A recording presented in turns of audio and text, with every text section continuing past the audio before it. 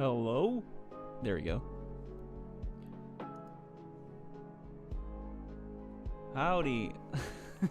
This hat does not go well with this stream. Hold on a second.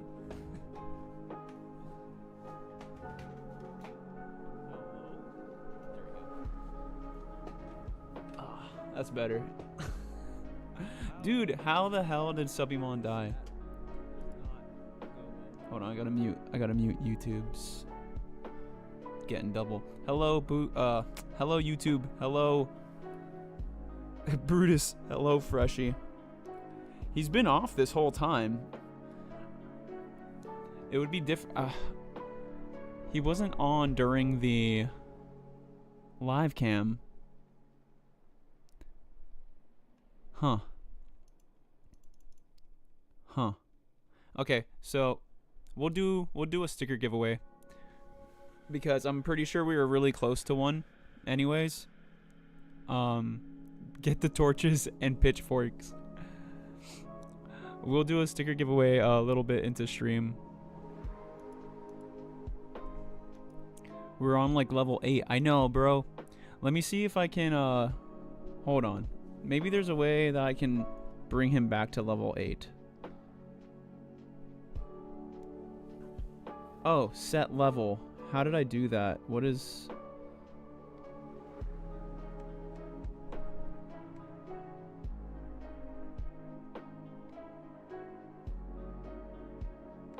Oh, okay, there we go. Here, I'm gonna do this. This should work.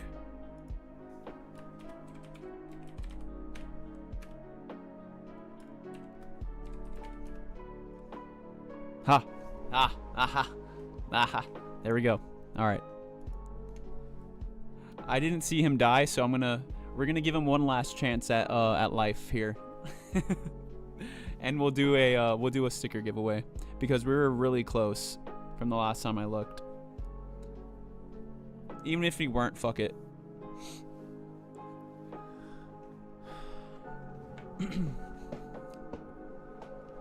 Huzzah, he lives. What up, Noodle Father, Noddle Father on YouTube. And back down to 1. What up, Madison? What up, Paula? What up, Jackie? Because last time he was on, I even fed and cured his sick ass before you ended stream.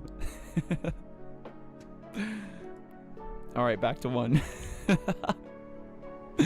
Back to level 1, bro. Okay. Let's get things started here. How's everybody doing? How's your Thursday going? I noticed, I think there was like a dead rotifer on stream like the entire night. Either that or it like went to sleep like in the middle of the scene or something.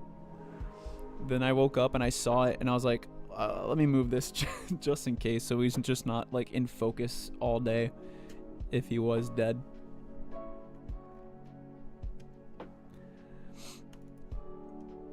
What am I doing here, huh? What am I doing here? Let's see. Microscope. Oh, I left something in my car, but I'll grab it. I'll grab it later.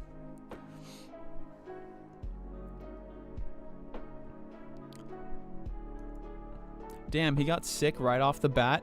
Holy shit, dude.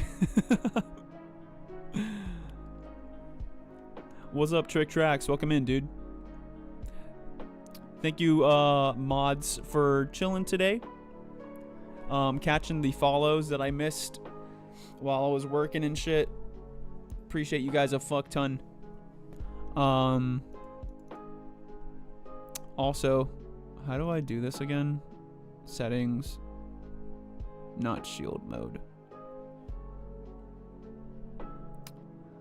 Where was that setting at that you were talking about earlier, Trick Tracks, where it like took away the raid box chat appearance, right? Is that it?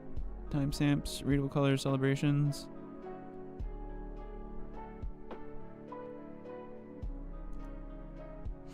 Working, right. Dude, I was doing nothing but paperwork today. Least favorite time of the week. Cog right. Chat settings. Chat settings. Chat settings. I see preferences. Oh yeah, chat settings. Show mod icons. Show moderation icons. Chat appearance. Gotcha. Sorry. No worries. Chat appearance. Is it the celebrations thing? Whoa. Timestamp for new messages. No, actually chat highlights. Okay. Chat highlights. Oh, okay, gotcha.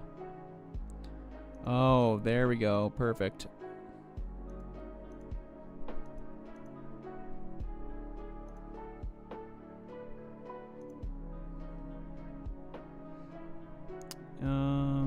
Cool. Sweet. Awesome.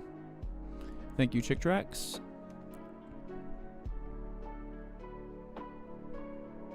All right. Y'all had a good day today? Y'all's Thursday went well?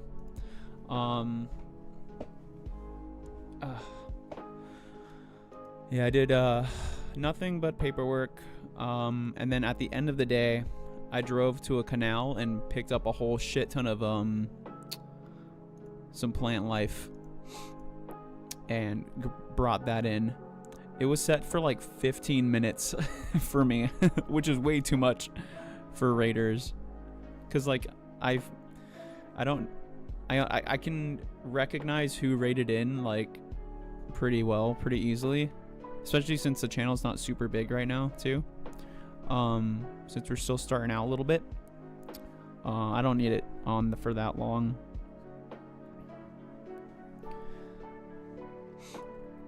Then it's per mod settings, not for the entire channel. Oh, okay. Got you. Oh, yeah, because you had already set yours to 5 minutes. Pretty good. Got to finally hold Nagini Linguini last night, and then fed her today. Hell yeah, dude. She took the little pinky mouse all right. How close do you think she is to getting the little fuzzy mice? I miss having little corn snakes, baby corn snakes. They're super chill. Oh, hold on a second. One sec.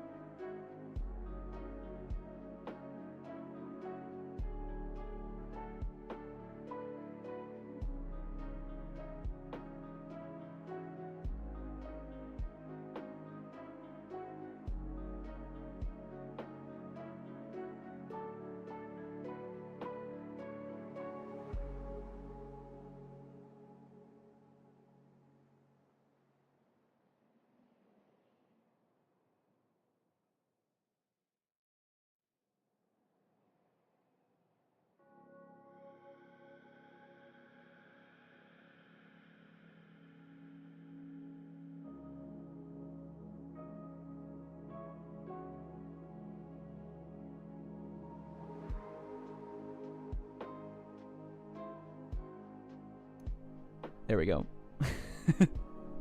So, as I was saying, um,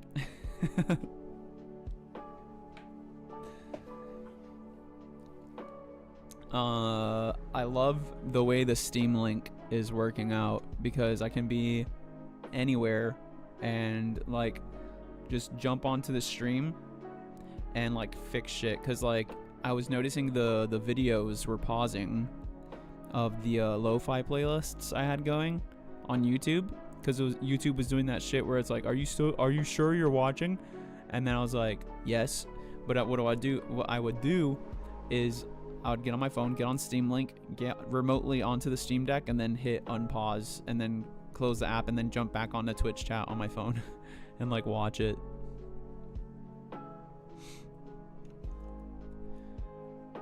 Stuff is working out really well. Here we go.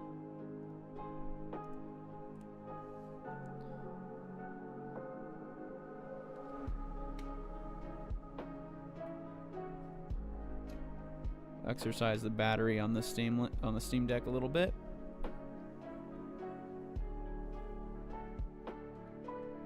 Oh, something unsuspected is happening with the terrarium here. Because the lid is made of wood, it's starting to grow fungus. And I think the fungus is killing the resurrection fern. Because the resurrection fern's like turning fucking brown.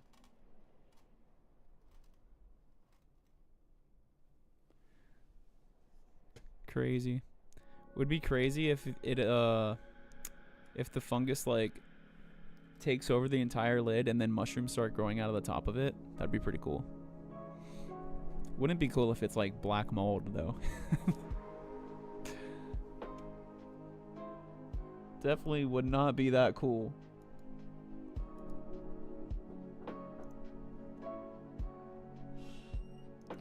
All right, we got our stuff here. Oh. What's that? Oh, thank you.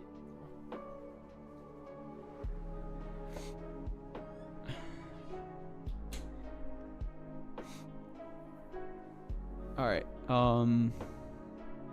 So this is what we've been looking at all day here. Rare father of bile feature.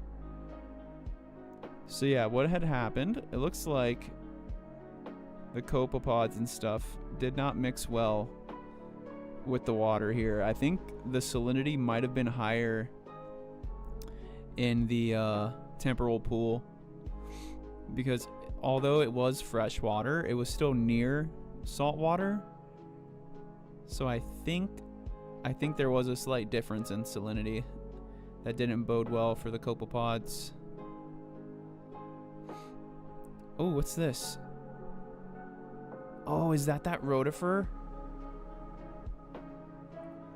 Temporal pool sounds fake, right? It sounds like a portal. Sounds like science fiction. I don't know if you saw it or talked about it when you were muted, but Nagini is still on pinkies. I think April she will be ready for fuzzies. Okay, sick. Yeah, so she's just fine, and I'm not sure. Weighing her is tough because she is so squirmy, but I think maybe April. Nice, dude.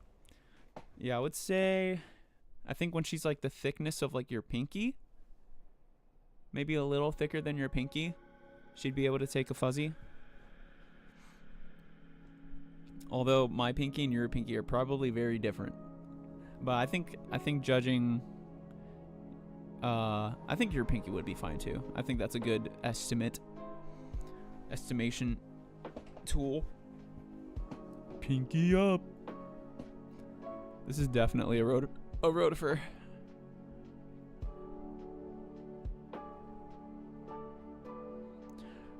Bro, shouts out to Pinion.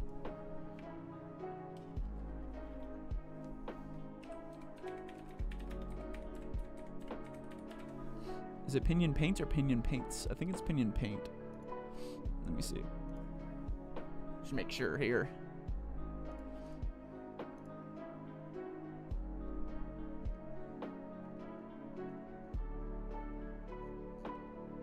Ah, Pinion paint.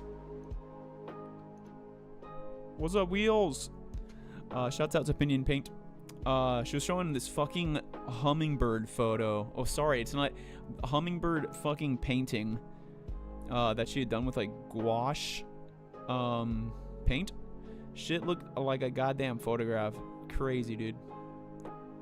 Bonkers.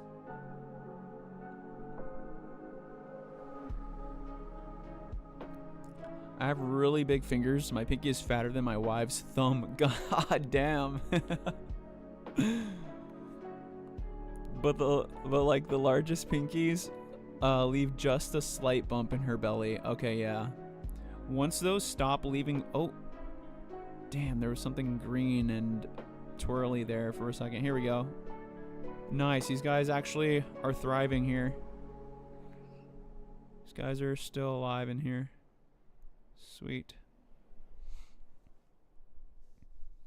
Yeah, once that bump is like invisible, that then is when I would say you would definitely be completely clear to switch her over. Nothing much, just chilling. Hell yeah, dude. Glad to hear it.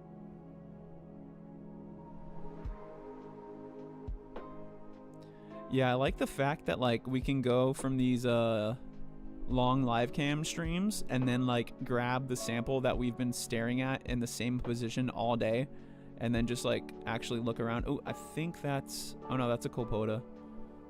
But yeah, I like being able to like grab it and then move it around a little bit, shake it around. The sample, let me be clear. Let me be transparent when I say I like shaking around the sample. When do we drink this? When it after I've had like 3 Coronas, that's when we'll start drinking it. That's when we'll start taking it down. Woo, taste test time.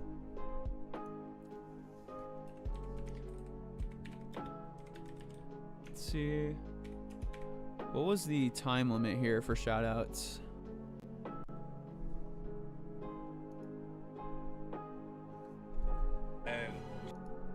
Oops. Here we go.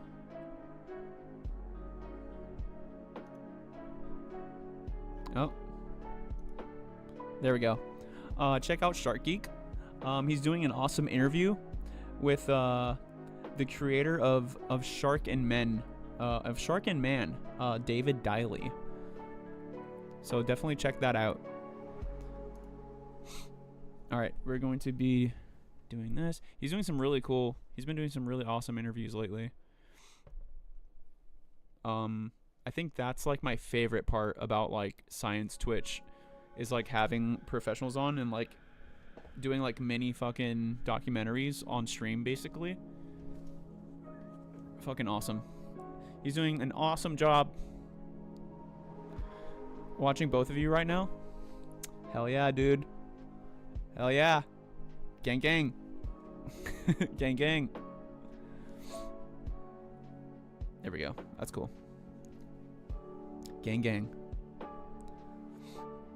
Just not quite a clear plastic. Yeah. God damn it. I need to try to grab the fucking Vaseline this weekend. It's on my list of shit to do. I have a lot of shit to do this weekend. So, some housekeeping. Next week starts the first week of WWF Wildlife Streamers Level Up for Earth charity event. We're going to be participating in that. We'll have some donation goals, and we'll hit some milestones and do some giveaways at certain milestones. We're going to be doing the same thing for we're going to be doing the same thing the month after for another WWF charity event, the Go Live for Nature charity event. But that one will also be getting a stream key for one of these games that are coming out. Let me see if I can find the email quickly. If I can find my phone quickly. Here it is.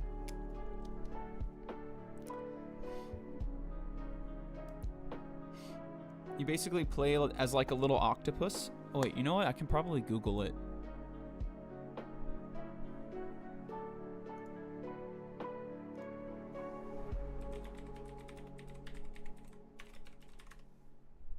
There it is.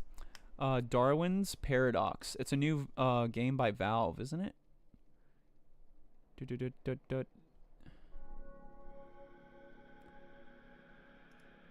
Or Konami?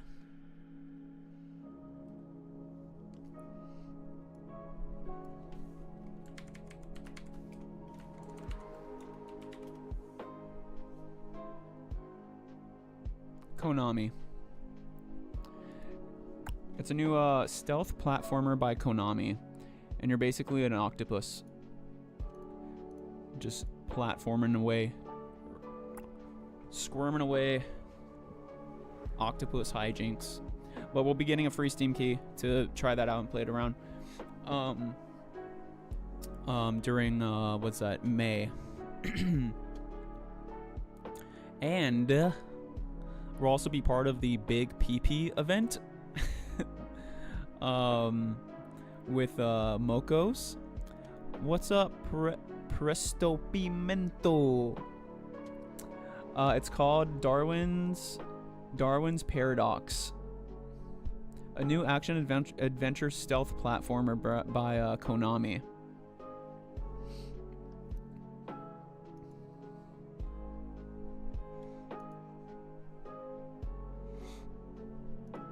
Ah, yes. Which reminds me, one more for the road. Follow your local Canadian here, Fresh Meat 911.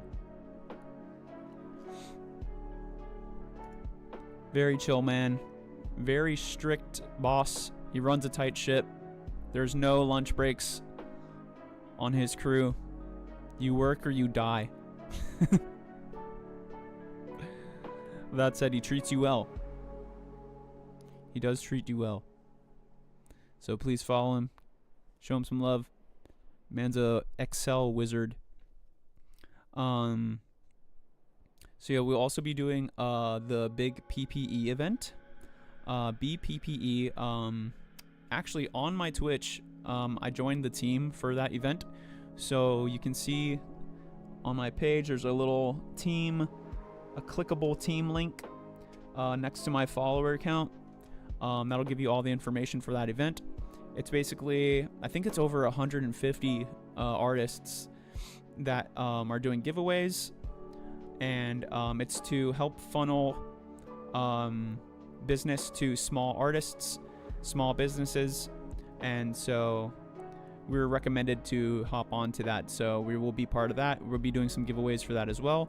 We're going to be doing a giveaway for a for the Fern Scully wall plaque. I can pull this up here.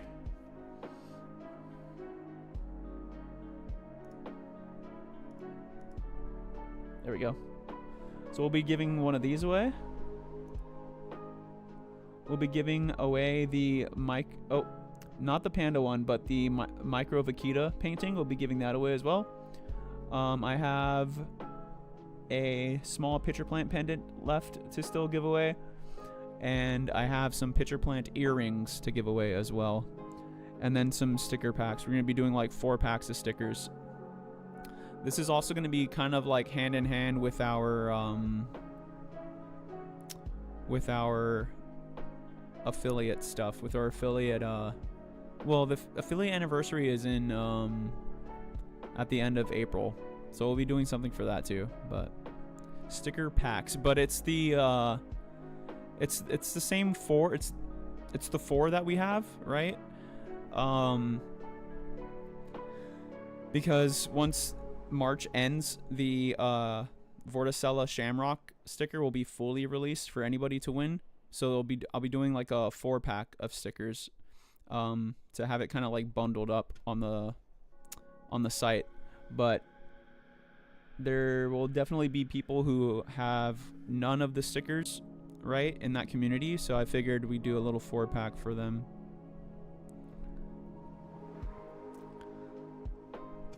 and hopefully drive some sales over. And then we'll be releasing the new sticker for April next week as well. I'm trying to figure out if they do clear backgrounds though, because the background color that I'm trying to like choose for it is like, it's like iffy.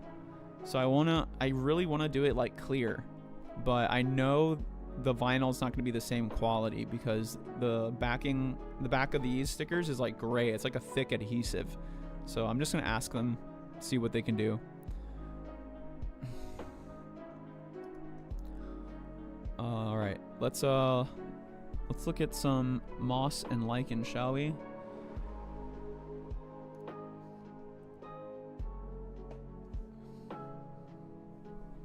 Hell yeah, bro, it'd be fun.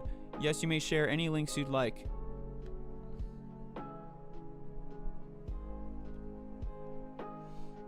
Oh, I thought I put... Oh, no, I put a game.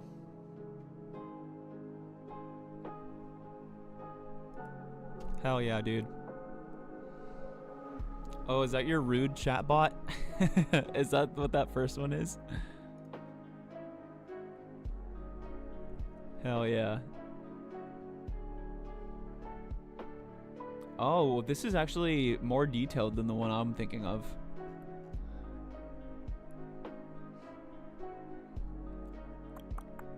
Sick, dude. Oh, it is. So it's both. Sick, dude.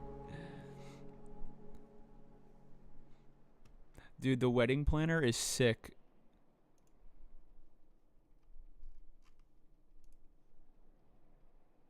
Interactive periodic table of elements. Yes. Yes, I think that was one of the first ones you shared with me. But yeah, if you are someone who loves Excel, working on spreadsheets, you'll greatly appreciate all of Freshy's work here.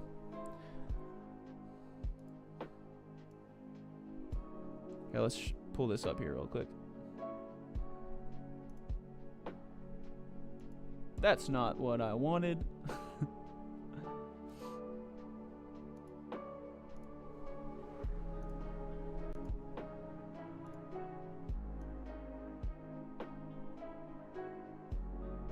I hate that I look in this direction, but like I want to be looking the other direction. There.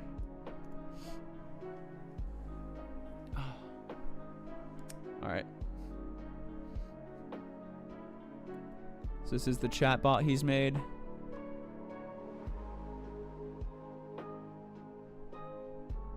Look at all these fucking features, dude. Ranks. Automatic shoutouts. Different commands and shit. Crazy, bro. Let's see if it'll automatically populate this here. There we go. Wedding planner. Dude, it populates the seating chart for your wedding. You can like move around the seats and everything as well. There's so much cool shit. Bro, I'm using this. I'm gonna use this. When that day comes around, I'm using this.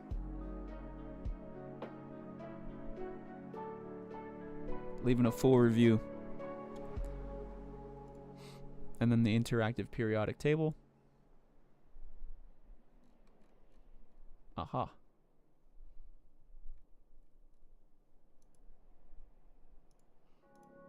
Sick. Gives you all of the classification properties, atomic properties, periodic table placement, physical properties, isotope, and discovery. Oh, hell yeah, dude. Fantastic, dude. All right.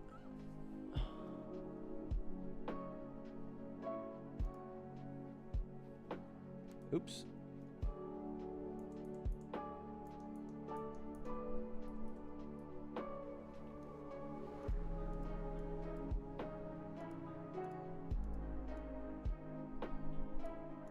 Okay, so we're going to see here.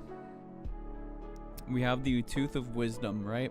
We're going to leave it up to the tooth to decide whether we're going to look at moss or lichen first. So if we hit crown, we're going to go with moss. If we hit root, we're going to go with lichen. And let's see. That one is actually interactive, not just picks for the record. Yes, sir. Yes, sir. Yes, sir. How long ago did you make that one? All right, let's see. Oh.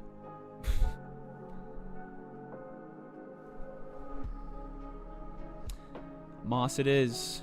Moss it is, guys. The tooth has spoken. Stuff that back in there.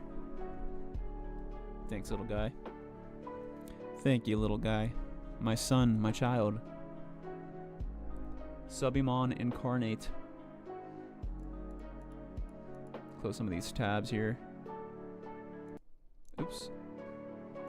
Oh, I need to pull up YouTube chat. That would be helpful. Okay. Last year? Oh, nice.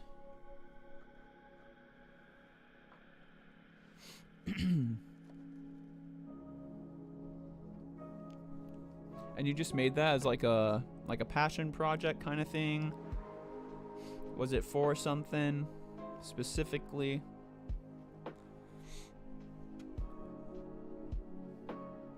Let's move this out of the way. This out of the way. What's in here? Oh, the dodo. Oh, let me put the I'm gonna put the plesiosaurus in here too.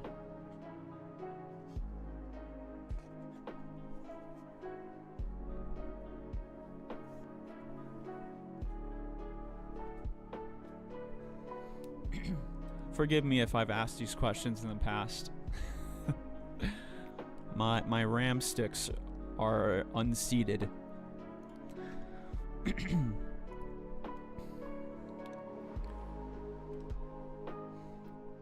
Oh, my battery's about to die on my loop pedal. I'll do that while I do this.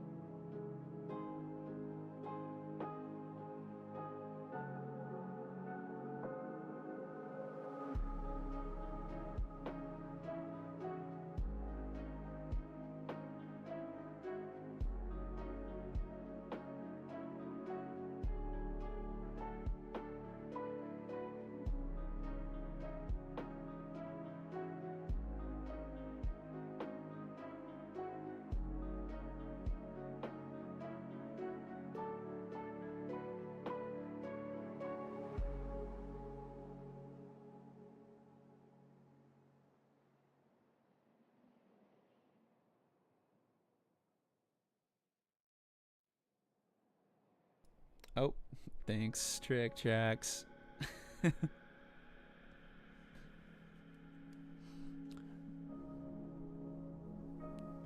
That's on purpose. Yeah, I didn't want y'all to hear me taking it down over here. Disregard that.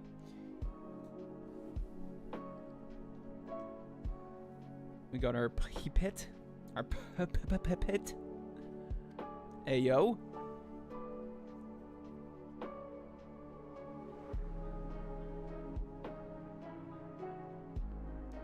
So as per usual, we're gonna squeeze out as much as we can from the moss.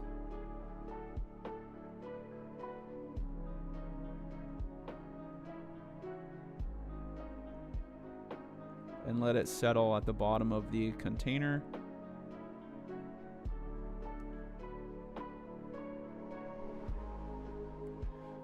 That way we can pipette it out. Like so.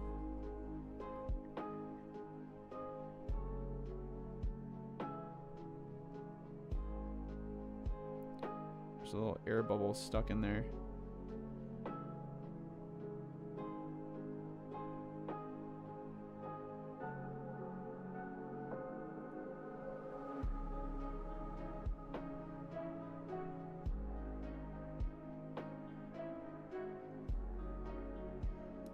Okay, that should be good enough.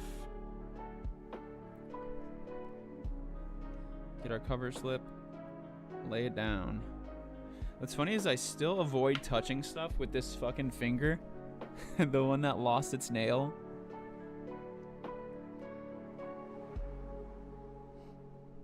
Going to slaughter some Elden Rings while watching. Kind of need that right now. Hell yeah, dude. This is actually the Cleric Beast soundtrack from Bloodborne.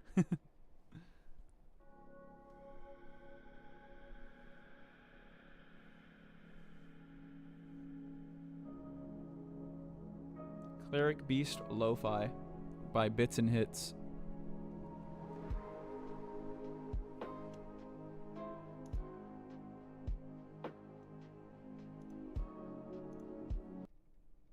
Let's I'm gonna switch it up though.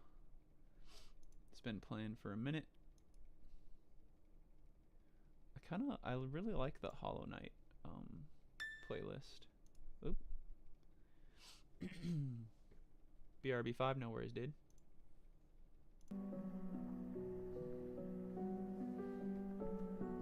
Ouch. Oh, there's the lid for my resin.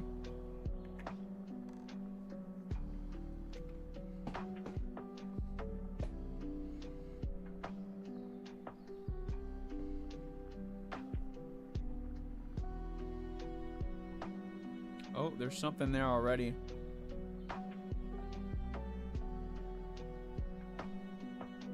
Could have sworn that moved. That was weird. Let's switch the let's switch up the whatchamacallit.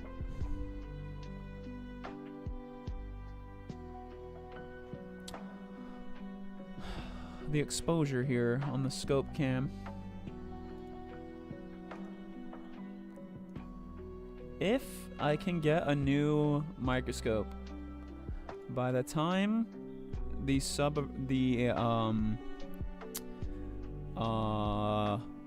affiliate anniversary rolls around, I have something planned that's gonna be pretty sick. Something new. A new stream feature.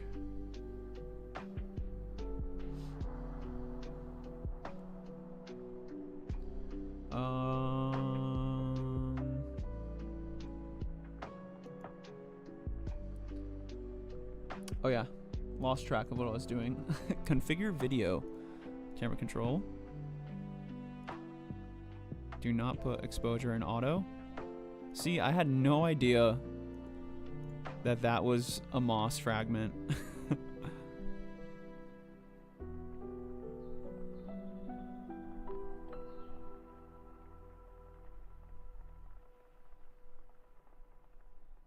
This looks so much better than what we're usually used to when we're doing these. Oh, look at that. Copoda?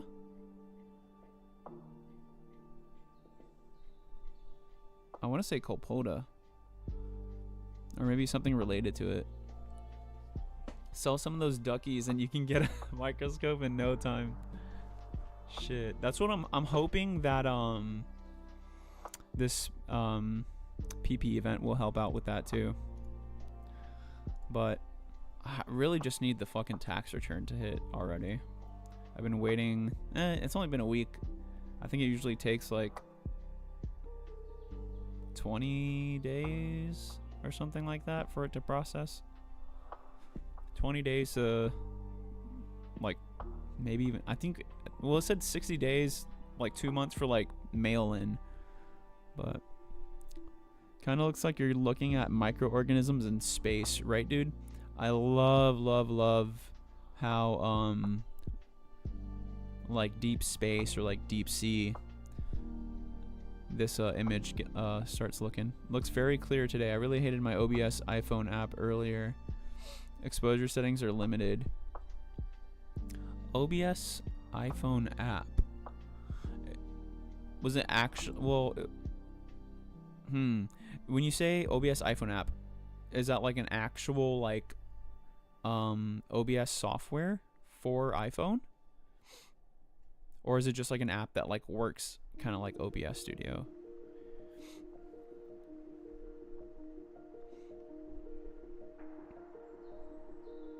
Whoa, what's that? Not sure what that is. Alright, let me get to the corner here. We're getting ahead of ourselves.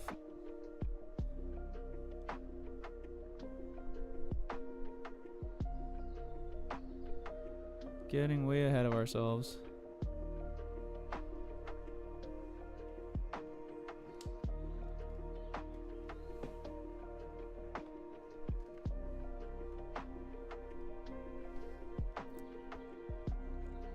Ah, okay. Paid third-party app. Connects to OBS Studio via lightning cable. Oh, shit. Then the phone becomes a camera source. Damn. Do you have to jailbreak your iPhone for that at all? Or just run straight off the app? Because I know sometimes, I don't know if it's the same, but when I had an iPhone, you had to like jailbreak it to like do anything like that. No, just App Store? Sick, dude.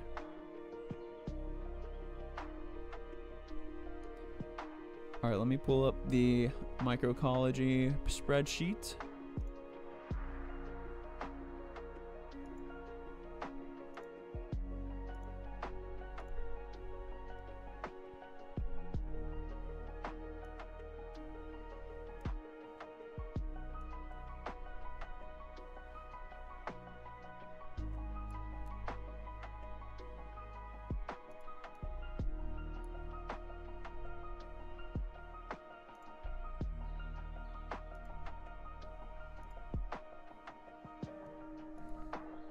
Back, dorsal, ventral, posterior, anterior.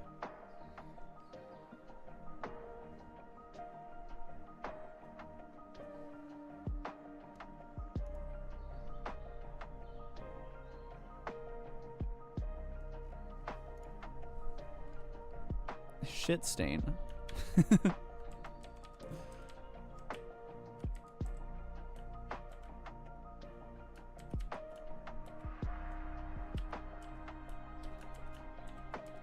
Will that work with any phone?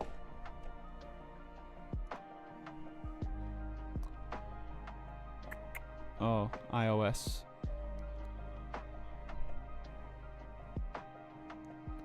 This one says iOS, but any Apple phone. God damn it. I know Android used to have that kind of like built in, but I think they kind of took it away. I think it got updated out. But there are Android apps, I think.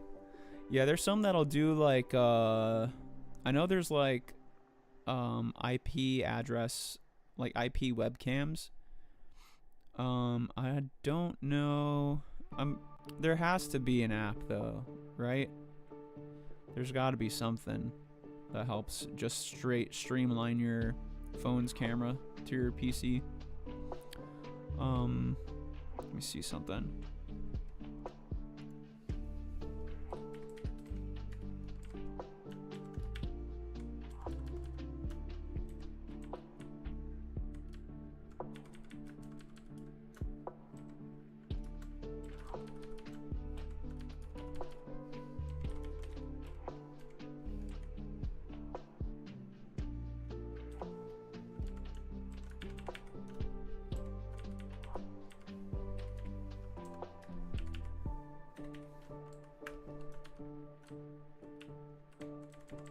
Today's date 3/26. Yeah.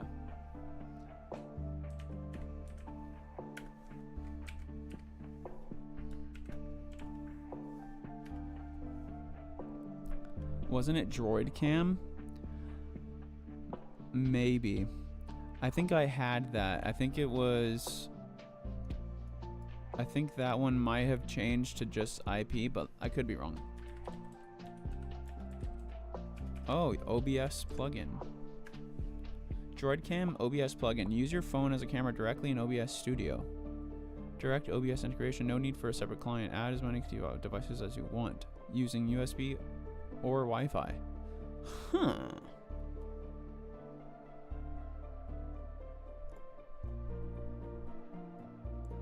When was this posted? 2021?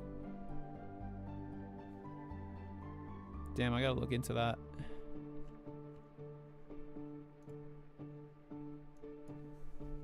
Does DroidCam still work?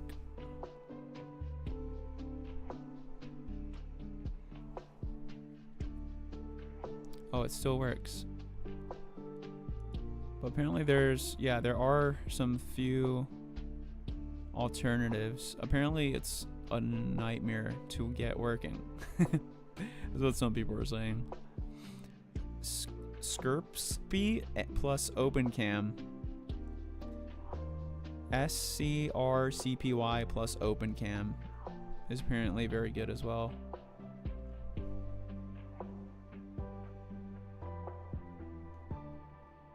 Sick.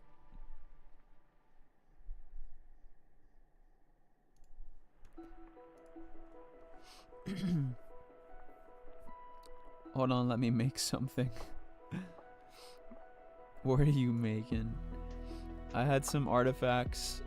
Either my connection or the mic noise filter app. OBS to Discord worked flawlessly all week. What was your bit rate for upload speeds? Oh, that's what I was gonna do. I was gonna do something here.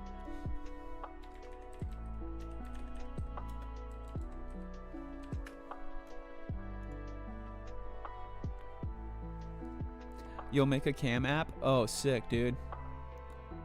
It'll be an Only Freshies cam app, dude. An Only Fresh. In honor of the 21st wait, why isn't it letting me search?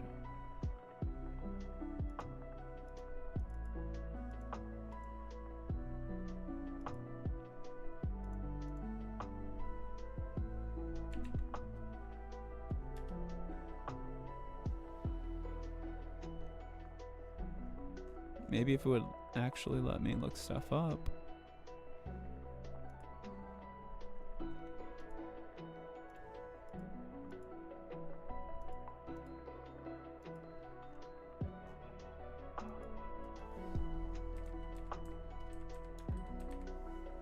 Oh, is it not in words, numbers? 21.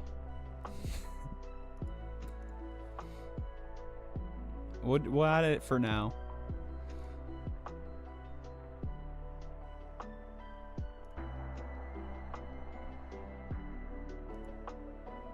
I don't see it being useful outside of this stream, so.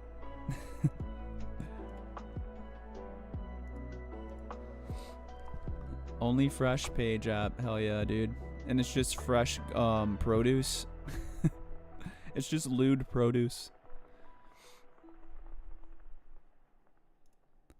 Alright, like I said, in honor of our 21st microscopy night since the beginning of November.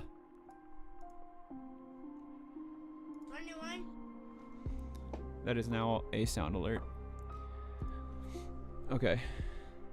Let's get into the nitty gritty.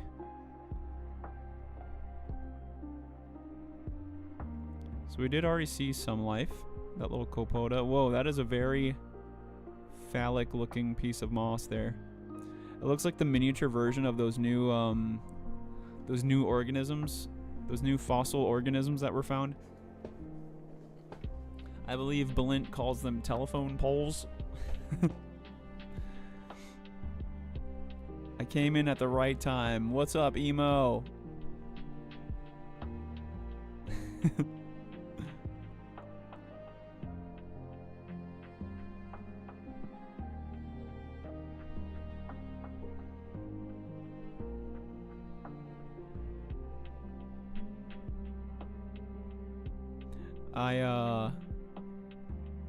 Smashing zombies with Emmy. Just saw you live and was like, oh my god, I'm missing Baron. Appreciate you. Which zombie game are you playing? 7 Days to Die?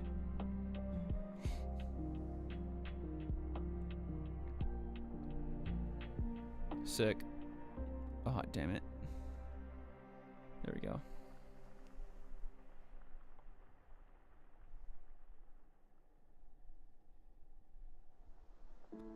Although we edited the settings, so now it's 10 days to die.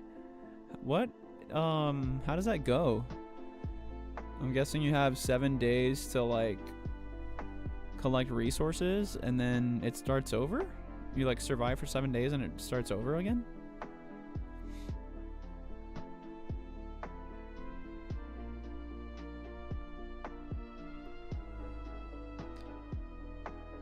Just a heads up, we will have ads starting in about 4 to 5 minutes.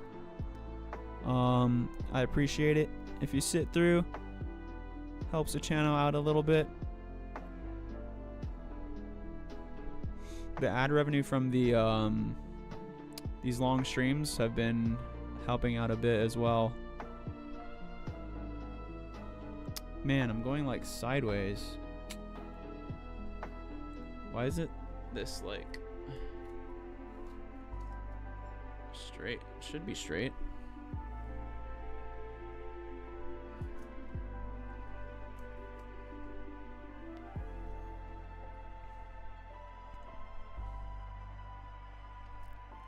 Every 7 days you get a zombie horde that lasts for 30 minutes. Each week it gets more difficult. Oh, sick. It was a great game. A16 was the best. Currently it's getting better slowly. What's A16?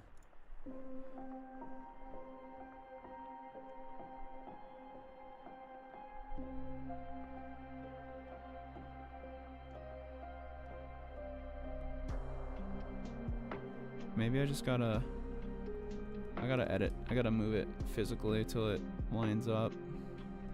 I think that's more straight.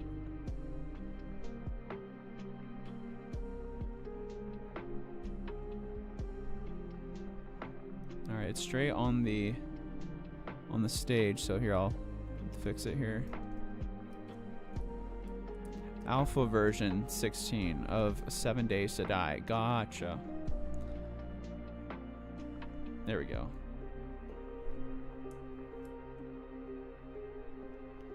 Are you excited for the big PP event, Emo?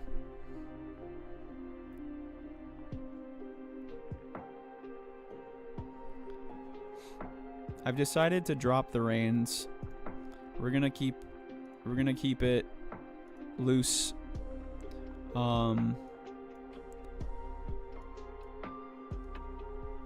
I think the stream's more enjoyable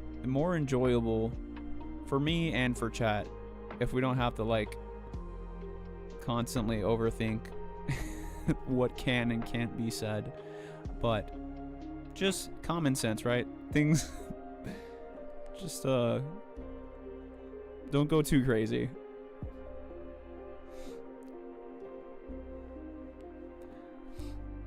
It lasts for 30 minutes for us because a full day is 2 hours. Usually days are 1 hour and horde nights are 15 minutes. Jesus Christ.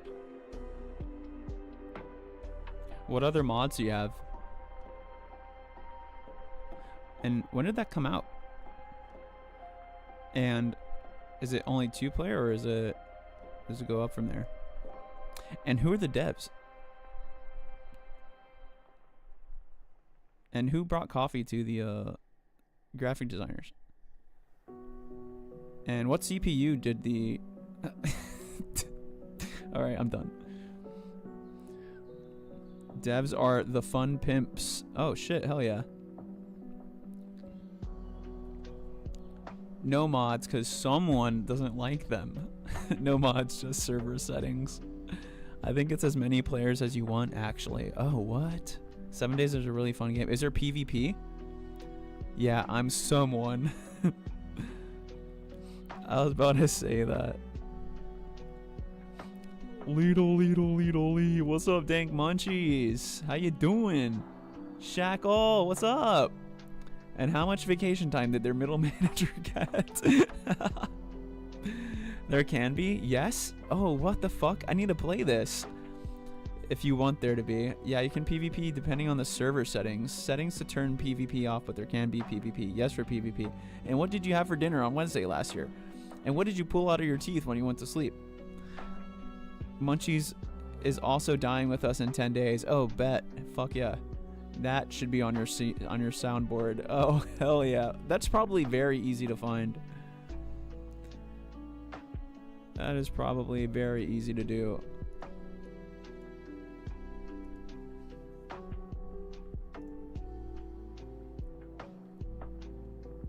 Oh, hell yeah, dude.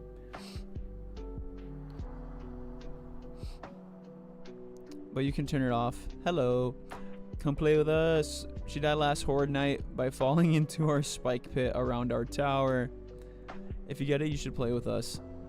Oh, she did. Hell yeah. How optimized is it? I'll throw it on my fucking Steam Deck. If or how at some point. At some point. Lidl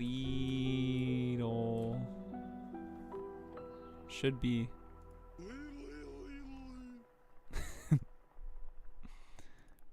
Great.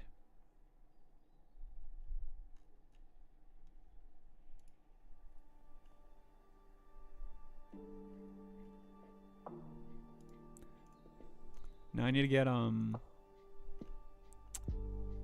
thumbnails for these.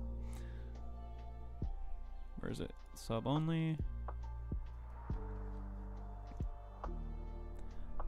I wish I could have it as like sub only, but then also be able to use bits for it. Like if you're not a sub, but I don't think you can do that. It's fine the way it is. Your Majesty, what's up? Hello. Pretty decent. Oh, sent a link on Discord for you later. Okay, bet, bro. I have a cowboy hat. Oh, howdy, howdy. Yeehaw, and all that. Pretty decent. I don't know about on Steam Deck, though, but I'm not a fan of the device. I think it for when it came out, yeah, it needed... It's not the best device, right? But for, like, as like a kind of like a Kickstarter for all these other like brands to make this like form factor, I think it really kind of like helped kick that shit off. And when it comes to like emulators, amazing device. And the fact that you're running Linux on it and you don't have all this bloat software. My main complaint for it is USB ports. It needs way more. It only has one fucking USB port, and it's supposed to be a mini PC. And the USB port is also the charging port. So if you're charging it, you like need to have like a USB hub in order to like add a couple, like multiple things to it. But it's been great for me. Yeah, it has its hiccups. Yeah, it's not the biggest machine at the Compicom store, but it's my machine, and that's what matters.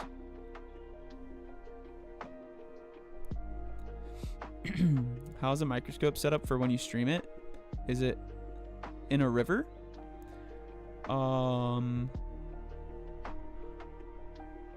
What do you mean? I haven't streamed, well, the only time I've streamed like outdoors was a while back. It was like a little canal. But this is from moss, like right outside my house, from off of a tree branch.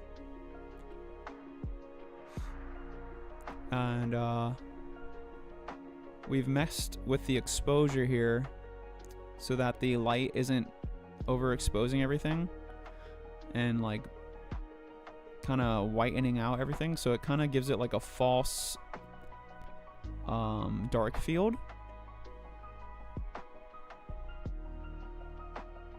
Oh, gotcha. Oh, so what?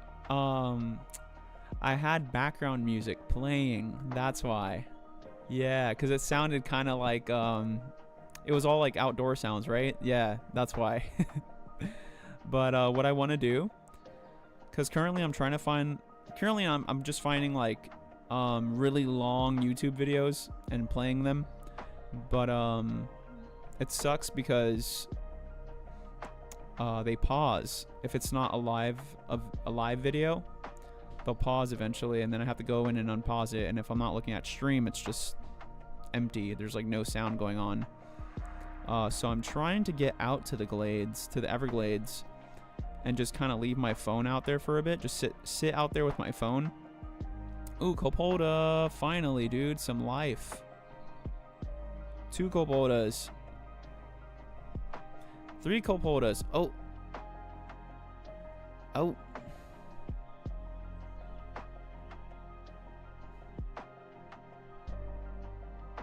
Where was I? Here? Some cool little objects here.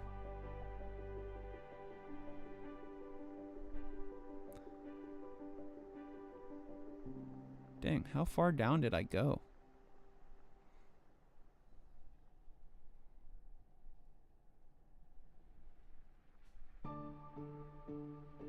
Whoa, what is that? What the hell? That's weird.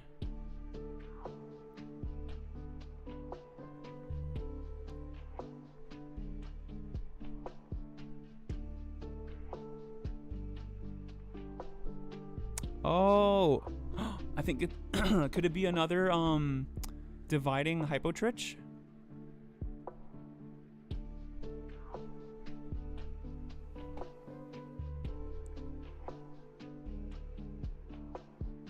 Let's watch it for a little bit. It's got some weird stuff on it. It's got like a, I wonder if it's dividing. It could be. But it almost has like a paddle tail. I wonder if it's dividing.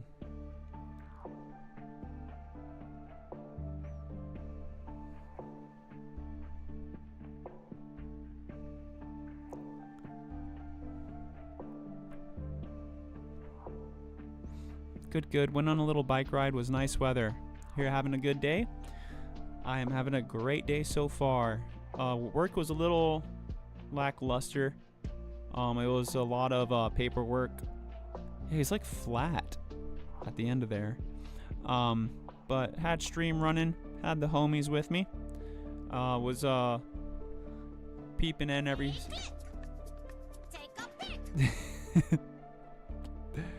Let's go.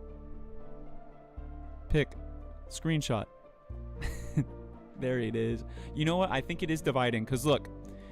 At the front, there's a vacuole. Right? That's coming up. And then at the end tail of it, there's also a vacuole. Let Let me try to get him in a good spot, and then I'll take the screenshot. I preferred the way we did it last time with the other microscope though, because it was just like one little click and I didn't have to like go into paint and paste it and crop it and do all that. I kind of miss the Game Gear. The Game Gear, I feel like the Steam Deck was very much inspired by the Game Gear. The Game Gear was basically a portable Sega Genesis, right?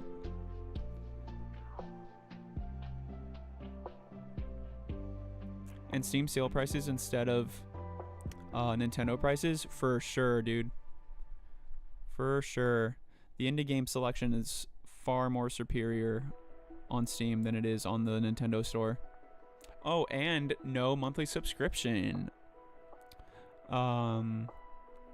We used dissecting microscopes to look at bugs. It was cool. Very 3D looking. Ooh, those have the, it's like a stereoscope, right? So you have the eyepieces for both eyes.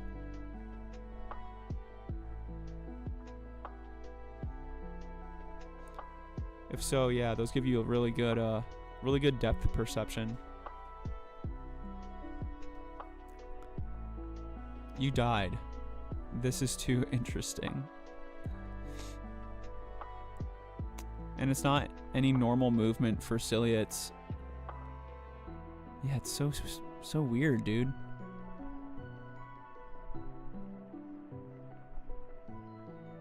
Look at that. It literally has like a little paddle tail.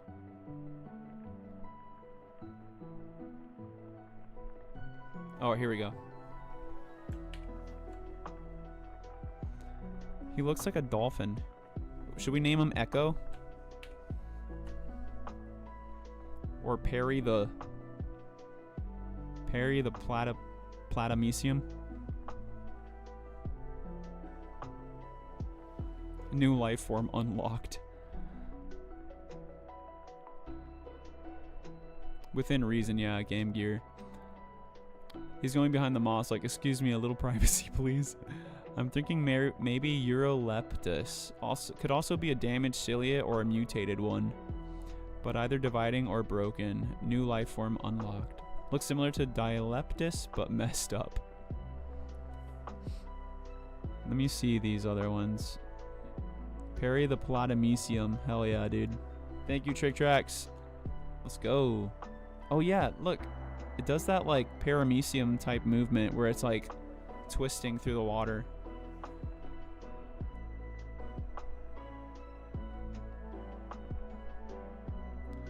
Yeah, I don't see hypotrichs moving like that.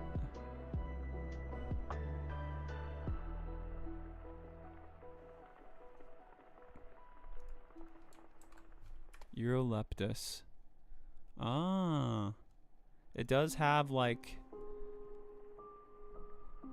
a slight, yeah, like the front of it has very good similarities.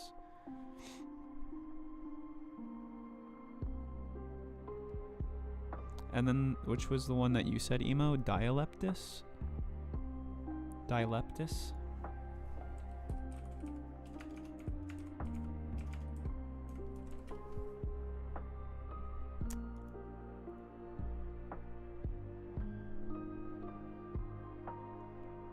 Possibly. This one looks a lot more elongated, though.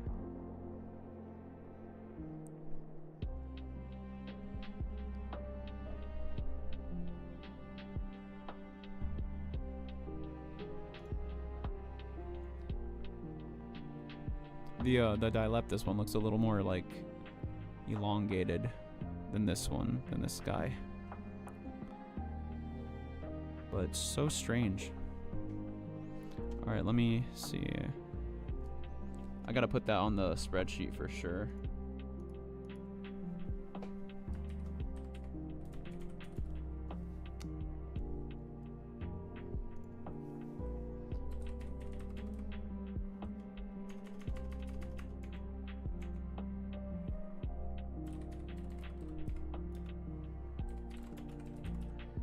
Clipped, pics taken.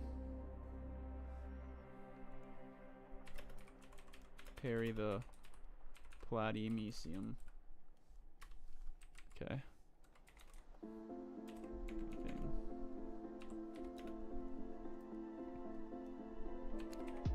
Hypotrich like.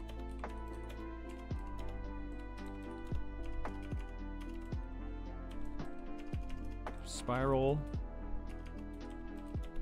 movement, similar to paramecium. And what is it? Paddle-like tail end.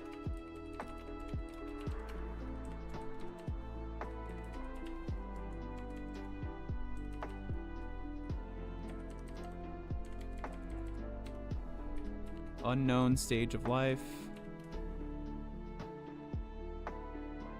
Oh, where did he go to? Could you tap the slide, see if there's response?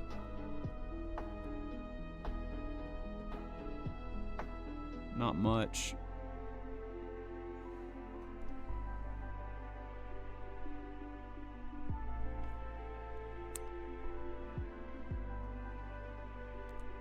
Not a broken spirostomum then. What would be the behavior if it was? Single. High potential, what's up? Follow the homie.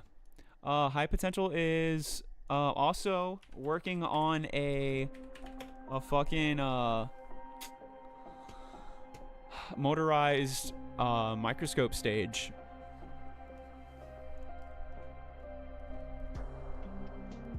And does some really cool co-working and studying streams.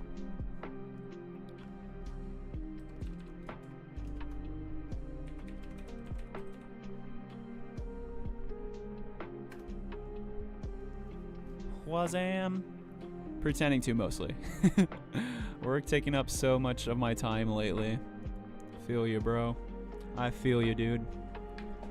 Yeah, I work full-time as a environmentalist, and I do some seasonal American crocodile conservation work. So the stream here, I do full-time only because I'm only able to do this full-time because, holy shit, I'm only able to do streaming full-time because of the live cam streams. If not that, it would still be part-time. We just started doing the live cams, but I do these like more interactive streams, maybe like 3 to 4 hours at night, but I have to like squeeze them in. I get off, I work 4 10-hour days during the week, so that's pretty sick for my weekend schedule. But I get out, I go see my poochie, my lady, eat some dinner, head back, shower, hopefully, and stream. And then if I didn't shower beforehand, I'll shower after. And then I go to sleep, and then I wake up and do it all over again. And usually I have not gotten a full 8 hours of sleep during the week in a very long time. But this shit's been fun. And I'll tell you what, like, being sleepy at work and happy is a lot better than being awake and depressed.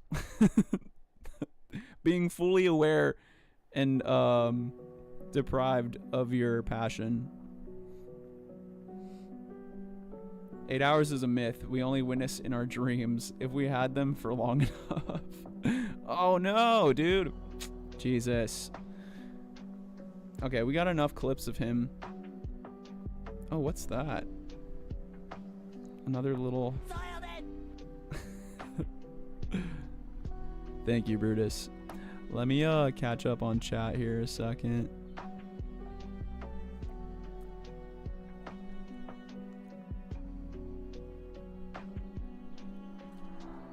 Been planning to do that at some point, yeah. That is like the main... That's going to be like another project here. Our first project that we worked on and completed was the Starlink backpack. Semi-completed, quasi-completed, right? Because it's always improving. I need to swap the standard dish for a mini so I don't blow my back out. Currently, its weight is about 35 pounds, I would say. But without it, and with a mini, it would cut it down like by 10 pounds. I need to do this with 2 fingers, dude. That's what she... let me catch up here. Hold on. I want to control it from the computer and program it to auto scan slides for stitching. Ooh. Oh, there's some really cool laser scanners, laser microscope scanners. They contract and have a cool spirally pattern on their skin, like those finger traps. I tried showing Brutus earlier, but the stream failed me. Aw, man. Hopefully your funding hasn't been eviscerated like much of the federal research is lately. Luckily where I work is pretty well funded. Can't go too into detail, but it's a good size organization, I would say.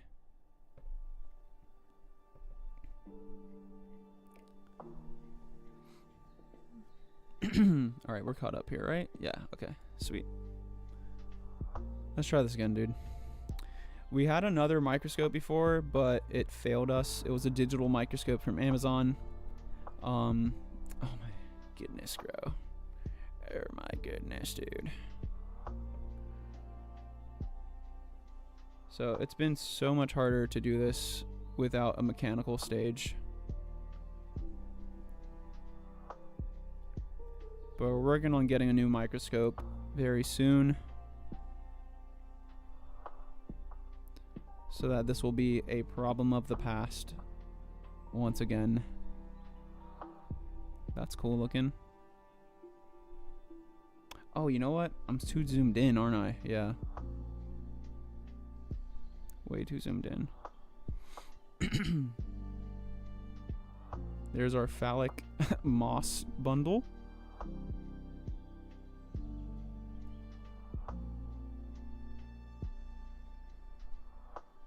Alright, this seems to be working pretty good. I'm taking like little nudges at a time. This'll do. I think the micro paintings have paid off in my finger accuracy. Don't make any purchase till we've checked and double checked everything to buy. Too late. No, I'm just kidding.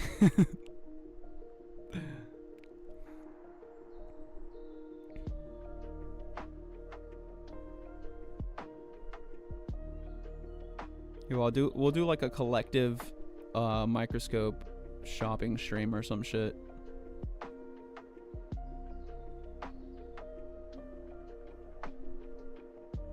But thank you again for sending the link and everything. Oh, here he is. Cool. Found him again. Our little microscopic dolphin. But yeah, thank you guys for being here tonight. Thank you guys for tagging along here. Hopefully we find some other really cool stuff. This is a first for the stream. Haven't ever seen one of these before. And I kind of figured that we'd start seeing some new shit as the season started to change. So let's see if we find some other new crazy shit.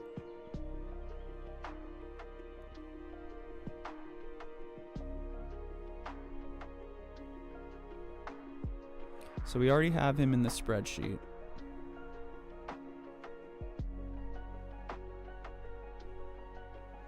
We're gonna go a little bit by little bit across here. Can wait a second, see if there's any movement. Sometimes there's tardigrades hiding behind the moss bundles.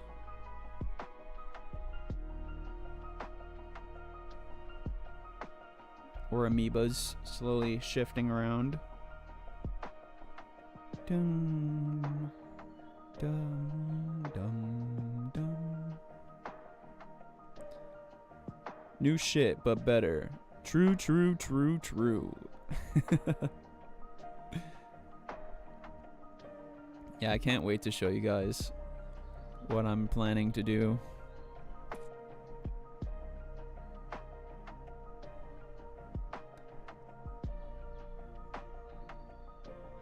I almost talked about it on, I almost mentioned it to High Potential earlier.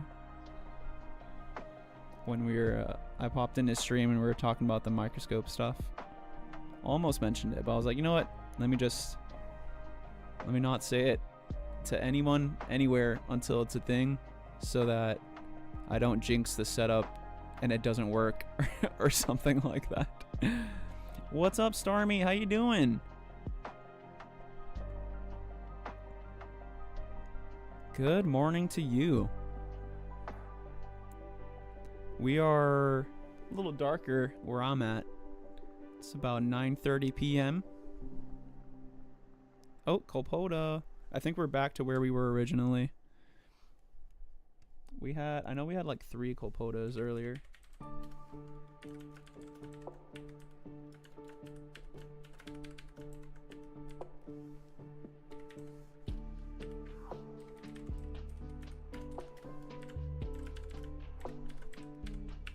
There we go. Cool.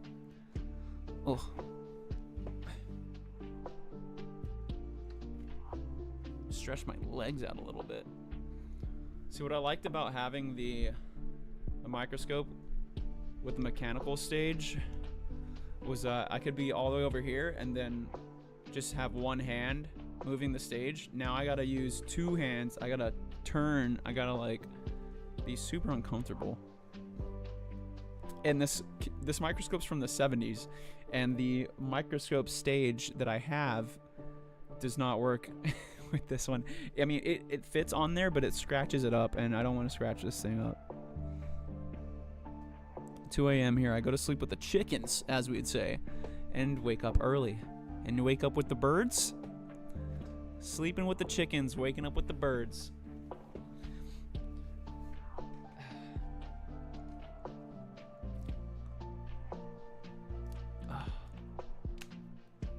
I guess. How's your day been so far?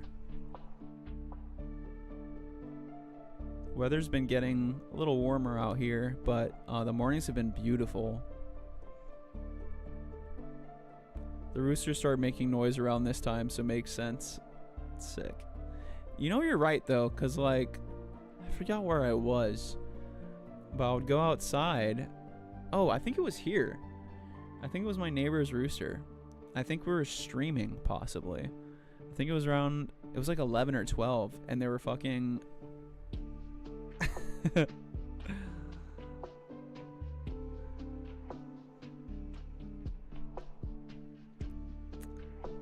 You wake up with the...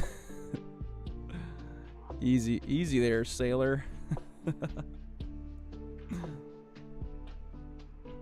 Oh, nematode.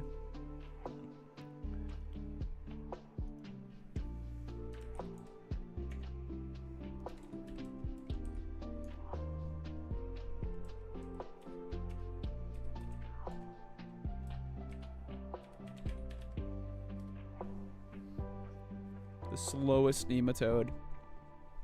Yeah, right? They're usually like spazzing out. The weather is very Belgian the last couple of days. Sun, rain, hail sometimes, all at once. Jesus. What's like the largest hail ball you've seen? What is that called? Hail ball? Hail clump? Oh, yeah, here's a more characteristic movement of a nematode. Hailstone, okay. Yeah, my friend got one of those. Took him like a week to piss.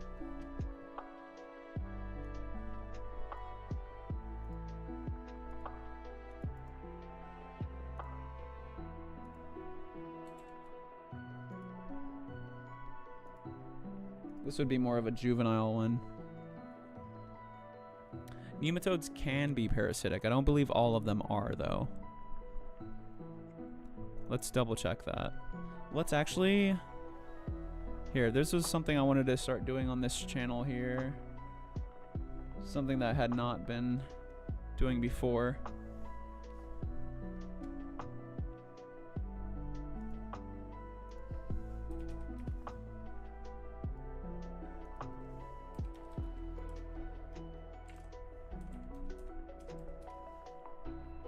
There's got to be a video on nematodes.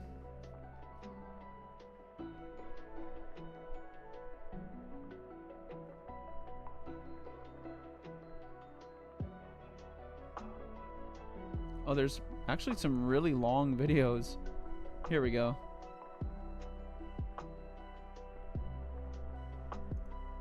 It's like a do not disturb setting.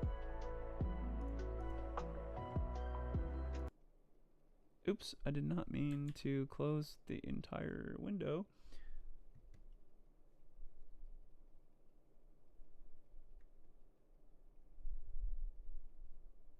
Window capture. There we go. Oh, cool.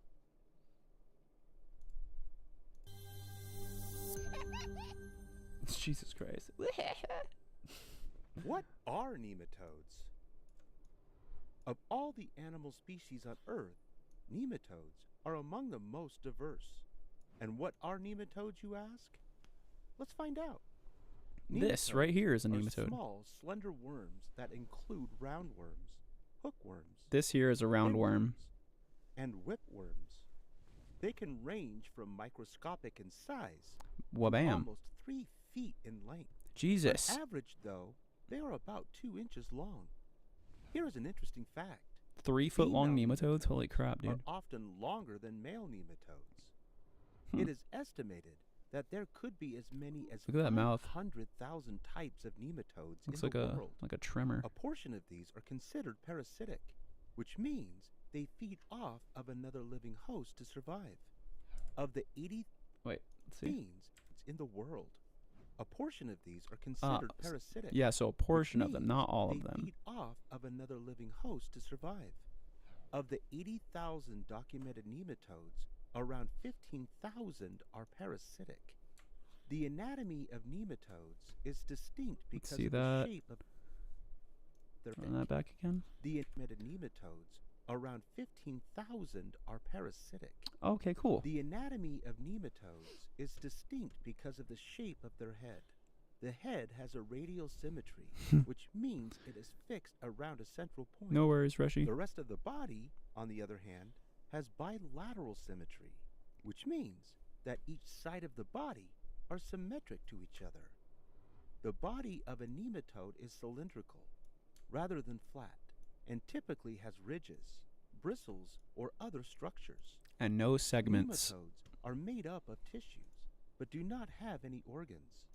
That There is a is... circular system of nerves that form the brain, Are they going to talk about the and 4 pseudocolum? primary nerves that run down the body of a nematode. So the difference with like a nematode and an earthworm would be, right? Organs. Nematodes are made up of tissues, but do not have any organs. So I believe annelids, like earthworms, have actual like organs, which would be one of the main differences here. There is a circular system of nerves that form the brain, and 4 primary nerves that run down the body of a nematode. A nematode's body is covered in numerous sensory bristles and papillae, which gives That's the true, creature a Brutus. sense of touch. Earthworms are in the earth, 2 small pits behind the and nematodes are in toads. sensory hairs on the head are not quite eyes. Would you be surprised to learn that nematodes have lips? Whoa, dude, They not on this totally stream. do. But they don't just have 2 lips. Nope. Do they have They roses either too? 3 or 6 lips, often with teeth along the inner edges. Damn. Inside their mouths, nematodes have a sharp stylet, Oh, just like a... kind of like a tongue, that they either thrust into their prey and That inject is, enzymes. That's the same type of kind of proboscis that tardigrades have, a stylet. Tongue, That they use. Tardigrades use the same structure to pierce algae cells. that they either thrust into their prey and inject enzymes, or they use it to suck out liquids from plants or animals. Because nematodes have no organs, they do not have a stomach, which means that they have to absorb their Colpoda. nutrients Here elsewhere. he is. This happens through a muscle-less intestine. Food moves through the digestive system because of the body movements of the worm, and waste is excreted through the body wall in the form of ammonia. Oh. Here's another interesting fact. They're like Parasitic nematodes eternally can peeing. make humans and animals sick. One example of a sickness caused by nematodes is heartworm disease, Oh which no. affects dogs and cats. No. But never fear, not all There nematodes we are go. harmful. No sadness. There are lots of beneficial nematodes too. Some of them kill garden pests, like cutworms and corn earworm moths. Another wouldn't- cool fact? Scientists have figured out how to manage many of the harmful nematodes by using marigolds, fungus, and soil steaming. Wow, science is pretty cool. Now that we have learned more about nematodes, Science let's is wiggle our exciting. way to a fact review. Aw, True or shit. false? Most Here we go, chat. True or false? Most nematodes are not parasitic. False or true? False or true? True or false? Tross or fool? True. no nematode. Wait, is this would be poll or prediction? Should we do a poll or prediction for these little things here? I think that's a good little opportunity for that. It is true. Only 15,000 species are parasitic. Yes. I believe you guys are right. Which still is a bunch though. Yeah. Nematodes are not parasitic. Prediction gives us points, polls don't.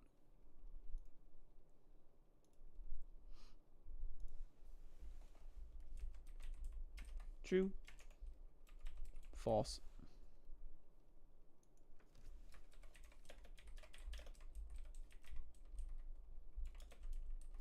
My mic is like in front of my keyboard.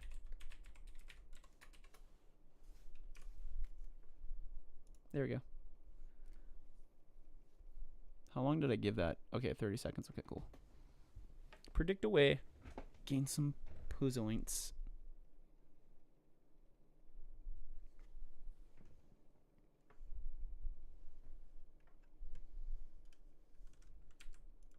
True about nematodes. Let's wiggle our way to a fact review. True or false? 10 seconds left. Most known nematodes are not parasitic. True. Fill in the blank. True. True. Shazam. Inside their mouths, nematodes have a sharp blank, which is kind of like a tongue. Can't really. Oh, here. Let me do that one. Don't say anything yet. Don't say anything in chat yet.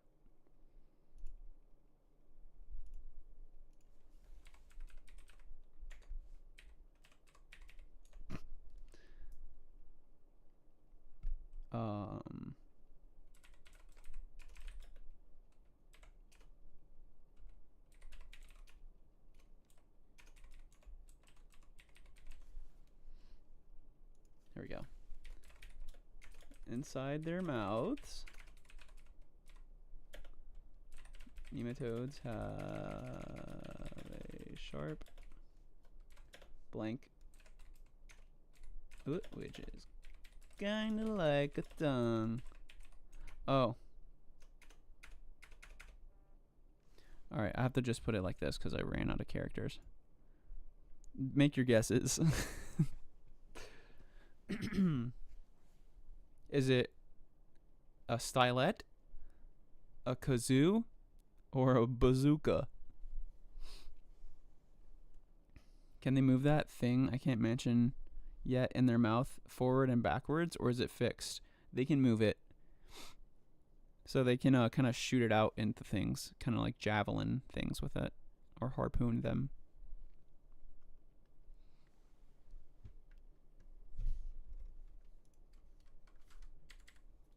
True. Fill in the blank. Inside their mouths, nematodes have a sharp blank, which is kind of like a tongue. Kazoo. Stylet. With build-up pressure? That I'm not sure. Stylet is correct. No one chose kazoo? Aw, come on, man. It's kazoo. That's what I'm saying. nematodes' heads. This is a hard one.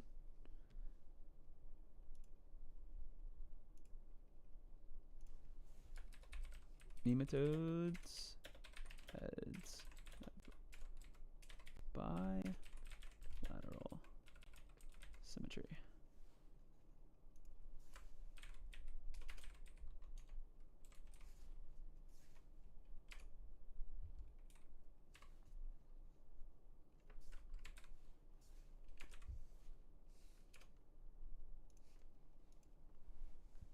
Yeah, hydrostatic pressure in the head and esophagus. Sick. Thank you for that, Brutus. Sharp blank, which is kind of like a tongue. Stylet. True or false? Nematodes' heads have bilateral symmetry. Almost there. 5 more seconds.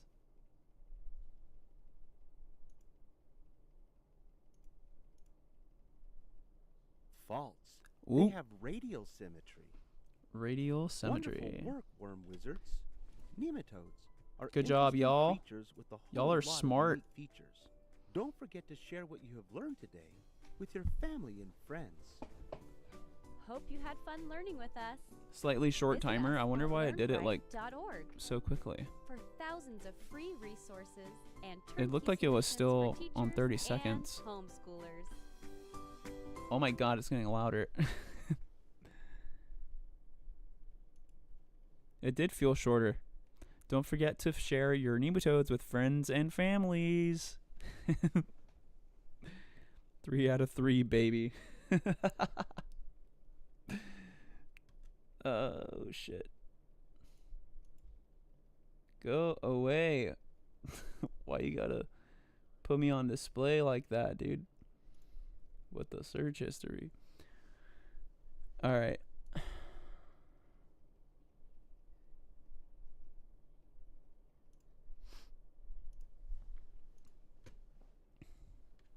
Oh, I need lo-fi.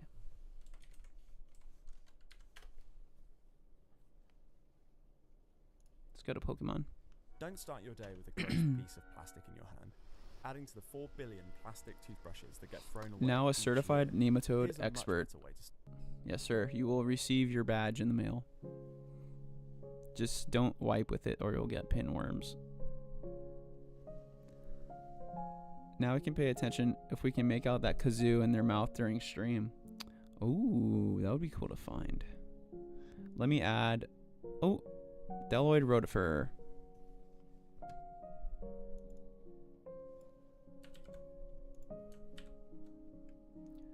Oh, you know what? Maybe I should put a... Maybe I should make a little channel point redemption to do like a... video deep dive on an organism that we see. Okay, I already put the nematode there. Okay, awesome.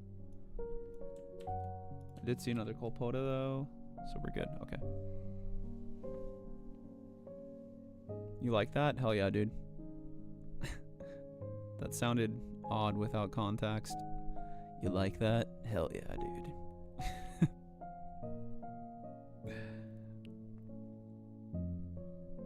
Alright, let's peep some nematode kazoos. There's usually some pretty good sized ones here. Ah, yeah, we have circled back to where we were before. I'm not going to count that guy. I believe he's the same one that we just saw a second ago.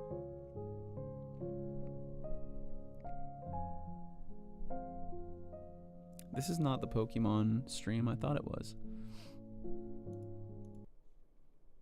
There it is. But we hear this one all the time. Maybe we'll go back to Lord of the Rings.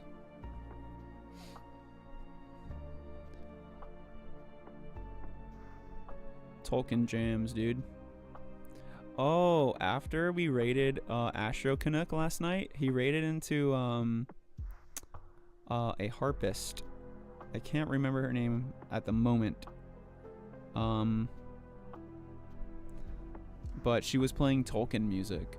Or, yeah, I think she was doing Tolkien music on the harp.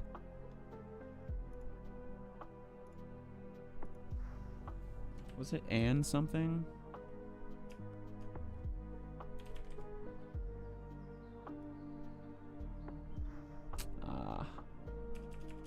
Yeah, I don't remember what user that was. But yeah, we love a good Tolkien stream here. Let's go down and then we're gonna go across. So this survey method that I'm doing here, I started doing it because it's similar to how I survey for invasive species, plant species in like hardwoods. Oh, that's a rotifer. What's over here though? I thought I saw some little stuff. Is that another? What is that? Flailing around back there. Is that another one of those things with the paddles? It's back here now. Just wait till it shows itself a little bit better.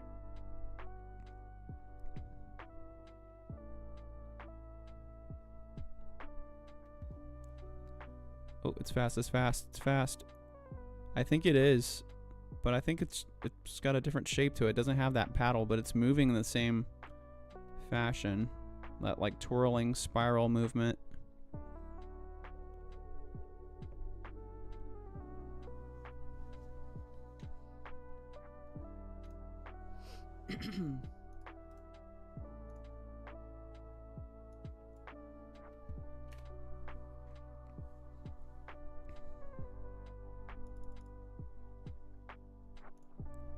I hate that the clipping thing is so weird when I try to do it on my browser.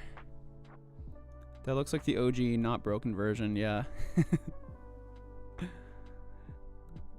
The one that doesn't have the mutated paddle to assist in movement.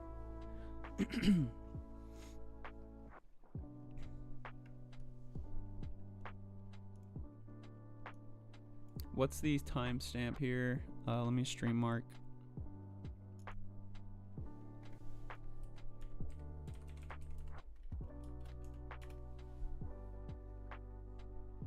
$151.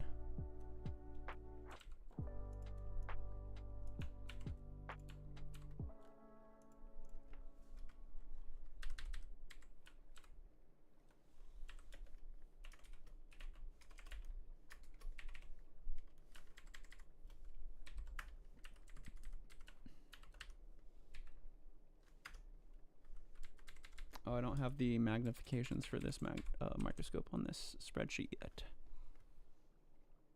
Dang, that was fast. There we go. Could it be a Europleptus? Loud music warning. Got you. Euroleptus. Oh, it is a type of hypotrich.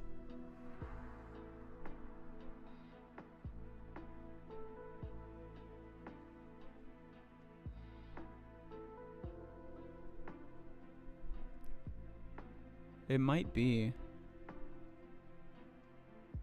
But that one with like the paddle is just so weird looking.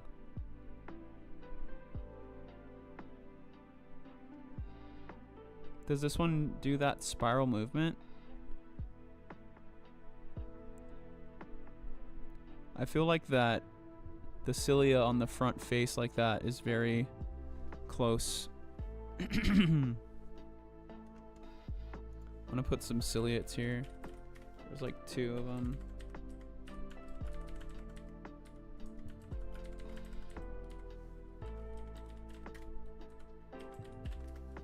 Okay. Resume. And Euroleptus has a distinct tail. That very like thin tail, right?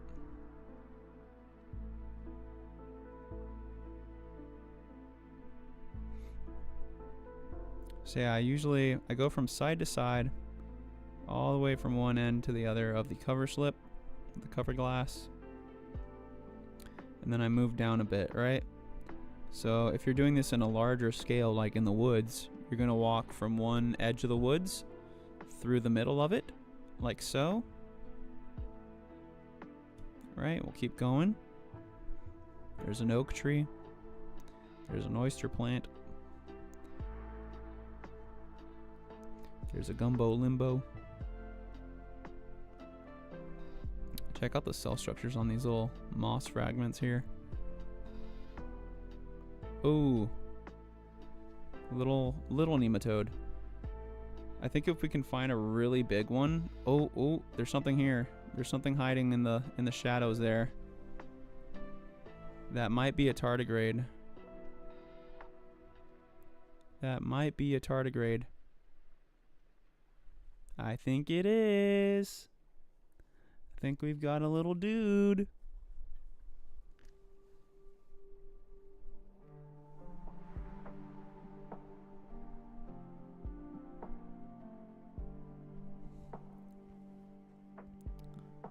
Oh, the one zoom tree of life does have nematodes, though it seems to be very brief. Love one zoom. Yeah, one zoom is awesome, especially for whoa. Oh, I thought the tardigrade had a nematode coming out of its head for a second. That is definitely a tardigrade. Oh my god, he's so cute.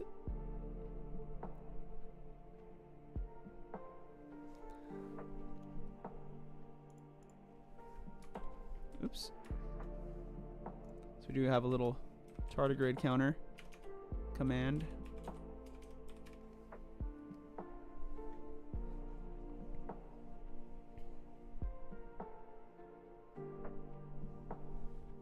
So let's put this guy on the spreadsheet. We have amassed over 1,000 entries on our microcology spreadsheet here.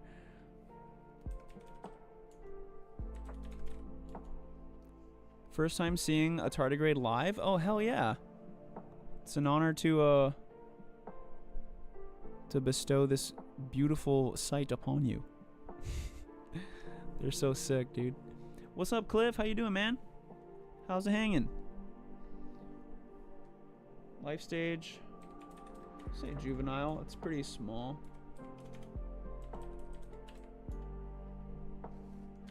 And there's a nematode.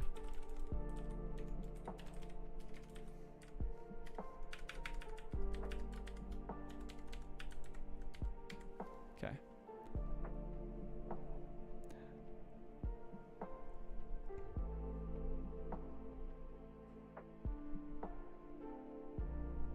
So these tardigrades are specifically known as tardigrades or soft-bodied tardigrades.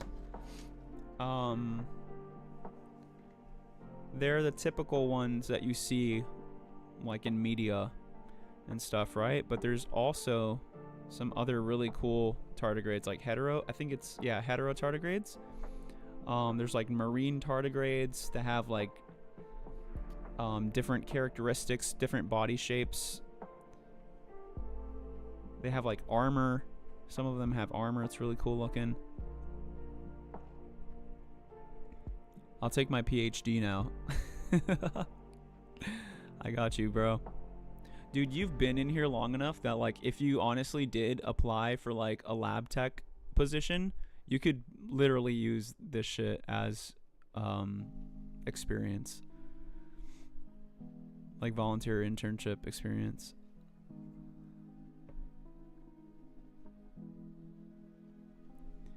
What's the dark spot in its food? In its body? Food morsels? I believe so. If we take a closer look again, you can see that it's pretty similar in coloration to the stuff that it's climbing around on.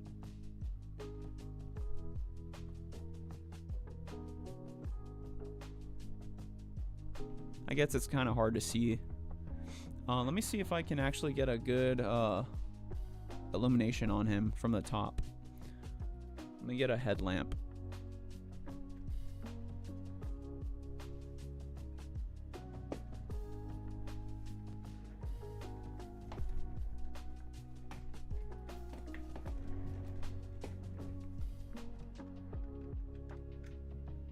I should be able to light him up with the one I use in the glades.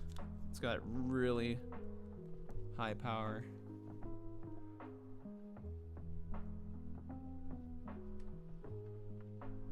There he goes.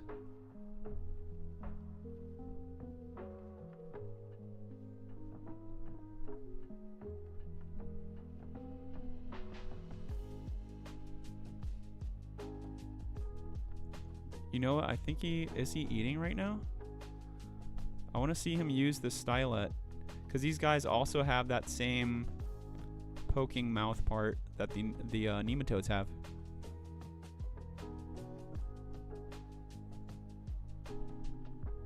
He's so cute. If you look really closely, you can see his eye spots too.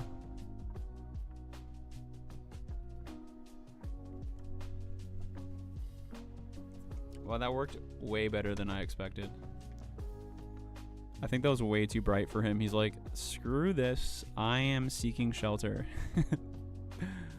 Blinded by the light. I love his little feet.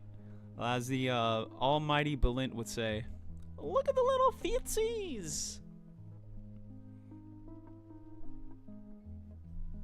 Speaking of,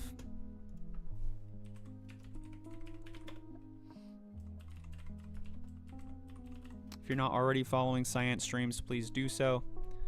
Another amazing science communicator here on Twitch. I believe he is the first ever what is the term?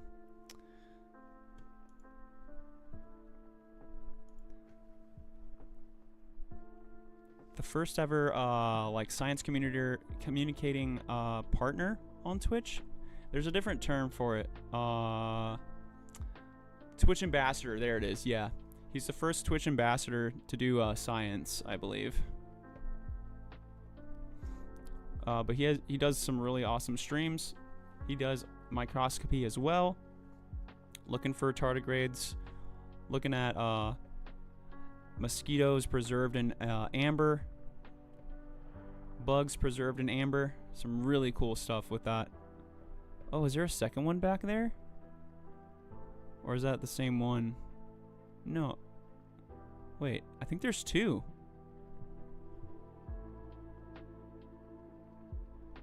I think there's two. Hold on. Because this is one. And I think there's one behind him. I'm pretty sure there's one behind him. Right there.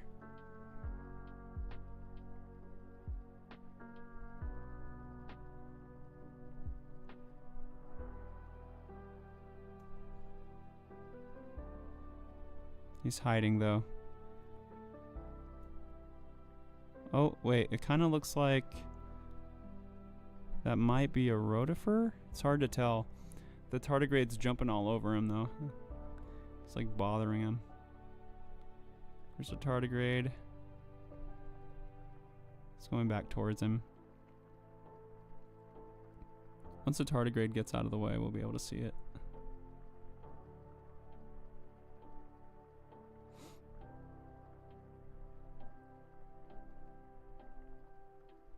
Alright, little water bear.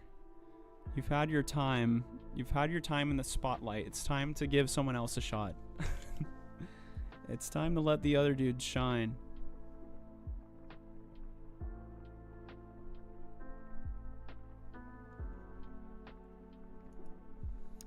Look at that tardigrade booty. What's really cool is that you can see like the space between its skin and its little like tiny organelles and stuff too. The way tardigrades do food granules is fairly unique. Not many other organisms look quite like that. Very much so, dude. Very much agreed.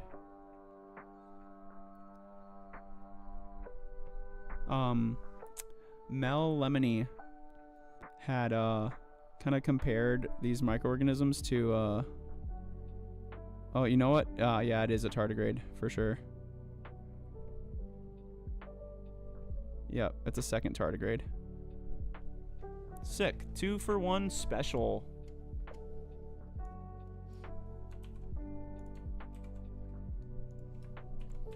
Mel Lemony had compared them to like little pieces of styrofoam, and they really do have like that kind of like styrofoam appearance to them, as in this lighting at least. They also look very like crystallized in a sense too, when the lighting hits them like just right. All right, 2 tardigrades. Awesome start here. The moss is looking like a very good looking like we got a very good moss sample today. We've been very lackluster. The samples have been very lackluster these past few weeks. We're thinking mainly because of the cold that's been coming through, but we're getting a lot more rain now. It's starting to heat up some more, so it's only natural that these little microorganisms might be snapping back to life a little bit. Is this just a random moss sample from your garden, or did you put in more thought to collect it? So let me go through the whole process from start to finish. But in summary, I won't I won't talk an hour through it. So the purpose for this whole study, right? We're trying to look at different communities, different micro communities in moss and lichen.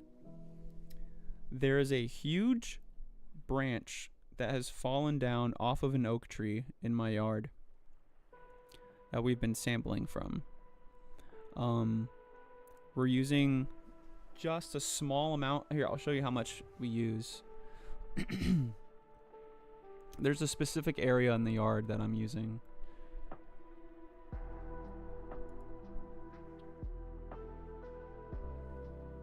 So this is one of the samples. This is one of the samples. This is the moss here.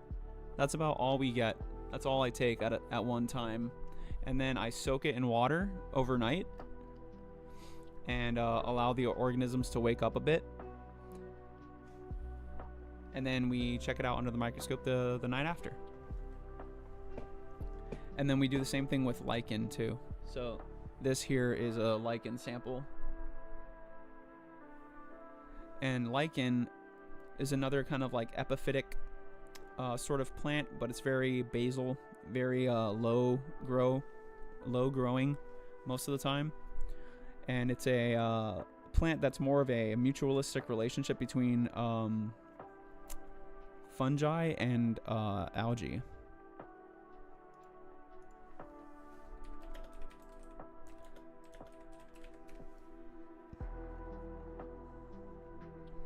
So yeah, it's actually not even a plant. It is a composite organism formed by symbiotic partnership between fungus and algae.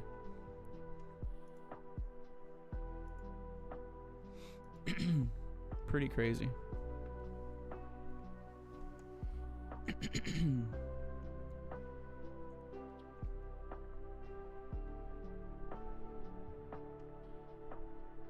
But we've been doing this since November, and we've amassed over 1,000 species observations.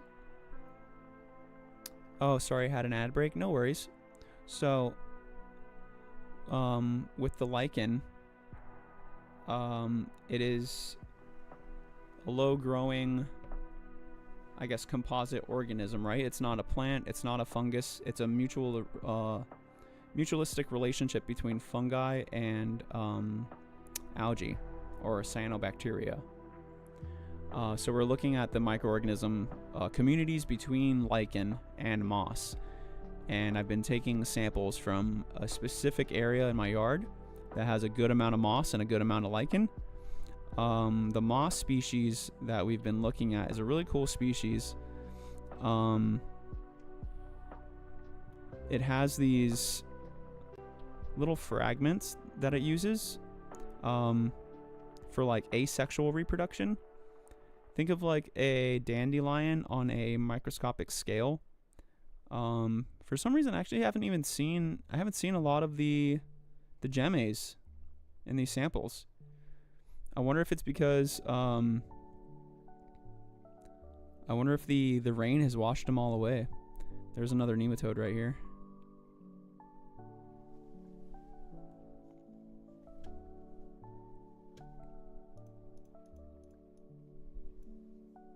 Lots of young nematodes.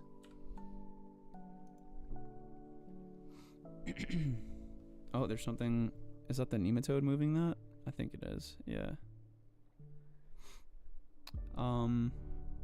What was I gonna say? Oh yeah. So the species of moss that we're looking at. Oh. Thanks. I do that a lot. Thank you.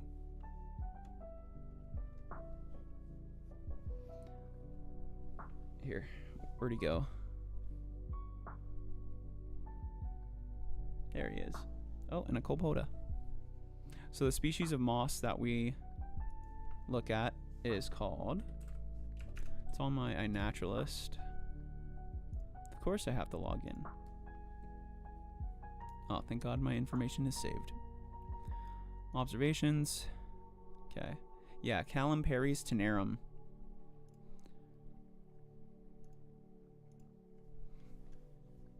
Bring this over here. You can see it a little bit better.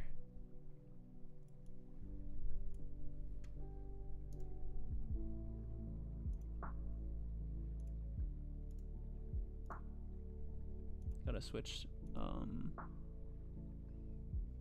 windows. Oop.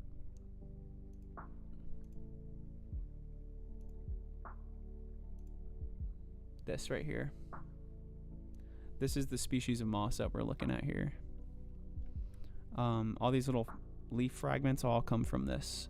So if you look really close here, right, you see these little hold on. You see these little like spurs here? These little spurs are all multicellular fragments that the moss produces on its own, kind of like a dandelion head, for wind and rain dispersal. When you zoom in, however, they look like this. So you can see that you can see all the little tiny cellular fragments inside of them. I don't believe any of these have started to root off, but once they break off, one of these little fragments will start to root off and it'll become its own little piece of moss.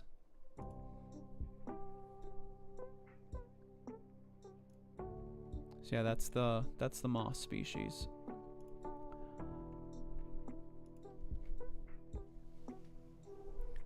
If we find another one of those fragments, we'll take a look at them. They're called gemmes, Gemmae.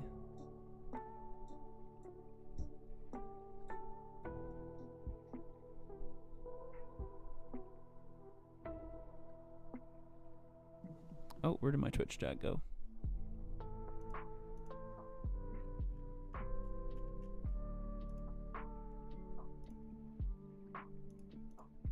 There we go. That nematode is raving hard. He must have found the right type of mycorrhiza in the sample. You're back with food. What are you eating? Very cool. I've always liked moss. Mosses? Yeah. Oh. They're really neat. There's so many different kinds too. I like the fluffier moss. Oh, so many colpodas. These are little unicellular ciliates. So since there's so many of these, what I do is I'll just write colony in the spreadsheet. And a nematode. I need to rehydrate this part of the slide a little bit.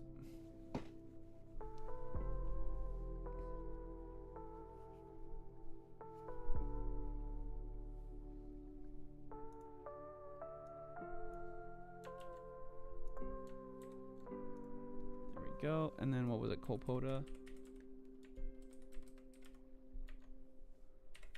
juvenile. Oh, sorry. Actually, not single. Colony. They're all pretty small. Moving. Chili chicken jalfrezi. What's jalfrezi? With floor slices of air-fried garlic bread. Ooh, oh my god, that sounds good. I missed it if you saw our beautiful house. If you did, what did you think of it? I did not. Oh my god, Indian curry, dude. I've been dying to have curry again for years. What is the one that I had? Tikka masalik, I think is what it's called. And I asked them, it was like tikka masalik. I don't know if I'm saying it correctly or not. I might be butchering it. But it had lamb. And the place we went to, I was told that it can be a hit or a miss sometimes.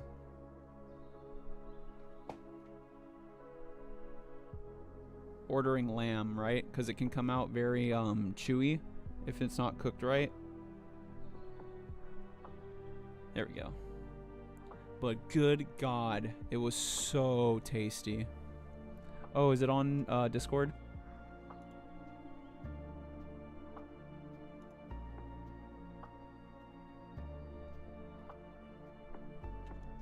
Oh, here we go.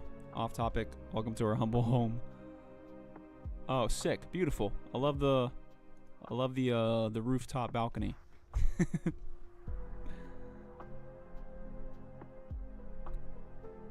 All right, I'm going to keep going through. Oh yeah, this looks way better. Hydrated out like that.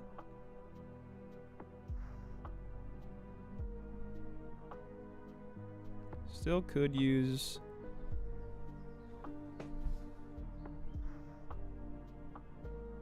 Oh, I think that's like the rest of the slide.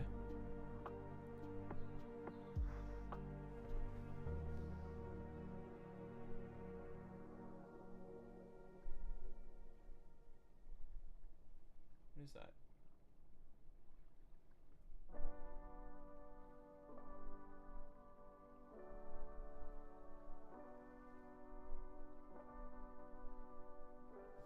Okay.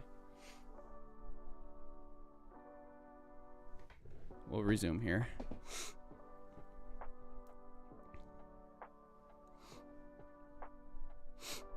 Tikka masala, that's what it is. Yeah, that's the least spicy one. Oh my god, dude. The way I asked for it though, I told them to make it as spicy as possible. So maybe I got it custom. I was like, give me like native spicy. Like as spicy as it can possibly be. As spicy as you guys have ever made it. Oh my god, it was so good.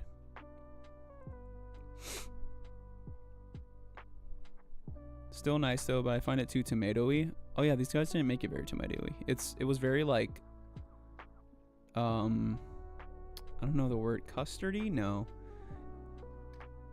No, it felt very curry-ish. They use a lot of curry with it. Maybe it was just like different from how oh wait, what's that? I've seen these before, but I've never figured out what they are. Is this an amoeba?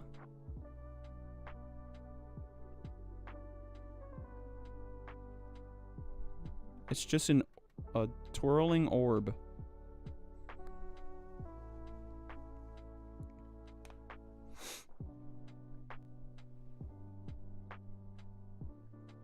Bring the brightness down a little bit. Maybe just like a little tiny ciliate of some sort. Maybe an egg. My favorite moss is called hair moss. It grows in abundance in the forests here in Belgium. It's so soft. You love stroking it. Let me see. Hair moss. Ah, yeah. I think sphagnum moss is a type of hair moss, no? It seems to have a very similar like leaf structure.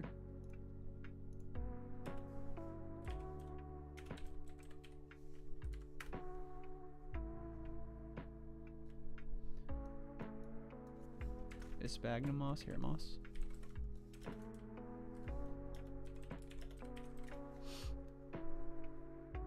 Ah, it is not.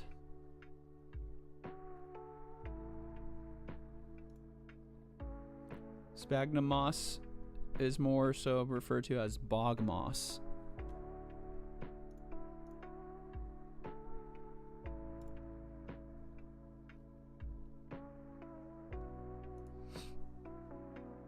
Lamb is really good. Yeah, dude. So good. So fire. And on the right, there's a bridge covered in spike traps. If you do that, they'll make it nice and hot. Hell yeah. If you like spicy, I highly recommend Rogan Josh. What's that? Is that another dish? You're a brave man. My mouth doesn't agree with spicy food. I've been brought into spicy food like through my dad. So my tongue has been through the ringer since I was a wee lad. We could do a spicy food stream. Maybe like at certain like sub goals eat peppers or something. I don't know.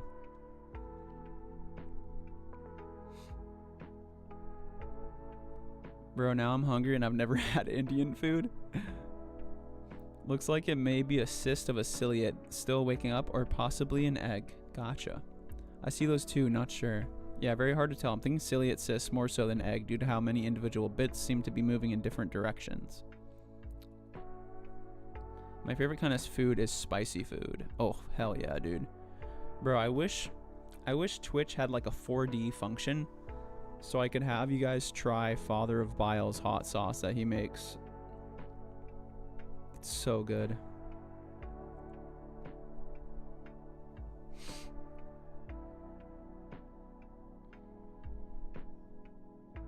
Rogan Josh is a very nice curry and quite spicy. Where did it get that name? Is that was it named after someone named Rogan Josh, or is there an actual like are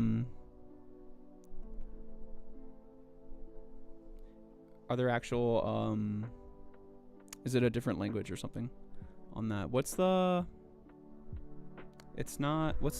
native tongue for India?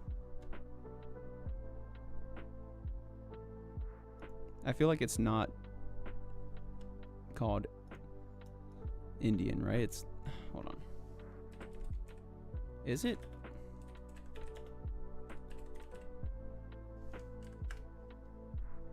Hindi. Hindi is what I was thinking of. Yes, Hindi. Thank you, Starmy.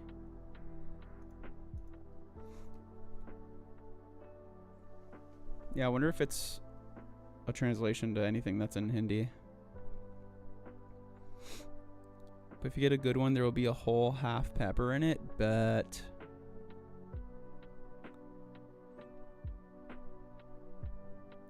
yeah, no one liked that Indian place that we went to at this, it was in Cocoa Beach. I don't think anybody else liked it but me.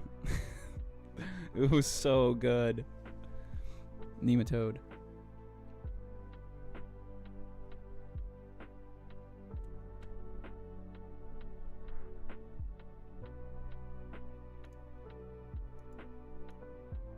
Lots of these small guys.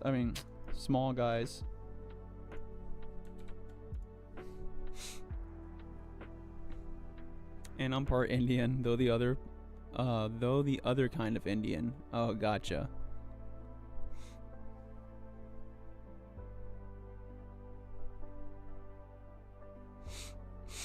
I've heard before. Oh wait, India is giant and ancient, so there are a lot of languages being spoken there. Tamil is another I know, but the north has others. Bengali would be another. I've heard before that good Indian curry doesn't exist in the US. Damn, if that's not good curry, then I need to taste some good curry. I need to have my socks blown off.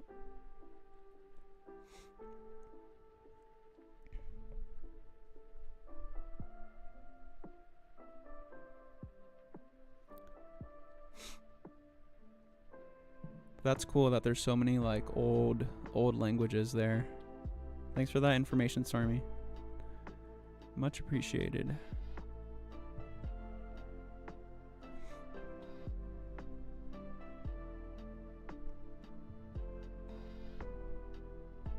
Also, am I saying it right?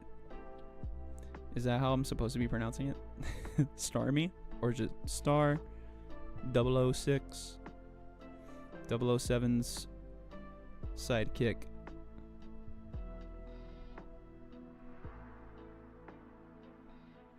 If you ever come visit, I'll take you to a great curry house we have in town. Expensive, but good.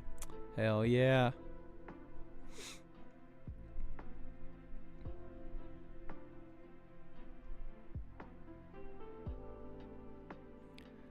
Maybe curry is why Europeans were obsessed with India. Every part of the world was named after where it was in accordance to India.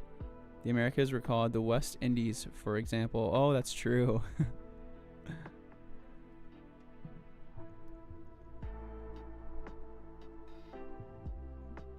That and, well, they thought they made it to India, right? When they first were, migrating out of, Europe.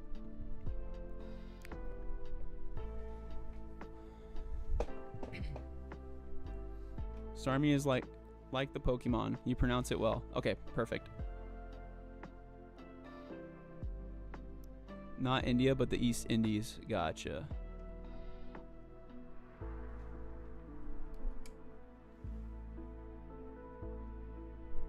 Alright, cool sample, dude. We still have one more moss sample to get through. It hasn't taken us this long to get through a single moss sample in a while.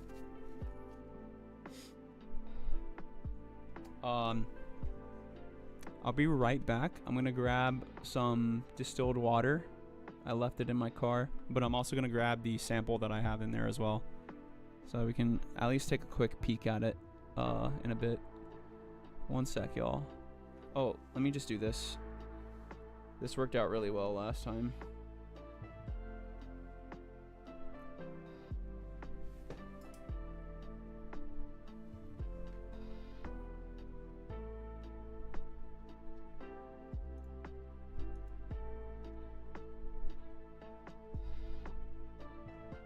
Where's my face at?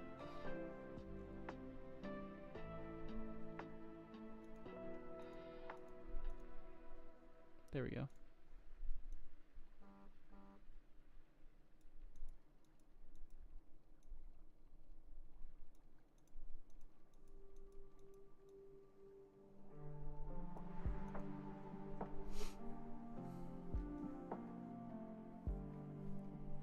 Let's get this on to something a little more interesting.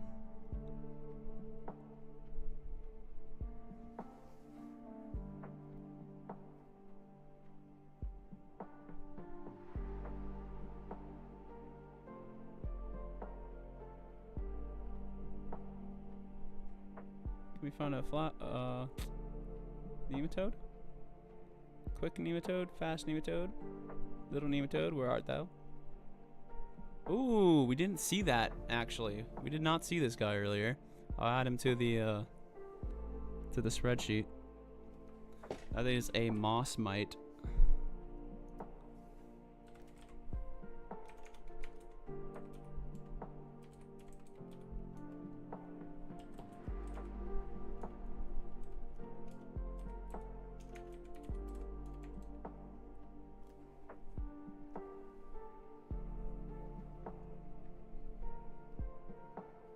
Yeah, no worry, Trick Tracks. I'll be right back. Thank you for that, though.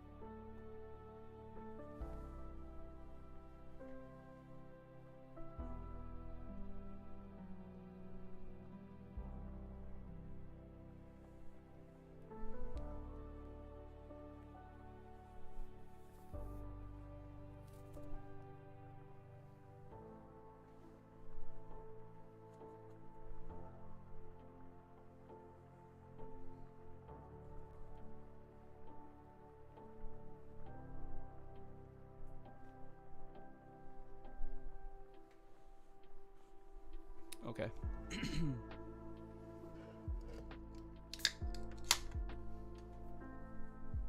Was a bit thirsty.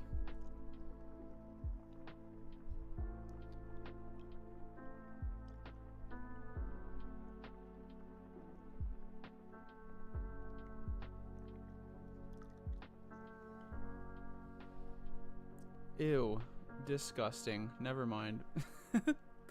I opened this like old beer, but it's a little too old. It's got like, I think the hops condensed to the bottom of the can or something.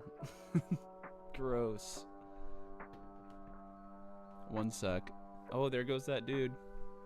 Little whirly twirl. One sec. I'll be right back again. Sorry.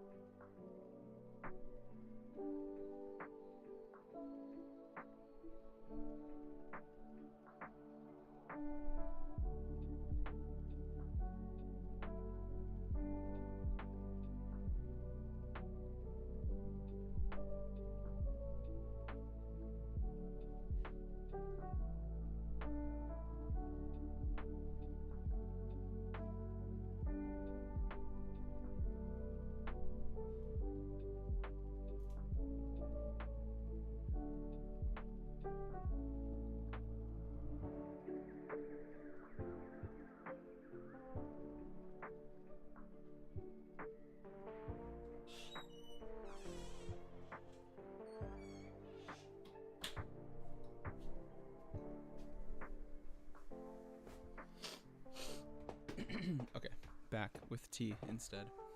Probably better for me anyways.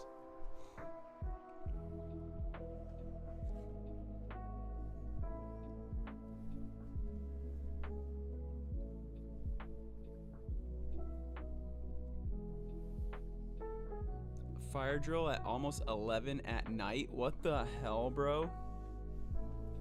A drill? That's ridiculous.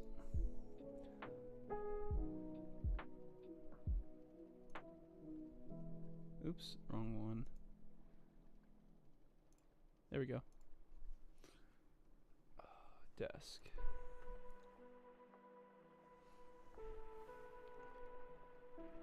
Alright, we've got our distilled water now.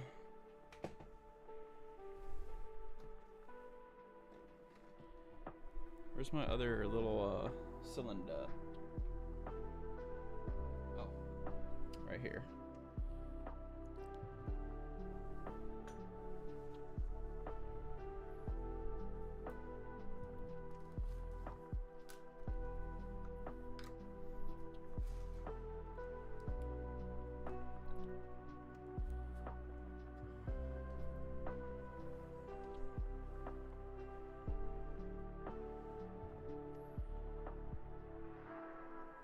So we're just going to be washing these little organisms off of this slide so that we can hopefully keep them from dying in the trash can. This is our sample from today. Lord have mercy.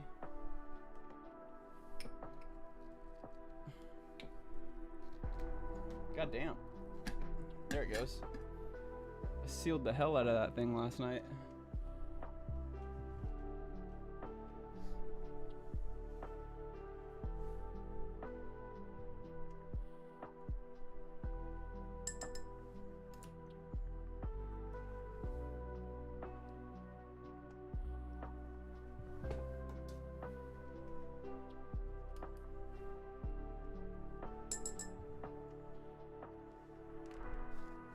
Then we'll wipe it off.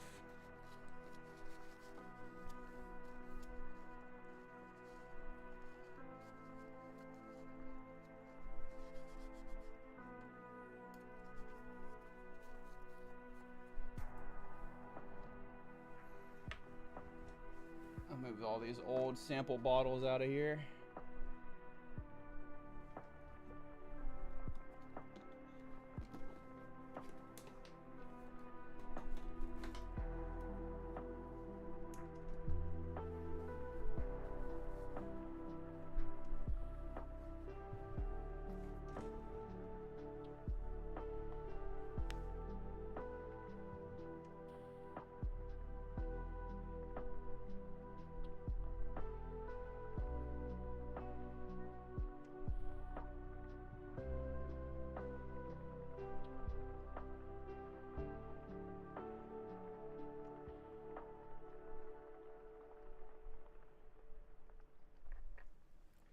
Got a good amount here. Good amount of moss, substrate, and particles. Gonna give it 2 drops.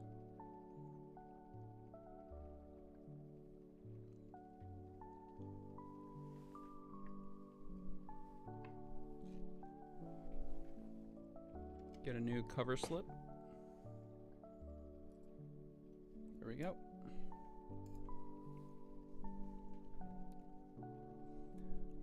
What kind of fern is that in the container? It looks like the plastic models you can buy in shops. It's yes, you're right, Brutus. Resurrection fern. Pleopeltis mcchoxiana.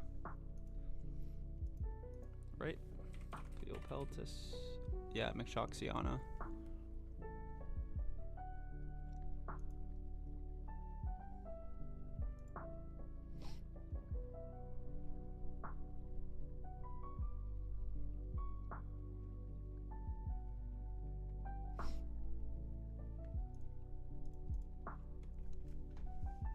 Let me get caught up here.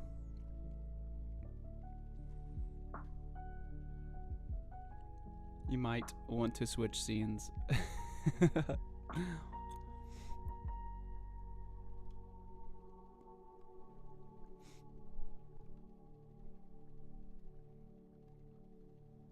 Yeah, that's some really awesome work that you do, Starmy.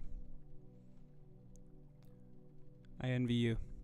It took me a while to really like click with history. In like grade school, it didn't really interest me as much, but I learned to like appreciate it more during college.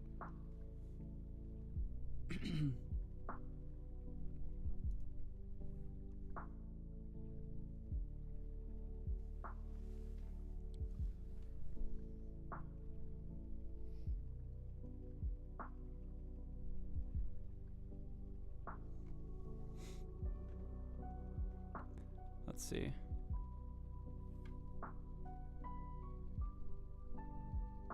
Beep boop. Okay, yeah, we're good. I get them confused with Jericho bush, even though they don't look anything alike. What's a Jericho bush? Is that a agave? No. It's a... Oh, these little things. Gotcha.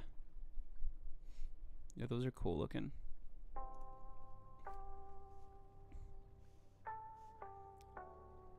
Tell me when ready. I want to try the scope command, assuming it's running. Oh, got you.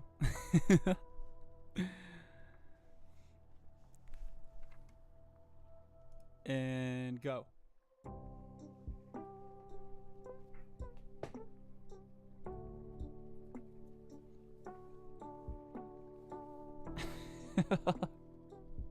Gotcha. Hold on. I didn't turn mix it up on.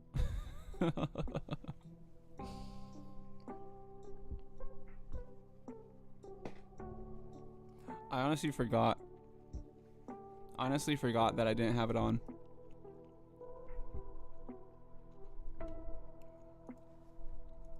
I wasn't meaning to prank you, but we rolled with it.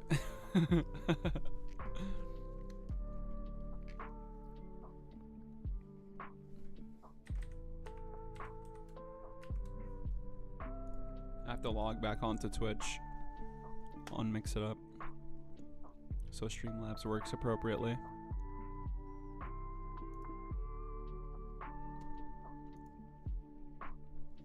Okay, try it again. Try it again. There you go. Good job. Thank you, emo. Do you believe in magic? In a scope command.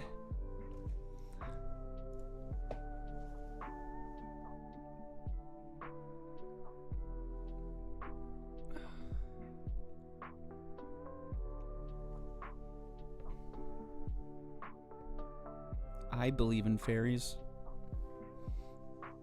Pranked.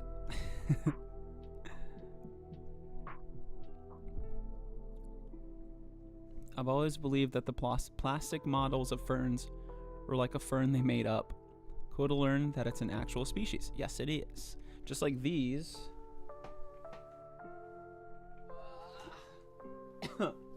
These are plastic ferns. But these are modeled after sword ferns.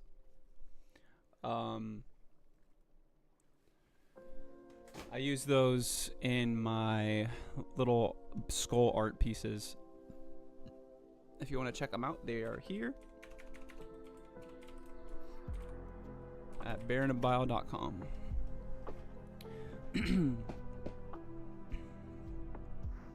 Timing was so perfect, hell yeah. Always loved it. My history teacher failed me on the finals because I would correct him in class. Oh, use hella old, out-of-date textbooks. Jesus. Yeah, Draco bushes do a similar thing where they dry out and come back when they get wet. Gotcha, gotcha.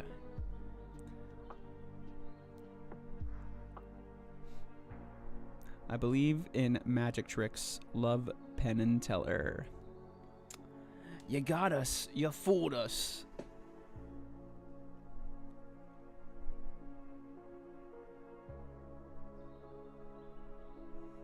Such a great show. Isn't there like a dragon or something like that? That's like, it's like a dragon magician or something that people like really like on that show. Piff the dragon or something like that. Piff the magic dragon. Yes, Piff the magic dragon. Yeah, we're all familiar. Yeah, boy. Piff the magic dragon. Dragon Tales, Dragon Tales. Let's all go to Dragon Tales. I might not have watched a lot of My Little Pony, but I watched a fuck ton of Dragon Tales as a kid. I did watch My Little Pony though a little bit. Here and there. But Dragon Tales is more my jam. Hell yeah, make my kids watch Dragon Tales. Dude, you're doing it right, bro. I wish someday to be a dad like you, my dude. Setting the standards high, brother.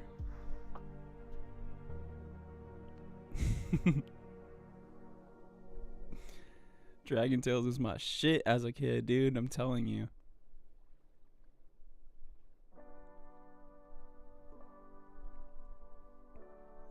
Dragon Tales, Captain Planet, obviously. Zaboomafoo, Gullah Gullah Island, Maggie and the Ferocious Beast, Blue's Clues, Little Bear, Bear in the Big Blue House, Franklin, when Little Bear wasn't on, because Little Bear over Franklin any day of the week. I feel like Little Bear geared me into like lo-fi playlists and like cozy vibes. Dude, it'd be so great to just have like a Little Bear night. Just vibe and watch Little Bear, dude. That's the perfect Saturday night for me. Speaking of outdated history books, in high school we learned that the Greeks lost to the Romans because the Greeks fought with bronze and the Romans with iron. Bruh, I'm proud that my tiny version stood up and called out that shit.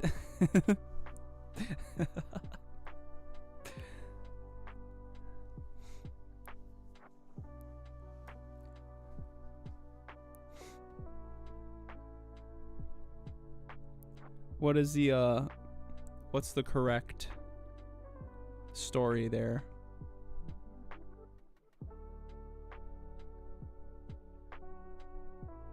Oh, bro. Dude, don't even get me started on PBA and JR and on PBA and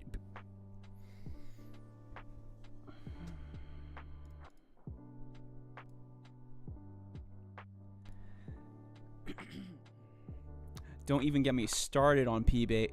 Oh my god, dude. Don't even get me started on P, B, and J Otter, bro. Good god. Do I even speak English? Roly poly oly. PB and J Otter. Still flopped it. PB and J Otter. Roly poly oly. Out of the box. Where is the playlist at? Here we go. Somewhere between Home and Nowhere, Studio Ghibli Ambience. I do like the Studio Ghibli playlist here. Lo-fi gaming. Can we... Nope.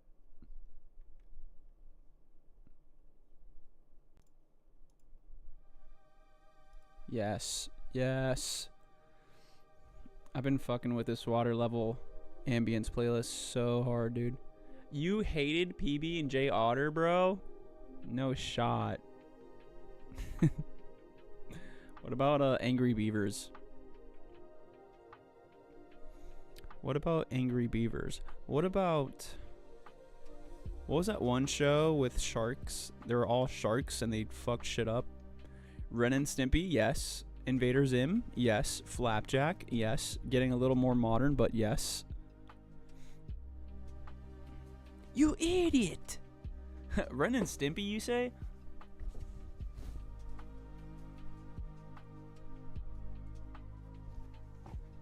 Don't talk to me about Ren and Stimpy, bro.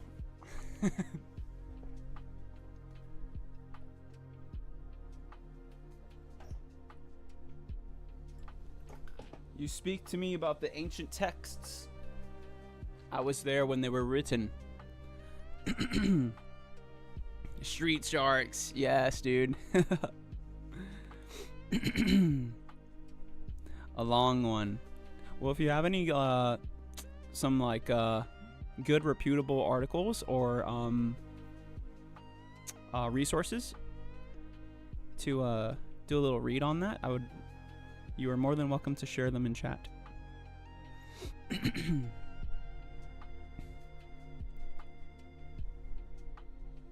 Met P and T after one of their live shows once. They're great. Ask Teller. Oh, sick. Has there ever been a moment where you were left speechless?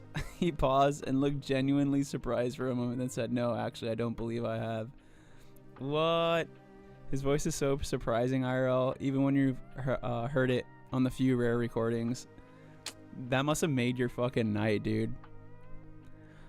Nostalgia night would go hard. Hell yeah, dude.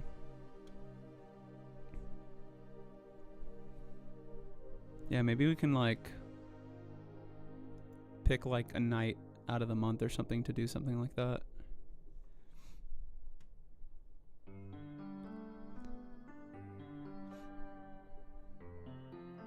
I still can't believe you hated PB and J Otter, dude. Why am I fumbling that so hard? Ren and Stimpy, but not as a kid show, as a stoner show. After Ren and Stimpy had like aired on like Nickelodeon stuff, they ended up making a new version of it, but they made it like super like adult and like sexual, and it was horrible. It sucked, dude. You could tell they were like trying way too hard to be like South Park. It just didn't hit. It was on like Spike TV. My favorite Ren and Stimpy episodes was when they went inside Stimpy's belly button. I think I vaguely remember that one. I think my favorite one is the one where Ren is like pulling out the nerves in his gums and he's putting them all in like little jars and shit. and like the visual of that is just like engraved into my brain. And then like when he's putting on the gloves and the little finger parts are still like loose over his little fingers, it's just like I could like see it so clearly. My mom got me the Orange Nick VHS box set of Ren and Stimpy. Fuck yeah, dude. I think I have one of the orange Ren and Stimpy VHSs. PB&J Otter just didn't hit for you. 100%. They often hang out in the bar of the venue after a show and just chill and chat with people. So sick, dude. I love when celebrities and people that are like in media frequently don't let that shit get to their heads. I got them both to sign my 3 of clubs. Hell yeah. You remember that? It was awful. Remind me? The Ren and Stimpy episode, yeah. So strap up for some history. I'll try to keep it brief because nothing in history is a short story. After the conquest of Alexander the Great of Macedon,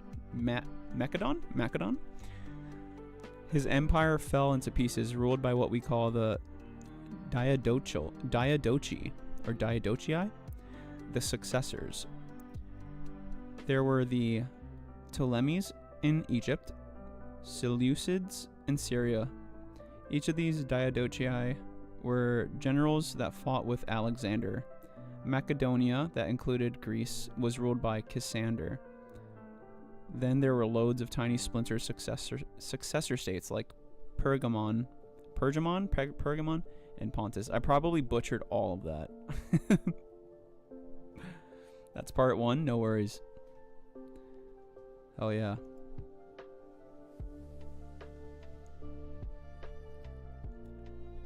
Don't forget Bactria. I washed my hands. What do you mean? I vaguely remember Ren and Stimpy. We actually did pretty well for American English. Oh, fuck yeah, dude. Let's go. Let's go, dude.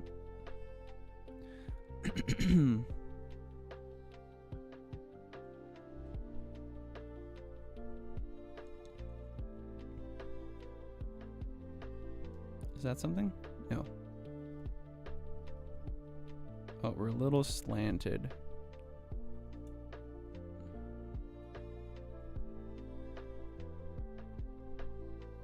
Why is it not? I'm not trying to move it. I'm just trying to shift it. Here we go. And then I'll shift it down and then move it back over to the right. Oh, I think I gotta go even further down. There we go. Oh, Colpoda.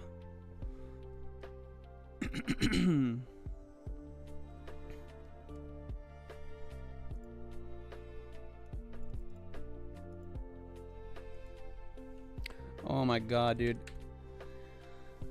I have so much shit to like do when I get back to work next week. I realized that I had so there's these like fuel spreadsheets, and it's not too big of a deal because I can just go back in and I still have all the data, so I would have to go back in and redo all of it, but it would just take a little bit of time. But there's these spreadsheets for fuel use, right? And they're like yearly, and I keep track of everything. And I go through all the sheets, all the logs. It's usually like 1 sheet per week, so it's not nothing crazy. But I do a lot of quality checking to make sure I'm entering the correct data, unlike the data operator that sends us fucking lab results that I have to triple check a million times. Colpoda, single, juvenile, moving. And I noticed what I did, bro. Freshie, don't be disappointed in me, but I made a big oopsie. I made a big Excel oopsie, my dude. So I think I found a way to undo it, though. I think I found a way to undo it. I just ran out of time and had to leave before I could find the backup. But what I did, right, because we have 2 locations to where these fuel logs, these fuel spreadsheets are saved. One is just shortcuts. The other is the actual files, right?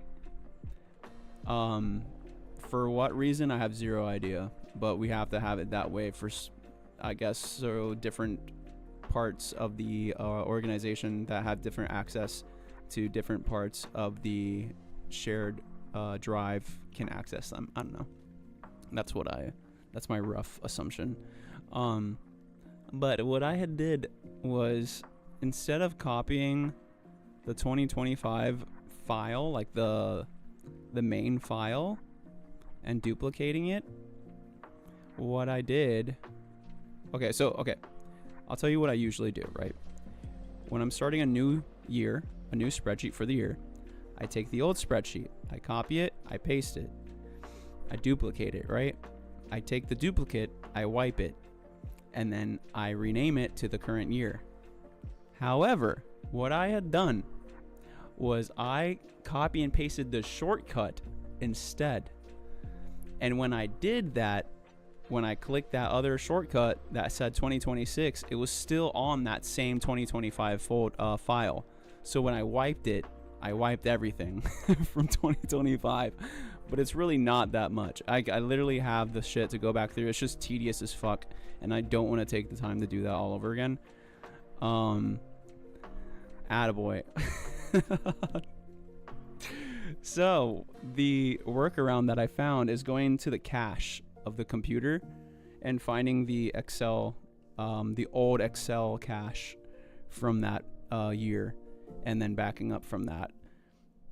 And I was finding it from different files that were still from that same drive, but different Excel files. But I just had to keep going down. I just ran out of time. But push comes to shove, I'm just gonna have to sit down and fucking redo that fuel data. Part 2. So all these splinter states have their own complex history and interaction story with the Romans. To focus on Macedonia, Macedonia had a steady decline over the years, but their big oof came when they supported Hannibal during the Second Punic War. That dude's been around for a while, man. He's got a taste for brains. The Romans didn't like that, so they invaded Macedonia twice in what we call the Macedonian Wars.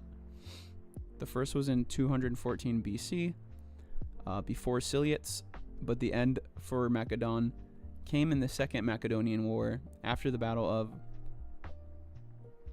Cynoscephalae in 197 before Cilia. End of part 2. Sick. And is that just like off of your head?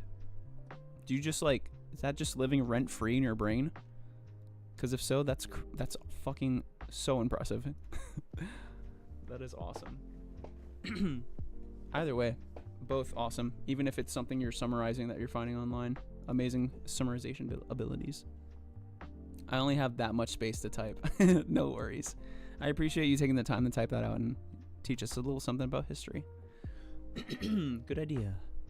I was AFK for a moment. What happened? Oh, no worries. I was just going through this big story of what I did at work. I made a little oopsie and accidentally deleted the entirety of a 2025 fuel log. If you have it in the cloud, then you can use version history. That's the thing. It's not. It's not in the cloud. It has to stay on the drive because of confidentiality and shit.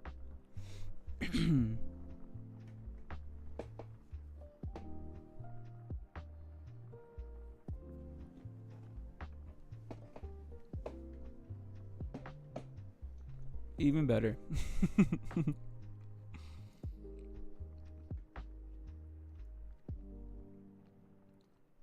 Recover. You can use to recover it, though it could take a while. Is recover a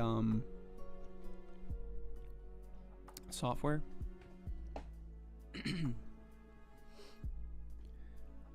Because unfortunately I cannot download anything on the work PC. It's very locked down. It will scan the whole drive and then you can recover deleted files. Yeah, they wouldn't let me do that.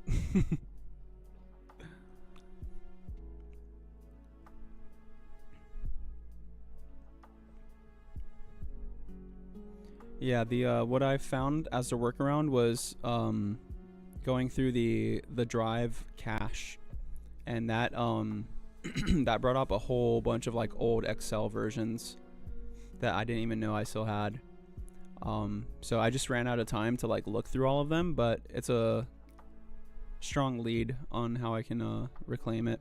I'm pretty sure there's going to be at least one version in there, whether it be from December or maybe June or something like that, but at least I won't have to start from the beginning. Yes, this is the top of my head. Had to look up the dates though. Damn, dude. That's awesome. The second Macedonia started after Macedon supported another Diadochii state, the Seleucids, in their battle with the Romans. The Battle of Cynocephalae was where the world-conquering Macedonian phalanx met the Roman maniple system. The Macedonian phalanx had rows of heavy spearmen carrying a sarissa, a pike of up to 4 meters long that they would point forward. So the formation was very strong on the front, but extremely weak on the flanks and back. This will be important later. Oh, excuse me. If it's Windows 10 or higher, you can use Windows Recovery Tool from the command terminal. Ooh. I will try that next week.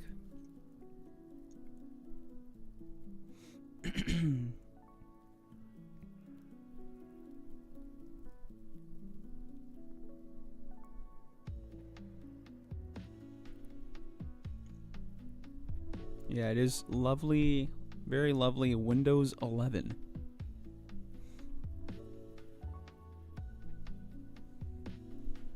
I despise how they have the work PCs set up. They're starting to like rely super heavily on AI, which is so fucking annoying, because literally I start my PC and I can't do anything to not have literally Microsoft Edge auto start and auto pull up fucking their stupid AI. It's so annoying. I'm like, close, delete. And I can't delete software or anything off of that shit. It's like very, very locked down. I can't even run like a Windows update without it denying me access. Granted, where I work, that kind of thing is probably required.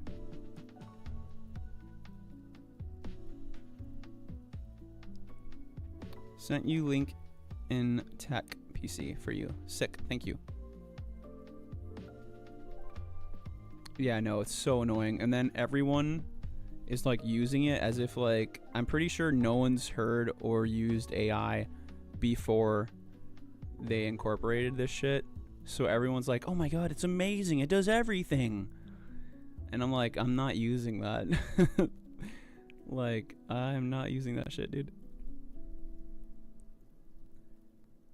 I'm not trusting that with my data. You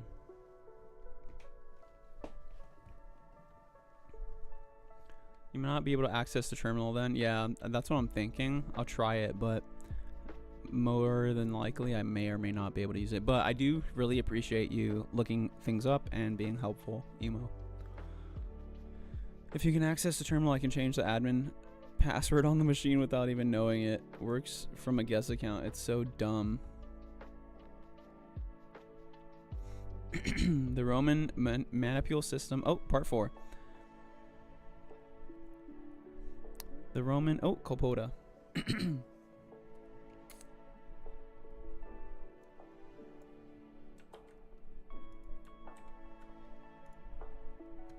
Oh, you know what? Hold on a second. Let me see.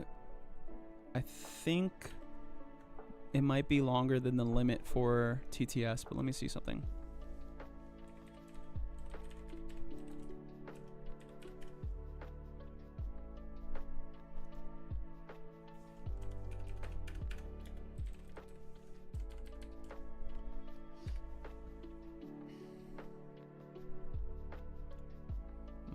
notes.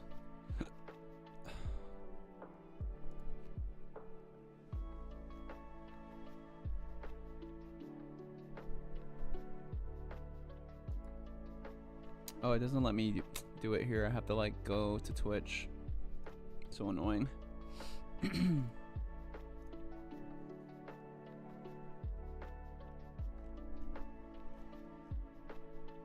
TTS, here we go.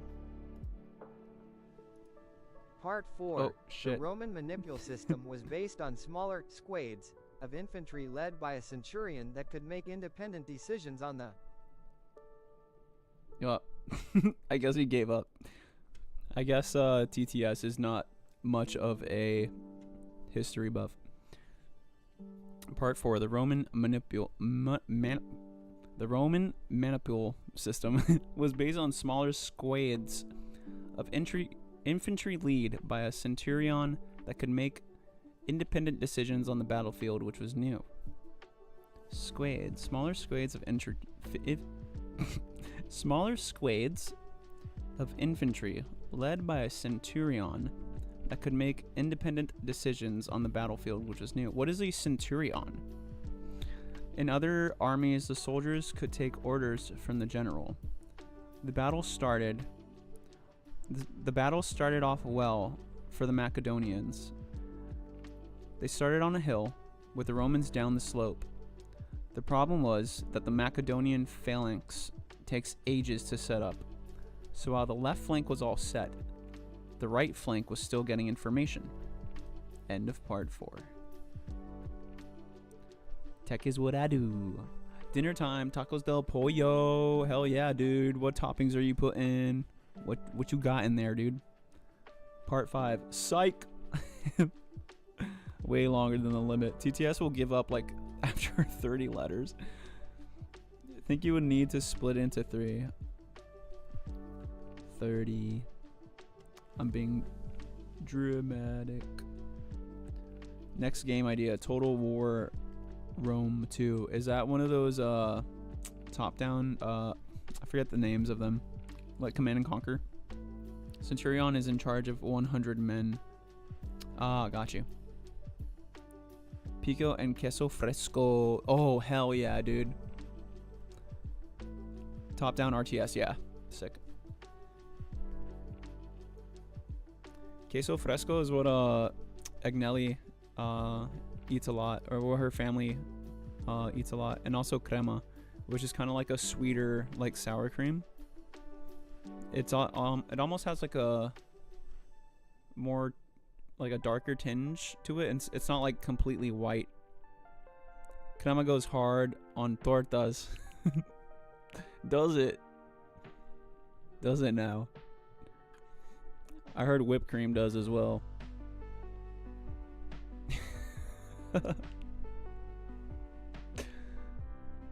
Hey, yo.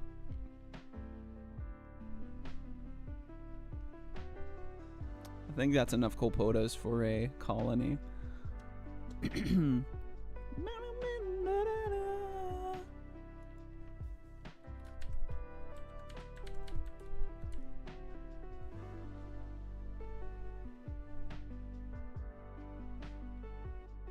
Bro, I love underwater video game music. Oh, next Chocroscopy stream? I had an idea. It's gonna be Chocroscopy X Beatmaker stream. Cause I wanna make my own backing tracks for the live streams, for the live cams.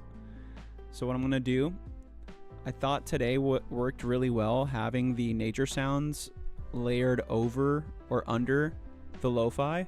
That shit sounded pretty sick. I had 2 videos like running. It was like a chill lo-fi playlist and a nature sounds playlist. So what I want to do is go to the Everglades and record bird sounds and outdoor sounds. I'm dying for alligator breeding season to start so that we can get out there and get recordings of alligators bellowing.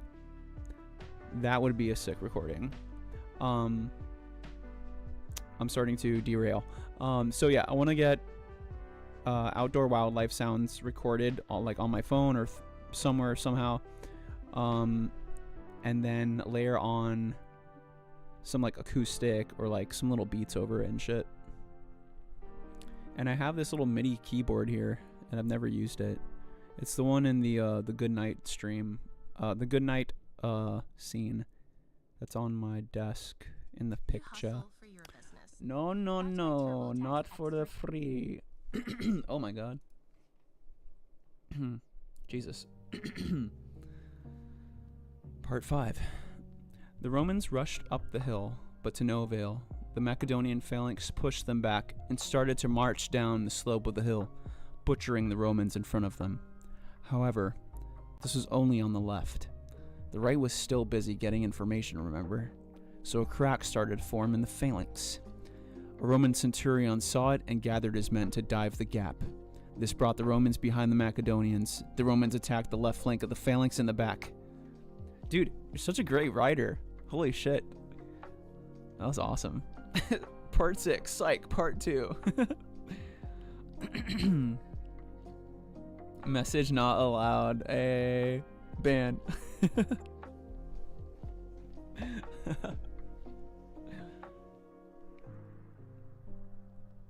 Has been banned.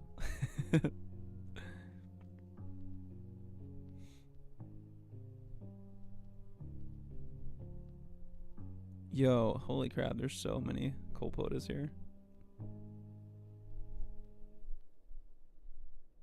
These guys did not like the cold. The colpotas did not like the cold at all. I barely saw them during these cold fronts.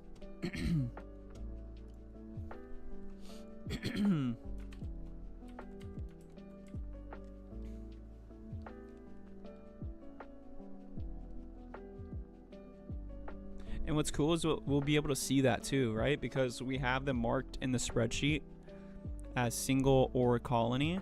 So we'll be able to see that relationship of them going from like having high colony counts and then having higher single counts in the seasons where they're less abundant. I'm pretty sure there's a little nematode under there, but we'll catch them when we come back around.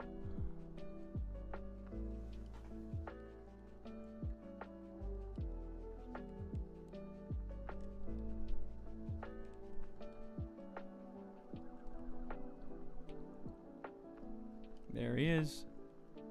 Message unavailable due to user account restrictions.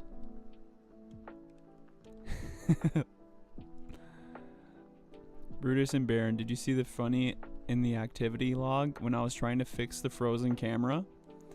Was that last week? When you were trying to do the commands? Yeah. Panic. Exclamation panic.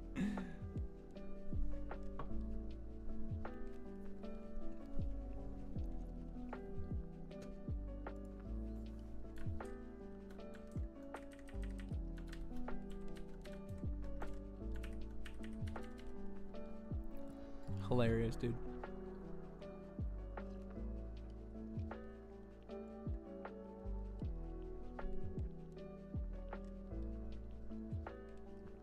Oh, that's good ass tea. Jesus.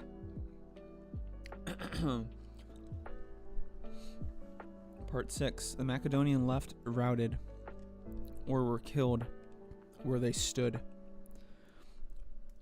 or wanted to surrender by pointing their sarissas to the sky, a sign that was either ignored or just not understood by the Romans. While the left was disintegrating, the right was attacked as well, panicked and ran. Damn. And that's how Macedon fell to the Romans. Thanks for reading. Love that. Thank you so much for all that info. See, like, if my history teachers could tell history like that back in grade school, I would have paid more attention.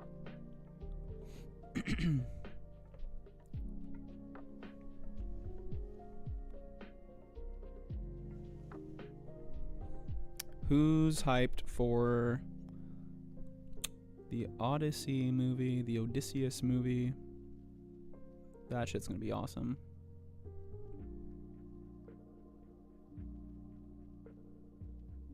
Pooch. I want to go to a Pokemon card show. I knew you were going to say that. The second that you're like, I'm getting all these Pokemon card show reels now on my Instagram. I was like, she's going to want to start getting Pokemon cards now. And I'm for it. I'm all for it. We can go look for Digimon cards and shit too. Gets her cards out. Come see him, Pooch. Oh, tardigrade.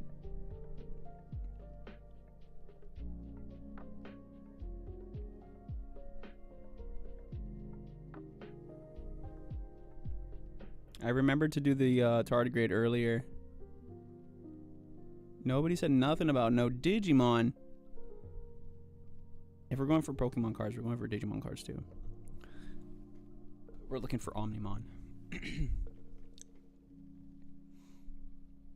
me get caught up here a little bit. I skipped some stuff. Definitely need to run some tests though to see if that will fix it. If it does, we may be able to set up an automation for it to switch between 2 scenes once every hour, just in case. I found out that it's more physical than software based, because it only switches, it only like unfreezes when I reset the Steam Deck. Oh, you know what I didn't try? I didn't try just like turning OBS off and then back on.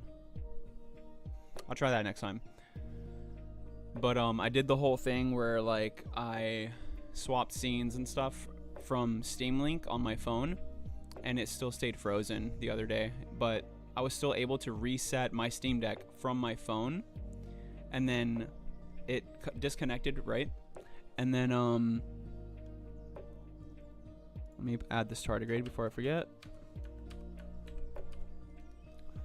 And I just waited for it to turn back on, and then it said Steam Deck connected, so I was like, okay, cool, reconnect, go back to desktop mode, restart the live, and then we were fine for the rest of the day.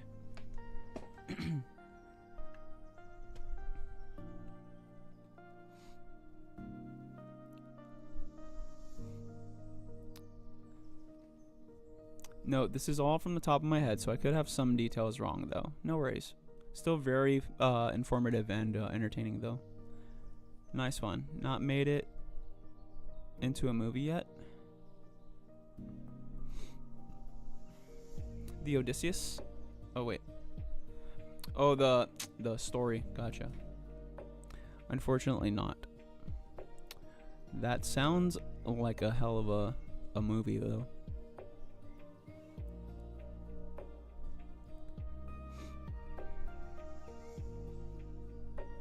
Let's see. Such a cutie. Now the Punic Wars. No, we're not. What? How can I go to one? For fun? You say for fun. You say for fun. I do not believe that at all, Pooch. Such a chunky cutie. Darn.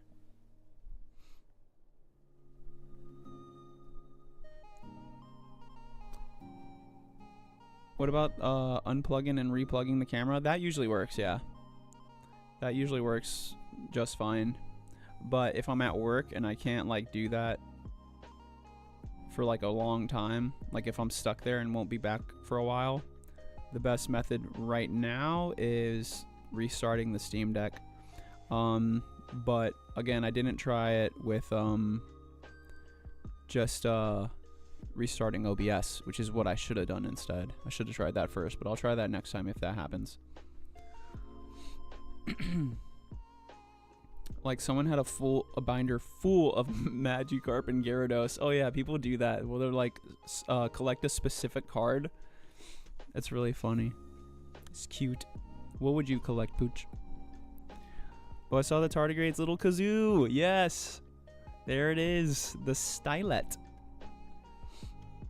I wish the Odyssey movie used the accurate armor. It looks so cool.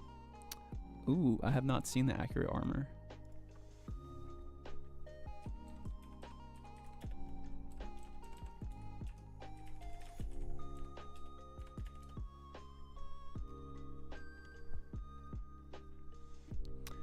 Is it the one with like the plates, like the gold plates and shit?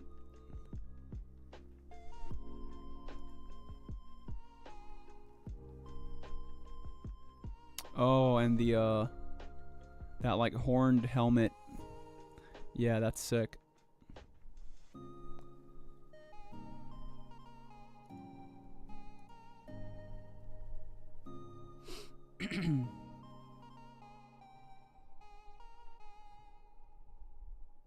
Might be able to get a smart USB switch to remote disconnect and reconnect. Shall look into it. Oh.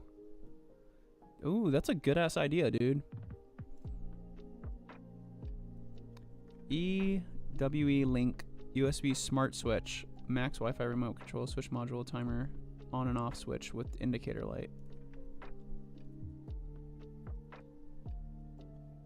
One click on and off via mobile phone app. Oh, damn.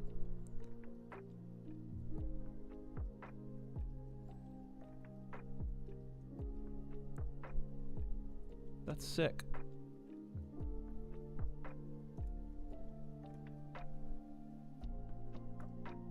Oh, it doesn't ship here, but I'll probably be able to find something similar to that. Could you send that into the tech channel? Perfecto, thank you. So sick compared to the normal Hollywood version? Yeah. Probably Mudkip. That'd be cute. Can be controlled via phone. You can set timers so you can get it scheduled. So you can schedule it to turn off and back on once every few hours or something.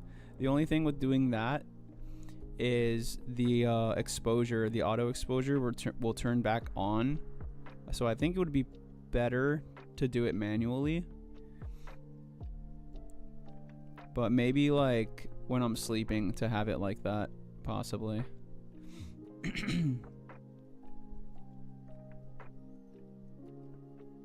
Just so that I don't risk it like freezing for 5 hours.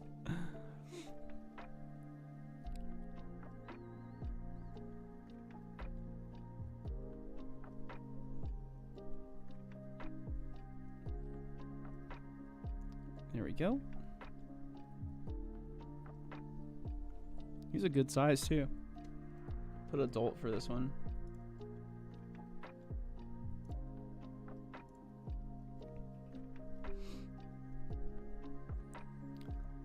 I'm a big Jigglypuff guy. Hell yeah.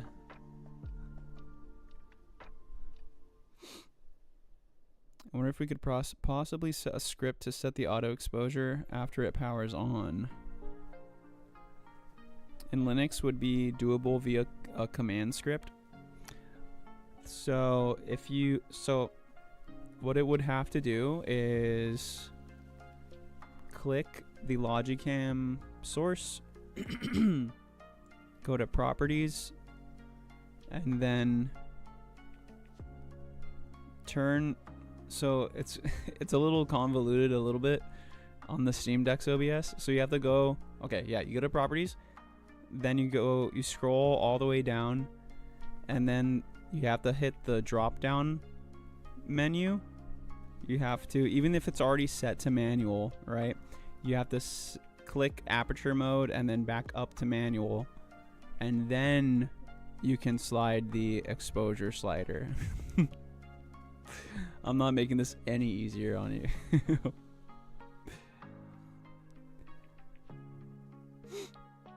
Should turn it off, though you would need to check which video device it's assigned as. You can do it via the command line. Would it be able to skip OBS and like directly incorporate or integrate into the camera itself, like without having to worry about that?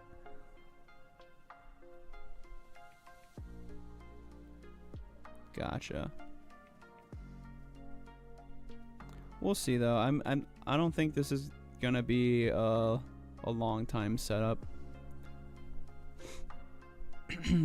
I think once I get the next scope, I think I'm gonna move to the low power consumption PC build.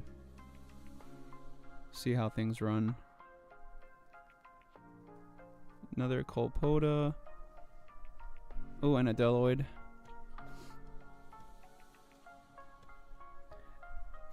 The Odyssey actually took place at the tail end of the Mycenaean era, so not even the ancestors of modern-day Greeks. Depicting Mycenaeans as Greeks is like having the pyramids in Egypt built by people dressed like the Arabian population today. Huh. Hollywood is honestly terrible at making historic movies. It could be different, though. Yeah, what I would give for a time machine, right? To be able to see all these things that we just see pictures or have records of just through text or rough depictions. It'd be so amazing to be able to see all that stuff firsthand, safely, and not get beheaded.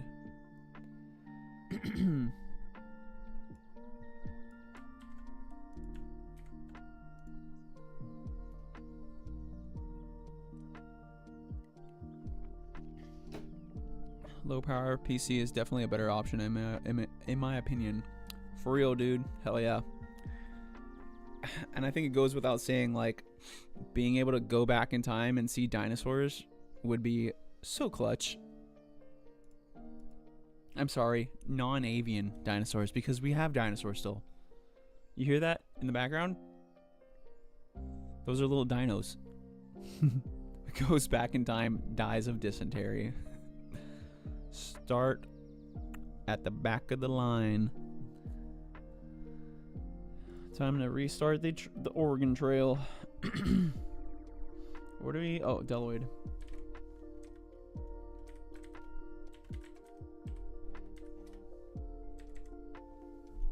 Oops.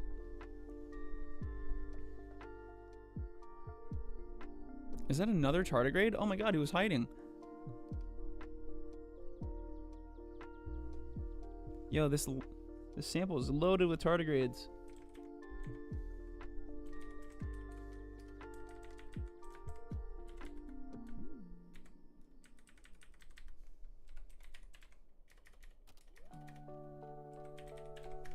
So many tardigrades. Look at him climb his little moss bridge. I love when they're on stuff like that.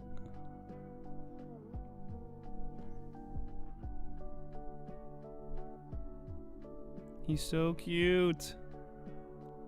They're so freaking adorable, dude. Just waving their little hands around. Wiggly, wiggly, wiggly, wiggly.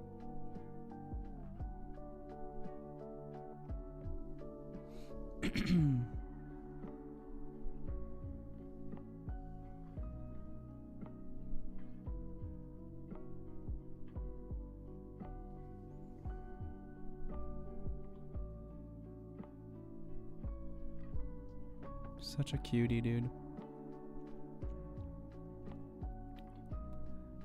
For real, I got my checklist of things I want to see. Quick tip: if you end up doing during the classical age, go to the Persian Empire. From what I read, those guys were really good rules, but not all, but most. Hell yeah. Bet. I'll bring you back a souvenir. It's on Steam. You could do an Oregon Trail playthrough. Ooh. On the Steam Deck while hiking with the Starlink backpack.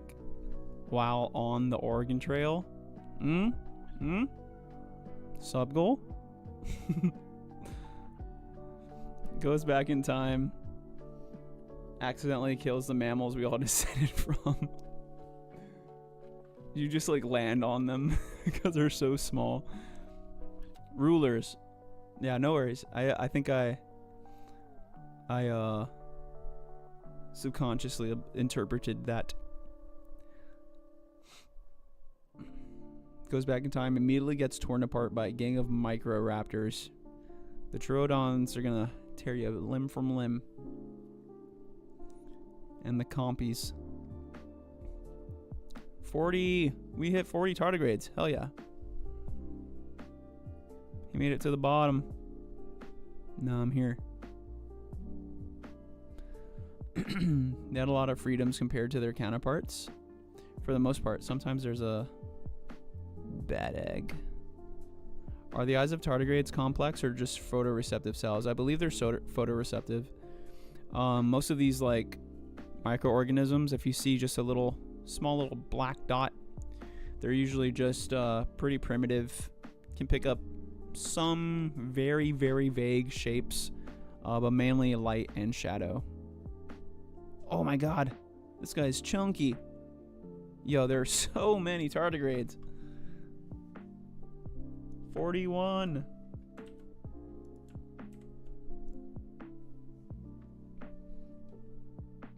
$10K followers, Baron hikes from Florida to Oregon while 100%ing the Oregon Trail game.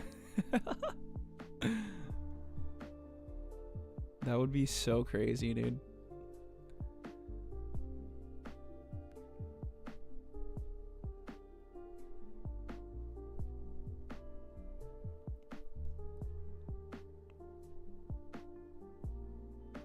How far is that?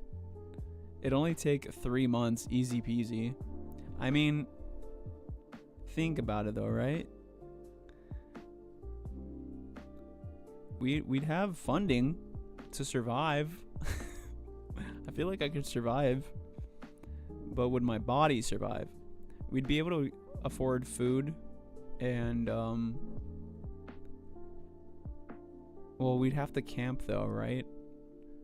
And we'd have to worry about getting abducted. I guess I could stop at like state parks. I don't know. Aliens. Aliens. Little green men.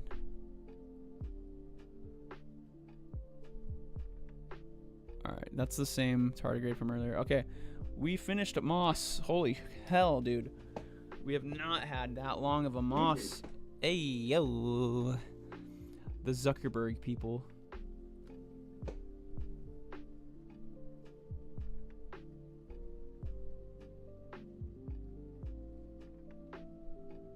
Trying to see if I could see them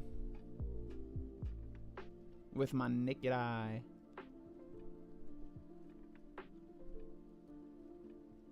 Not really. Not as easily as the last ones. Oops. There we go.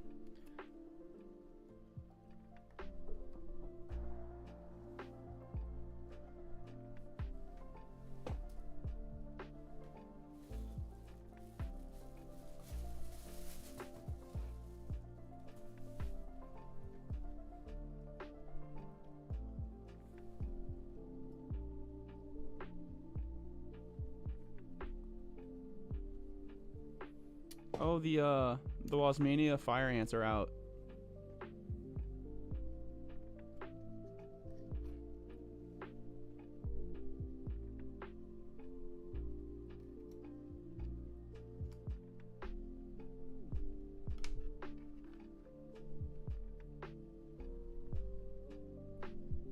Oh, they started climbing out of the frickin' jar.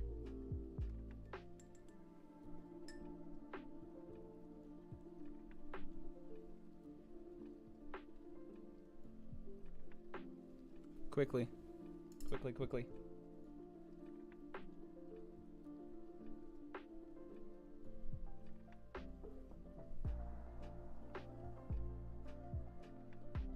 Ah, it's too fast.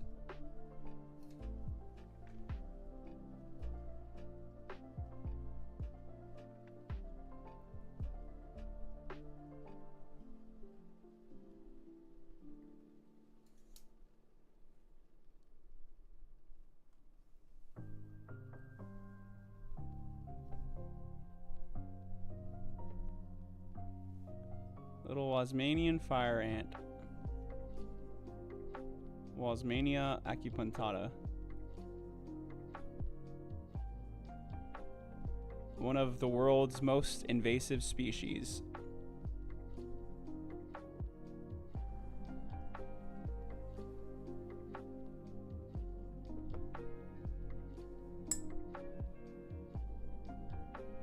I gotta corral all of these ones that are on the jar back inside.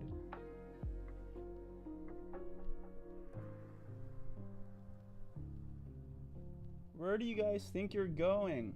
There's nowhere for you in here. You're safe in the jar.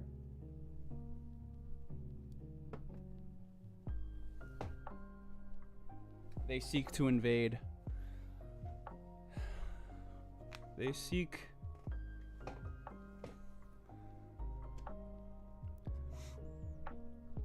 They seek the, where is it? They seek the blood of Macedonians.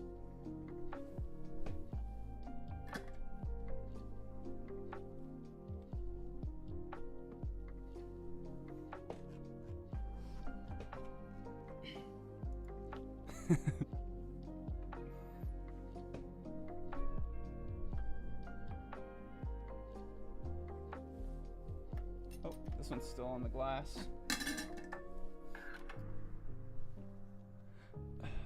Let me switch here to desk.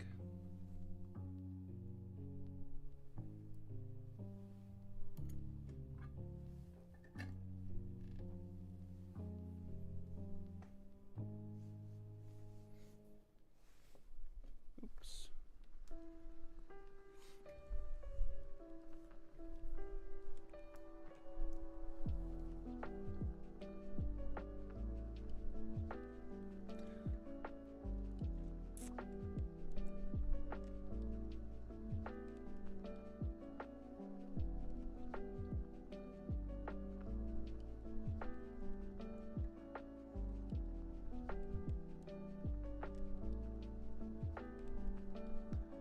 I guess that's all they need. How do they detect their environment? Do they feel, for example?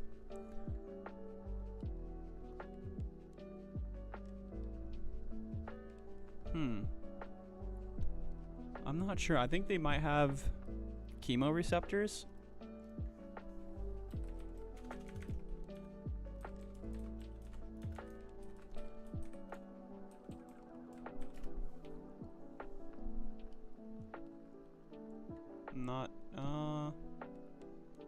They also have various sensory organs like papilla, chemoreceptors, and eyes. Yes. So they can pick up on chemical changes in the environment. What's up, Shackle? How you doing? Followed by the Yukon Trail. Oh, I was way wrong. 49 days. Oh, sick. It's not even that bad. I say that now. The hardest part would be through the Rockies and Cascades. Oh, shit. I see some blue light to your right. Is that an aquarium? It is lighting for my pitcher plants, my bigger pitcher plants.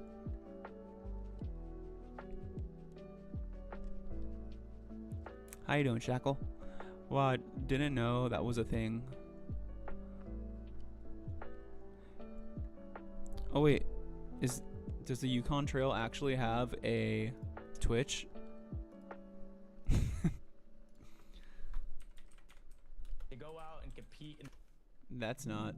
No, they don't.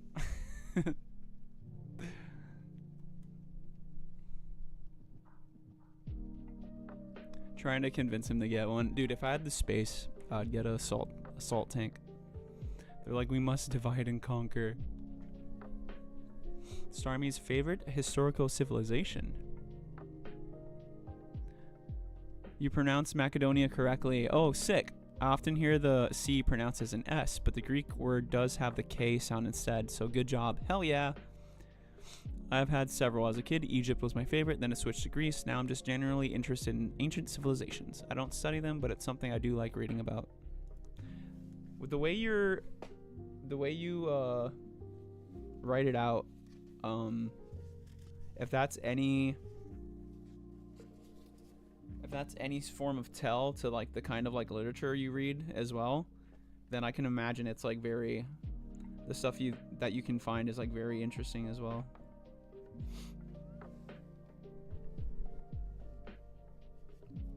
Okay, so let's do lichen. What time is it? Oh, 11:51. Damn.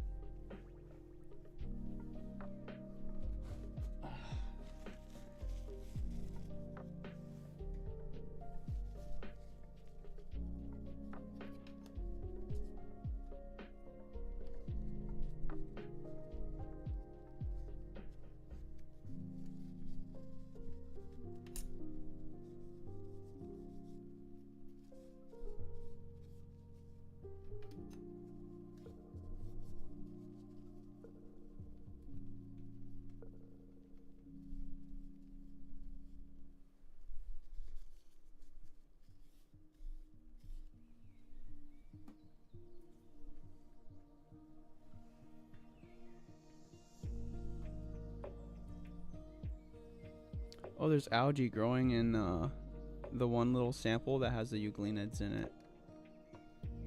Sick. Alright, this is cleaned, so that's ready to go.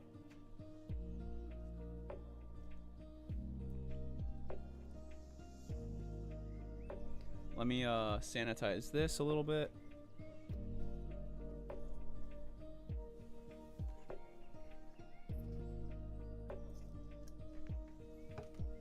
Kill anything that was inside of it so we don't get cross-contamination.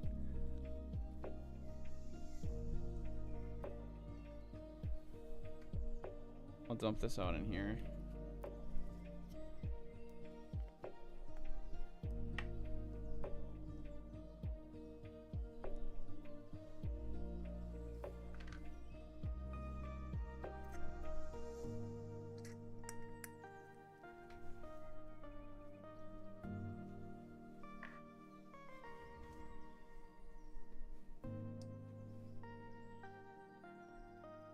And then rinse with distilled.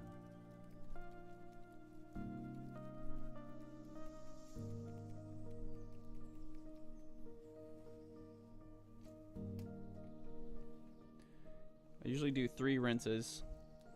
That's what I've been taught in the lab.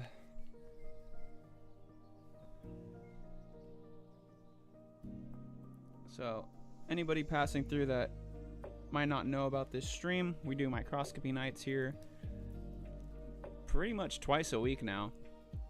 We do some more chill, laid-back streams on Wednesdays. Thursdays, like tonight, are our microscopy research nights. So we're studying microorganism ecology, trying to get a good understanding of what the populations look like, the micropopulations of organisms inside of lichen and moss. And as I assumed, there's very little to sample here from the lichen.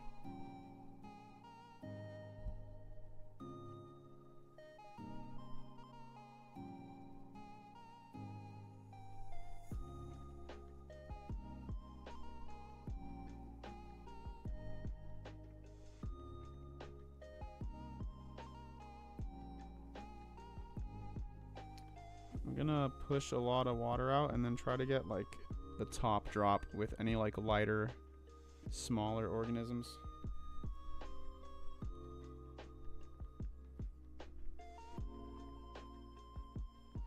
Usually we have better luck with getting like substrate from the lichen. I even tried to get a little more material from like the bark that it was sitting on, but for some reason it's not giving me the goods.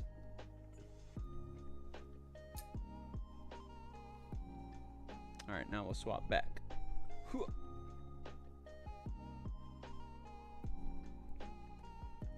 Study Western European early modern social economic history. A very different beast. Jeez. Jesus. If you ever find yourself in Bruges, near Bruges in Belgium, I'll give you a tour. The birthplace of the modern economy can be found in Bruges. No big deal. No big deal. In many languages, the stock exchange is called a Börse, etc. That's derived from Huis den Beurze, which was an inn in Bruges that you can still visit. That's crazy, dude. So many cool pieces of history hidden throughout the world, unbeknownst to the general public.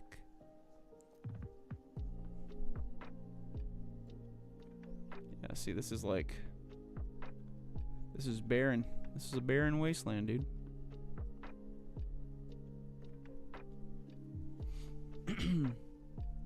So I assume we're gonna get through this pretty quickly.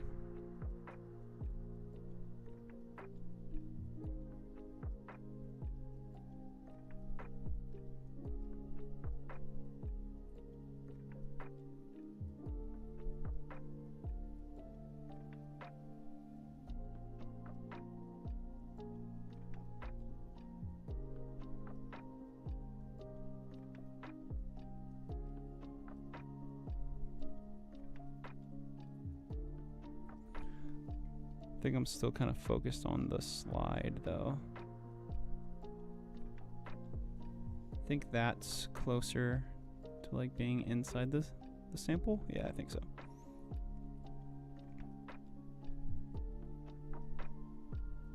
What I think is happening is, I think with the water, the rain coming through now, I think it's washing away a lot of the substrate that was kind of like lodged inside of this lichen. That's what I'm imagining. So what I'll do is I'm gonna kind of like note that here. We're on lichen, so this is gonna be L21.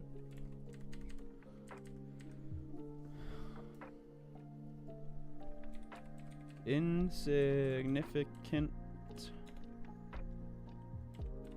amounts of debris, possibly due to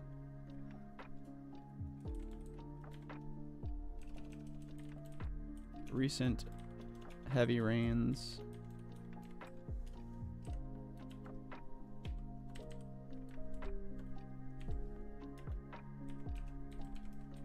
Washing it away.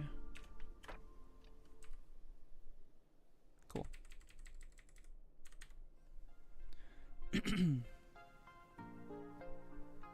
So in addition to our microscopy streams, we also do Everglades streams with a Starlink backpack that we built.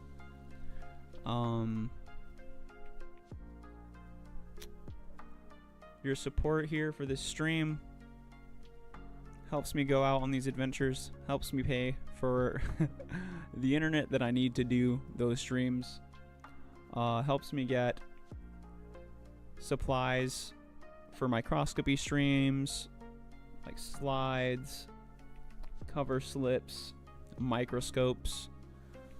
Helps me do what I love doing. And also helps to spread more science education here on Twitch as well. So if that's the kind of thing you like, consider supporting the stream with either a sub, follow along. You can just chat a bit. You can lurk through the ads. Everything helps.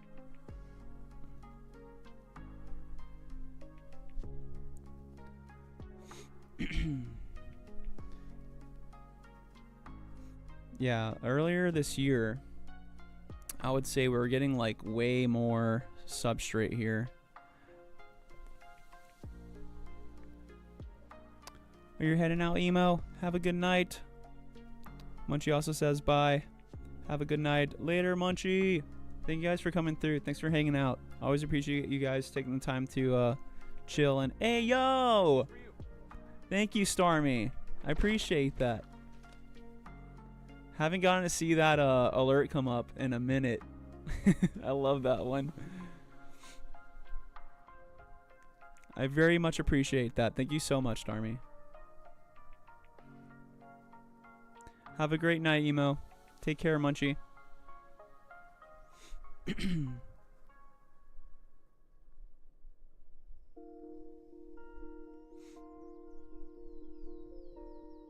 Oh, here it is. Okay, so this is a gemme. Funny that we'd find it in the lichen sample. So you can see, it's not a seed. It's a fragment of multiple little cells.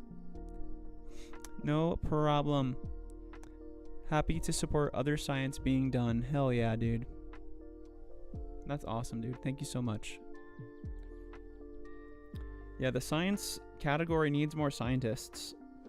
I think the problem with it on Twitch is like it needs to be a Jenny. I love you, Jenny. I think the thing is like it's science and technology, but I really think it should be two separate channels.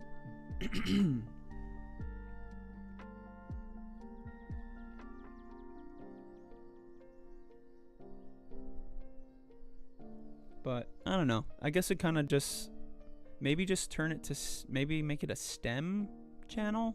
I don't know. I think that still follows the same thing though. But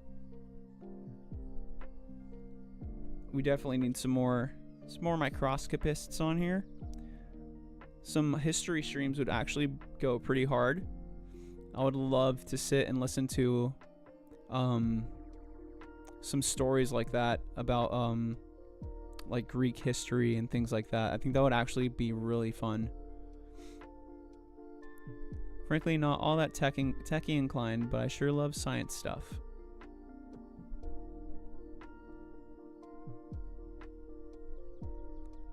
Ooh, or like an IRL stream through like a history museum with like someone who like knows what they're looking at, right?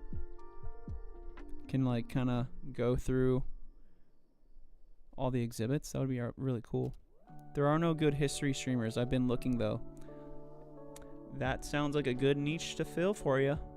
If you're ever in the if you ever have the inspiration to stream, that's usually a good sign that you'll be able to get like a pretty good following if you're able to stick out like that. That's kind of why I tried hopping on this these live cams here, because we have these.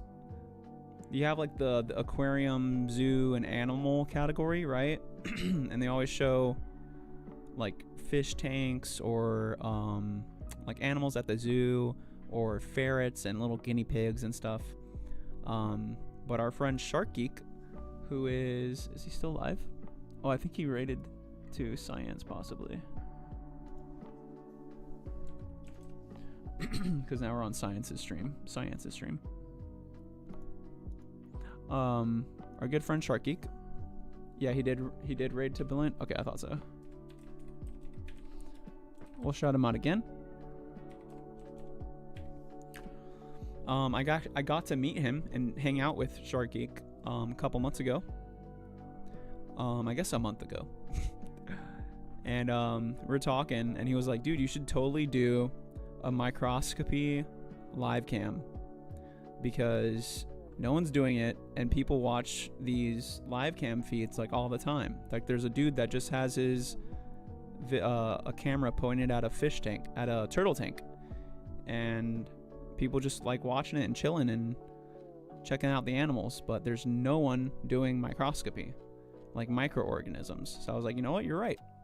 So I bit the bullet and started streaming some really long form 20-hour live cams from my Steam Deck. This little doodad right here. That is the powerhouse for the live cams. But I'm working on getting a new microscope. This is the father of Bile's microscope here. He got it used in the 80s, so he thinks it's from the 70s. So it does have the option of putting a mechanical stage here, but I'd have to dig to find one I think that would fit on this. But our previous microscope, this one here, this was one also that funding from Twitch helped me get. Helped knock down the price for me a little bit.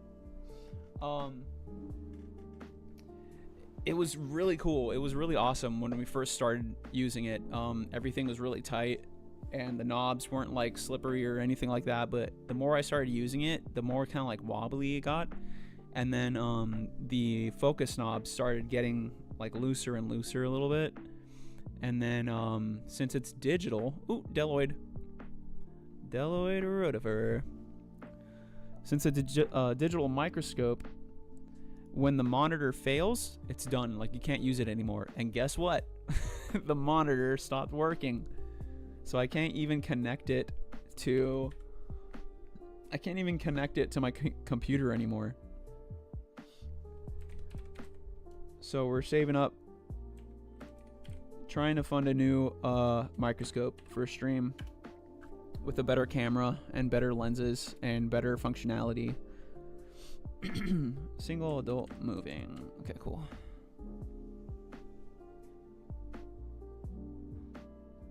So for now, I'm just using my fingers to move the slide ever so slightly. Oh. Oh, here we go. Here's some organisms. Let's go. Are these colpodas? Let's get a little closer at this guy.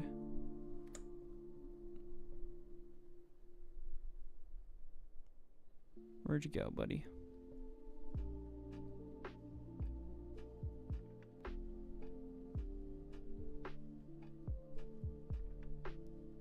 Not sure. I'm gonna put ciliate. I don't want to guess and have it not be. Ciliate would still apply though. I don't see the shape for it to be a colpoda. It looks odd.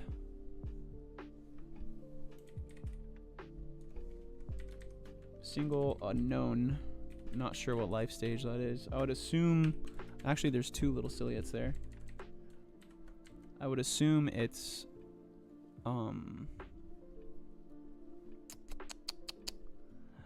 juvenile, but no real way of telling. Is it Deloid? Trying to Google it. Oh, sorry. It's B. There's like a silent D. Silent B.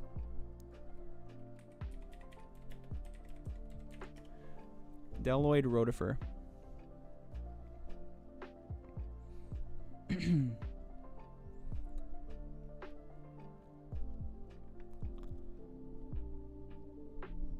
Oh, I missed this one message here.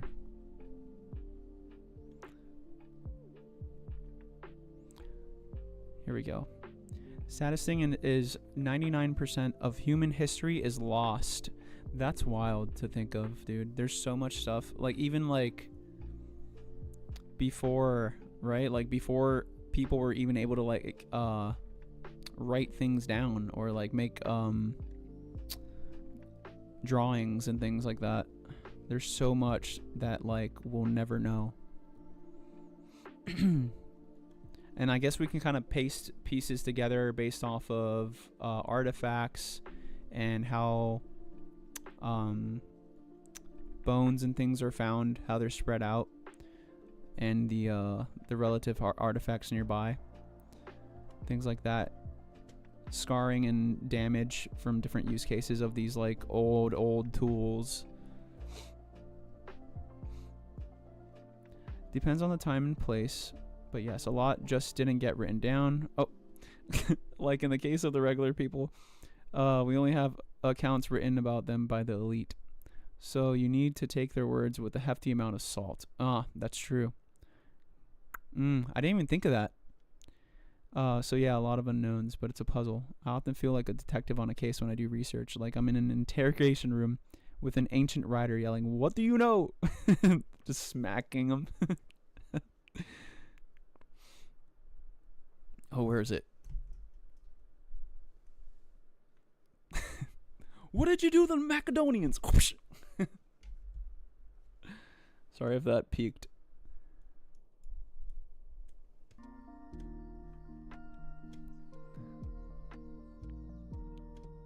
Let's see what else here I've missed.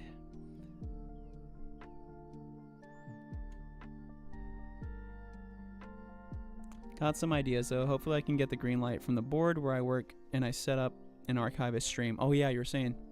Then I can do a stream while giving tours as well. Oh my gosh, yes. Please do. That would be so awesome.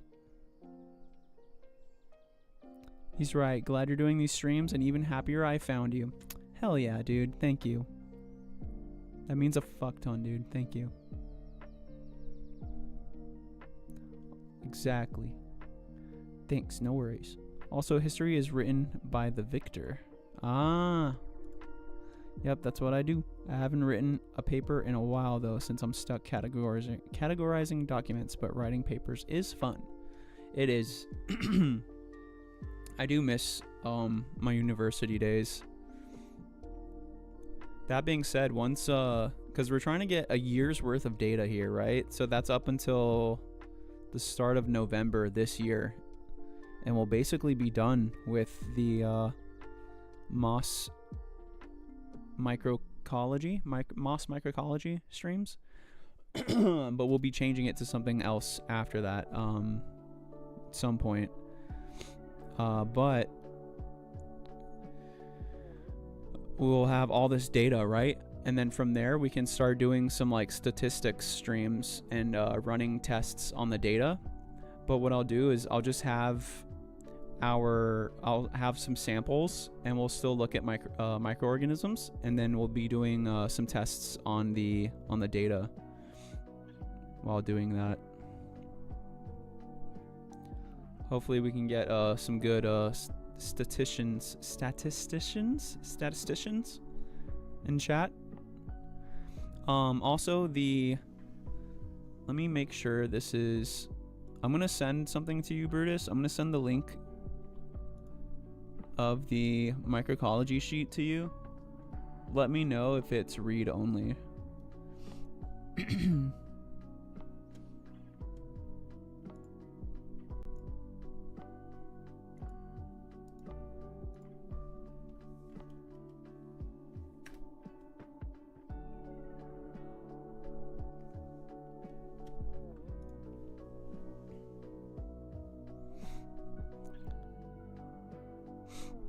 King Taejong, outside of Korea, he's better known for having fallen from his horse and requesting historians to not record his fall, which they did anyway. That's amazing. Not always true though. Like most of the historic documents we have in regards to the Vikings are actually written by the Christians being raided by them. Oh shit. Dude, I think you're kind of making me like history. I think you're kind of making me like history.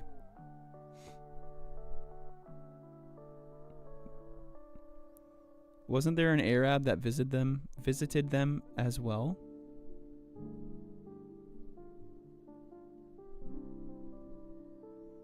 Where were you guys in 9th grade, man?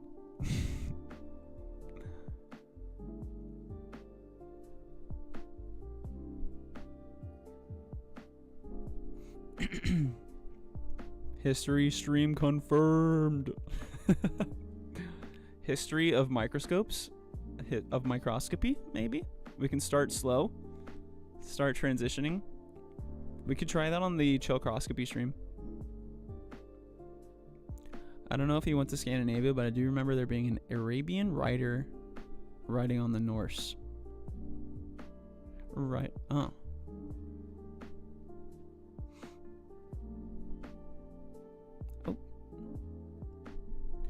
Yeah, see how much less stuff there is in here? But then again, right, there's not that much substrate either, which kind of like makes sense, right? Lichen is a lot flatter. It has a lot less surface area than moss, so it's not going to be able to hold as much. Also, a fun fact about lichen that we found out, thanks to Brutus and his digging, that lichen has antimicrobial properties to it, and that property could explain a significance in drop of species diversity and abundance in lichen.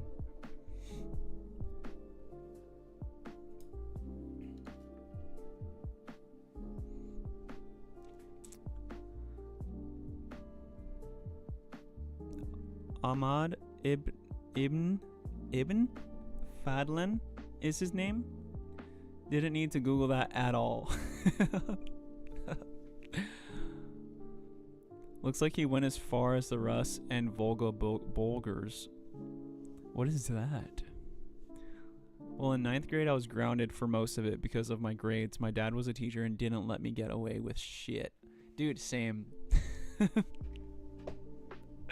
Same, brother. It's okay, I had to as well. Yeah, we're not judging. I gotta Google like half of the names of like microorganisms I find.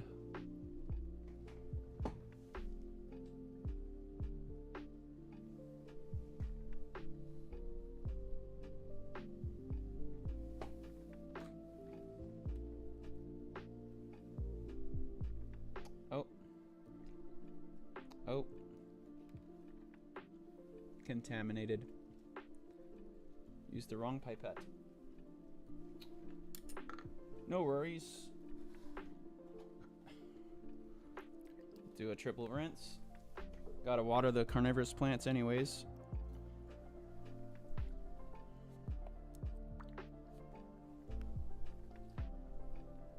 Sick.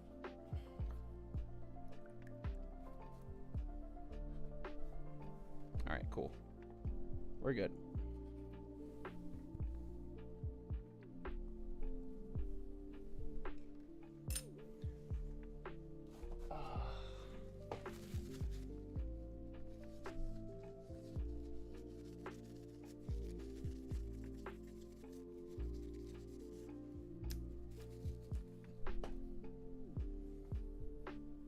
Alright, last sample of lichen.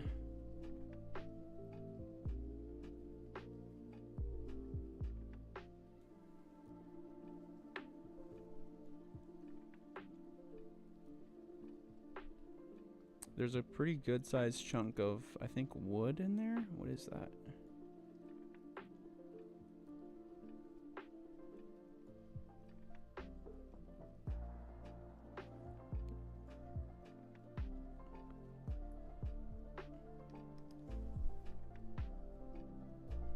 Oh, you know what? I'm gonna take, here, wait, let me switch here. Desk. Where'd my tweezers go? I was using them earlier. Oh, here we go. Dun da da dum.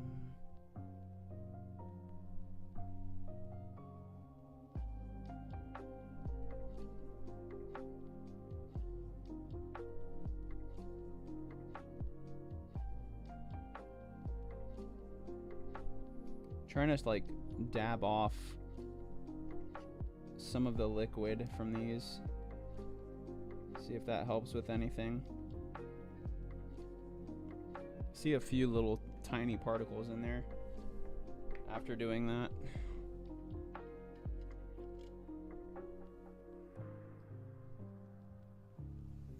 So yeah, my wildlife experience comes from a lot bigger animals than, a lot larger animals than microorganisms. So I've done a lot of work with invasive species like tegus, Burmese pythons, iguanas, Cuban nightingales, tokay geckos, Bohemian curly tails, red-headed agamas, New Guinea flatworms, which were kind of more of my focus, like university-wise.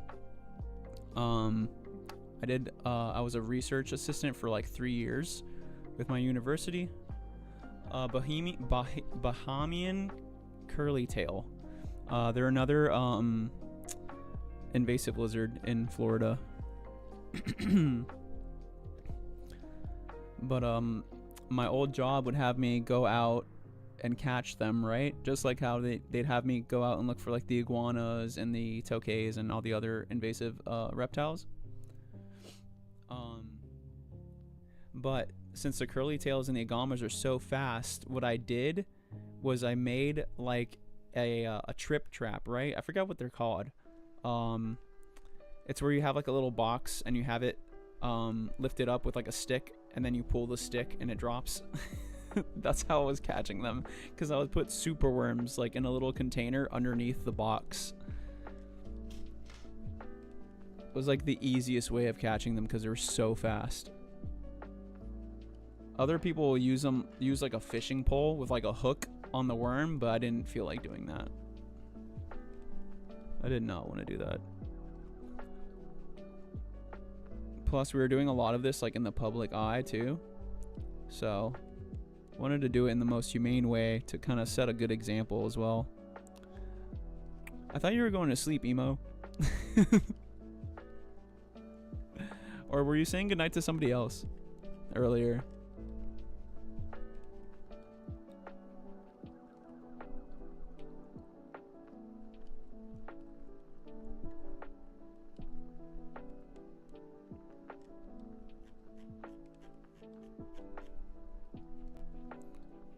Oh, you thought I was? Mistook you saying night to someone as you saying night to us. Oh, okay, gotcha. Let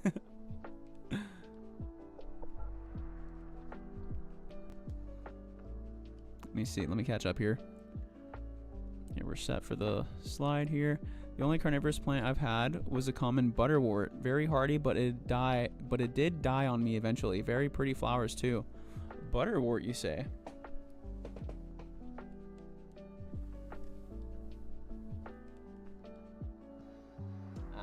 I can't grab them. They're all like rooted, but I have a couple of them that I have in here for fungus gnats, and they do a fantastic job of catching them. And the pitcher plants are actually really good for sugar ants. Oh, gotta drink that tea.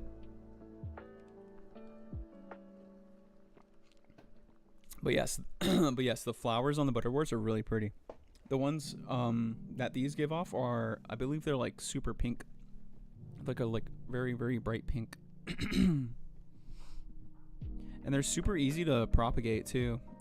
If you put them in like a little plastic hot sauce container with wet paper towel, with distilled water though, of course, just take one of the little leaves, pluck it off, put it in there, and it'll grow into a whole nother pinguicula or butterwort. That makes more sense. I was like, Bohemian. I hear those are good for catching hobos. Don't even need to put in it. They just think it's a nice shelter. God damn. Okay, I read that part. I hear Florida has a lot of issues with invasives. Is there a plan to deal with them?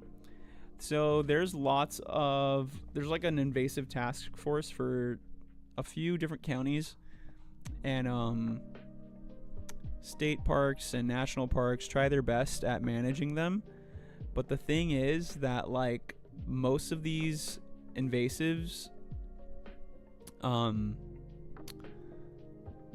state doesn't really like jump on them in time. Like by the time they start worrying about them and putting money towards controlling the populations of them, of like a new species, they've already like reproduced like crazy and taken a foothold like in the ecosystem. Like with the Burmese python, they waited so long to take care of that. But it was also because so many got released all at once too. It was during Hurricane Andrew, which was one of the like most destructive hurricanes in Florida. Came through and destroyed a warehouse in South Florida that had a whole ton of Burmese pythons in it. And after that, they started seeing a sharp decrease in roadkill sightings of mesopredators. Mesopredators being like raccoons, possums, small mammals, but not small enough to be considered like basal like prey animals in the food chain. But there was like a sharp like 99% of roadkill were like, what's the correct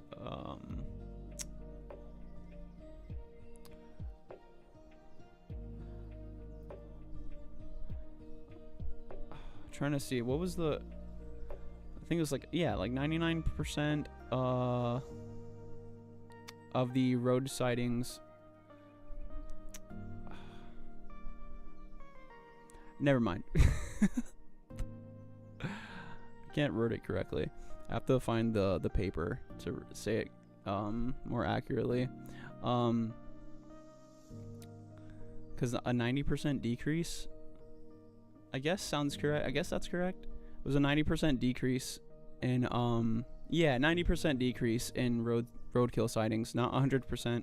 There are still some, but compared to earlier years, it was significantly less roadkill sightings of mesopredators in the national parks, and they correlated that drop of roadkill with the with sightings and captures of Burmese pythons. Let's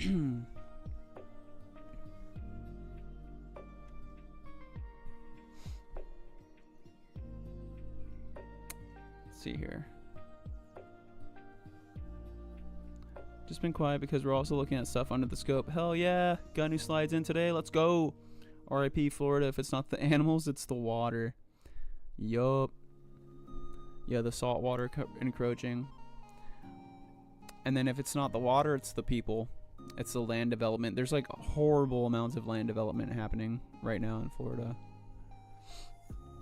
But luckily, a lot of people are being vocal and pushing back on that.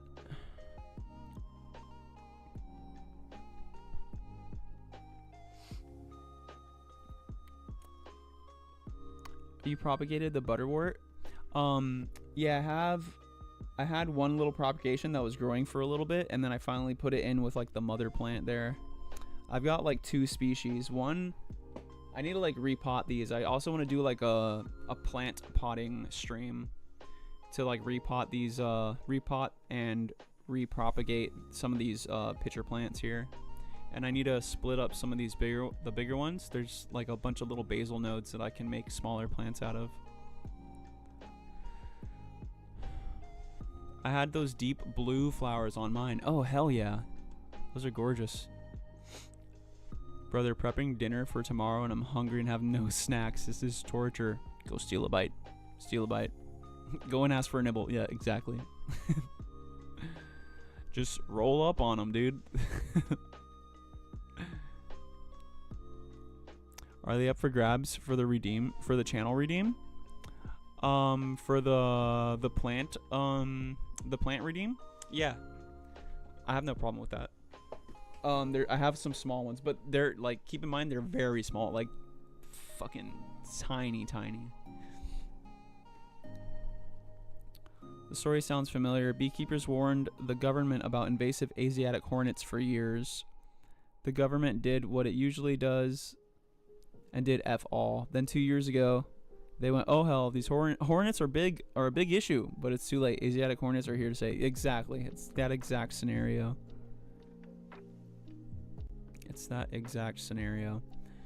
And then, so they tried to kind of like slow down the spread of tegus and iguanas, right? Iguanas are, there's no way in hell that iguanas are going to be removed from Florida, because they've been situated here for so long now. I think they're almost considered naturalized from how many iguanas there are.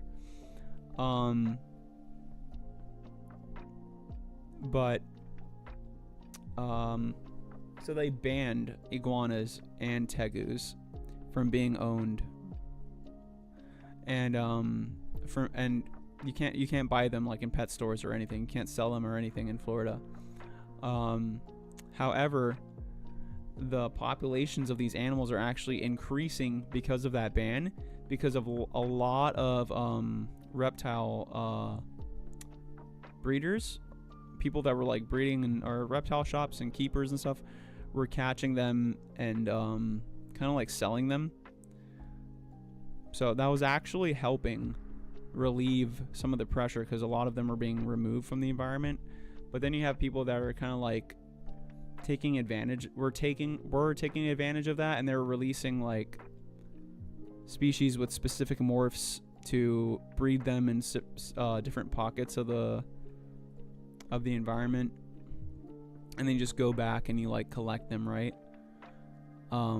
Because there was like albino ones, there was like red ones running around, ones that are like expensive morphs that someone wouldn't just have get out, like they wouldn't have it an enclosure that they would be able to get out of easily from how much those are worth, let's say. Huge oof.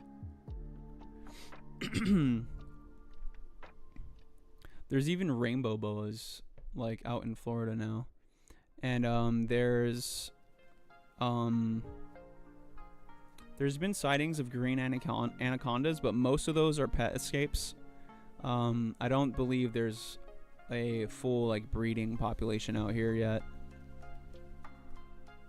There's a site that you can go on called EdMaps, and it'll show you like sightings of all these invasive species all throughout Florida. Actually, it might even go further than Florida, but it's a really good resource for seeing like the spread of these seeing the spread of them and reporting invasive species. It's like iNaturalist, but all focused on invasive species alerts. We're looking at the ones for monitor lizards, and someone found a fucking crocodile monitor at an airport. Insane. If you're not familiar with what a crocodile monitor is, it's the longest lizard in the world. Komodo dragons might be the heaviest lizard, but crocodile monitors are the longest.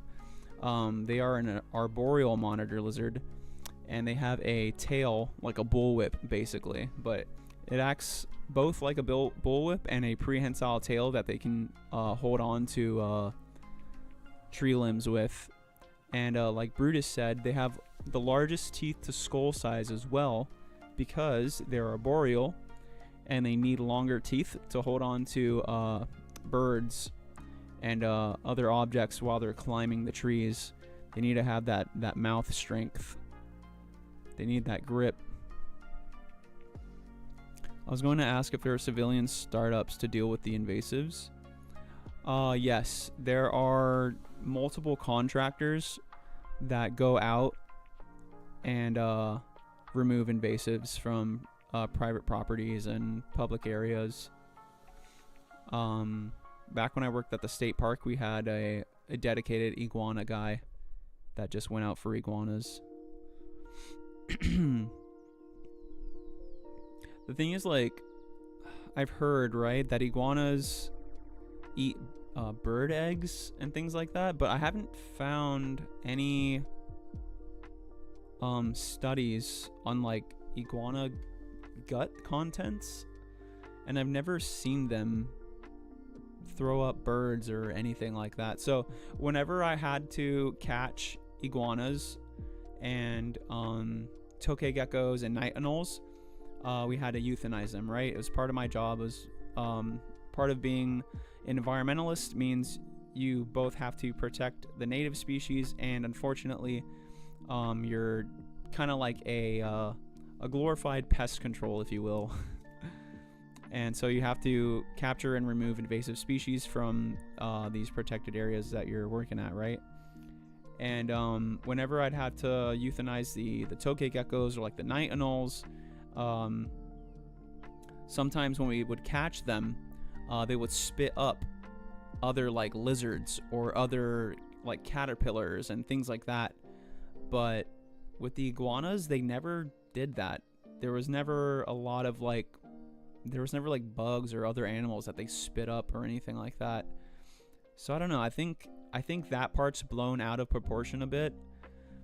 I think the main reason people don't like them is because they dig holes in like the foundations and things. So it's more of like a structural nuisance.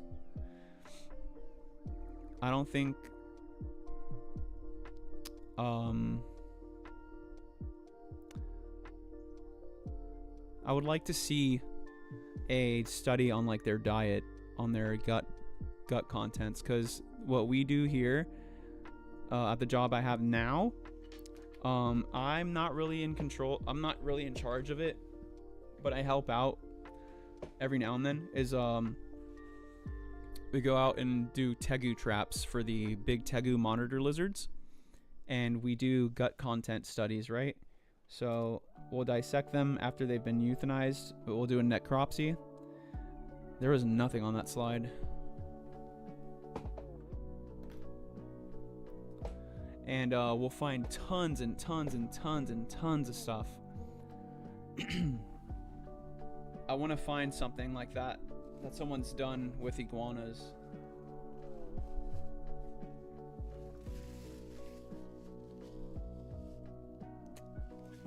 Actually, there's no reason I can't. Actually, the next time we get an iguana, because we don't euthanize. We have someone else that goes out and catches the iguanas. And if we do catch an iguana, they get euthanized, but we don't do the necropsies on them too much because I believe we're focusing more on the tegus. But a quick gut content study on that would actually be pretty cool, just to see what they've got in them.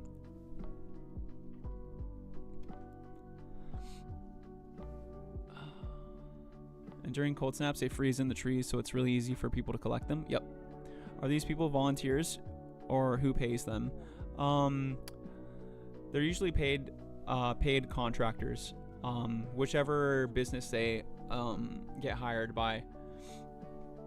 It could be like a state park. It could be like a hotel or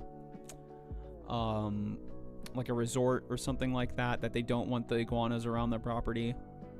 So they've been hired by the state. They've been hired by the federal government and stuff like that. They get work out here.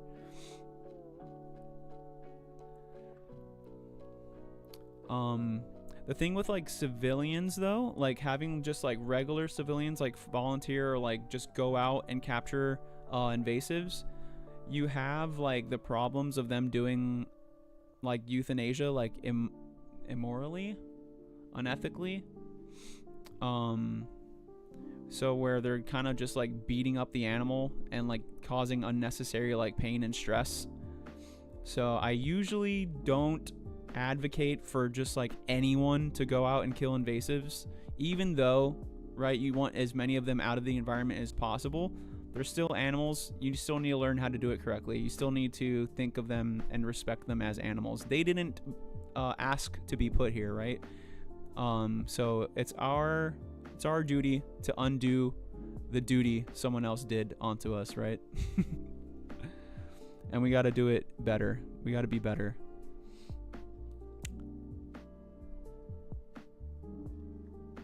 Have you seen the Fishing with Garrett guy? I have. Unfortunately, he is not. He's kind of looked down upon locally because he kind of hangs out with like people who sort of I would say, what's the word? Exploit the environment in a sense. There's people that will like. He's close with a lot of the people that will catch Burmese pythons and other invasive species, and then they'll hand them off to each other, making like viral videos and shit. And you'll be able to tell that it's the same species of animal by looking at the different videos and matching the patterns of like the snakes and shit. So I usually don't I don't have any good experiences, or everything I've heard about him from people who like actually know him have nothing really like good to say. But then again, I don't know the dude. I've never met him either. Maybe if I talked to him and got to know him a little bit better, maybe I'm hearing things from the wrong side. But as far as I know, I have not gotten a good impression of him yet. Desk. The same with this guy that used to be known as the real Tarzan. I'm tired. Hi, tired. I'm Brutus. Holy shit, I didn't even realize it was 12:40. I'll get off. Let me read up here a little bit. Must be rough, even though they're invasive. It's a shame those animals need to die for basically just living. It is. That's ultimately also why I quit my old job, because I was doing a lot.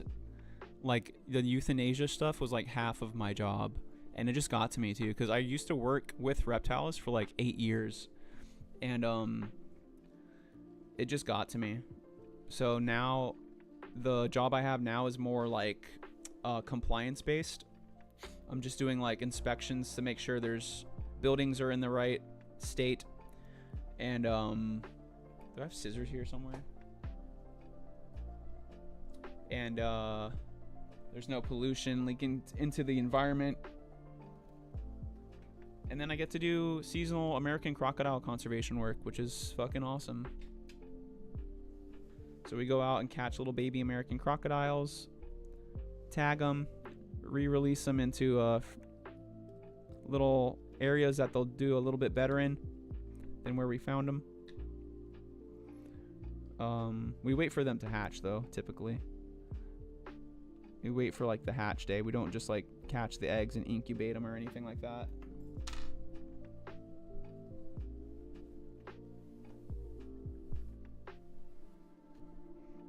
Let me get this sampled water here. We're just going to take a quick look at this stuff.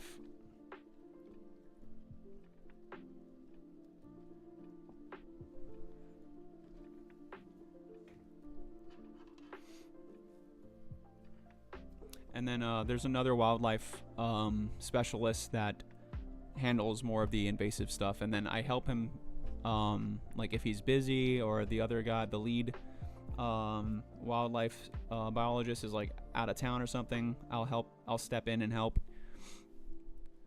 But it's only on occasion now, thank God. Shame. Like, tokay geckos are so cool. They are, dude. They're beautiful. That like slate blue and like red polka dotting is like so sick. I haven't seen a gecko in the wild, only as pets. But yeah, they're very cool, cute too. So we have, if you're in South Florida and you're outside at night and you hear, that's a tokay. Tokay and lychee geckos are probably my favorite. Ooh, lychees, I love lychees. Leachianus, hell yeah. I would love a lychee gecko. Even got a tokay print from Baron. Dude, that print came out so sick, dude. I loved the quality of that shit. I'm so glad you're able to get a hold of it. Yeah, I hate when people use dogs for it. It makes me sad. They use dogs? What the hell, dude? I didn't even know that. These animals don't do anything malicious after all. Yep. Yeah, I was gonna ask how you felt about him. I will respectfully put an invasive in the frying pan if I can eat it. As long as it's euthanized properly. A lot of the invasive species out here have a lot of mercury, though, so I do not recommend eating them. Is that the yoink guy? Correct. Yeah. Yeah, I've had my own thoughts about his videos. Yeah. Your gut intention is correct.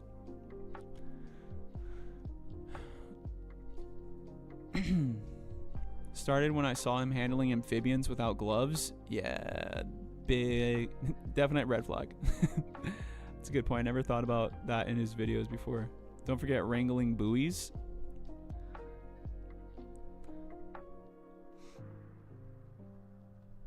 Oh, yeah. That as well. That is another part of my job. I do buoy checks. They'd have to pay me a minimum of $1 million to kill a tokay, even though they're blue. Oh, that's cool. Do they get chips, or how do you tag the crocodiles? Yeah, they get, bro, what the fuck? A 1-minute ad. Do they get chips, or how do they tag?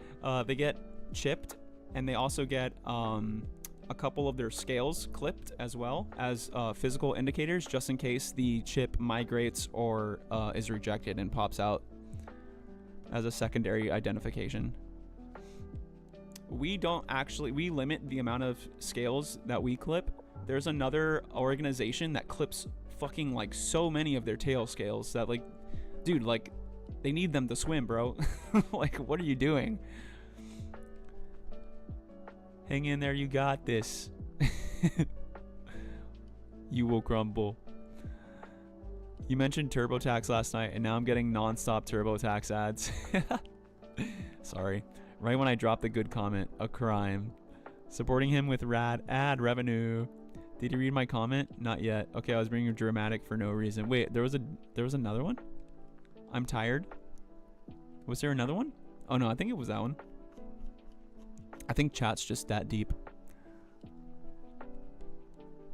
Okay, I was being dramatic for no reason. I mean, I won't eat an iguana, but tilapia? Absolutely. Tilapia's fire. I love their little growls.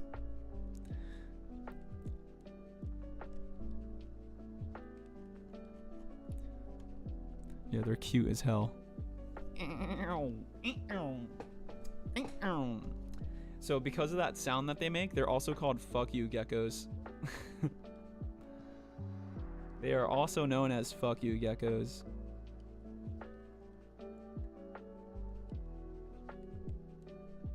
Fuck you. Fuck you. But that's kind of like how they got the name Tokay, because it sounds like Tokay. Like Tokay.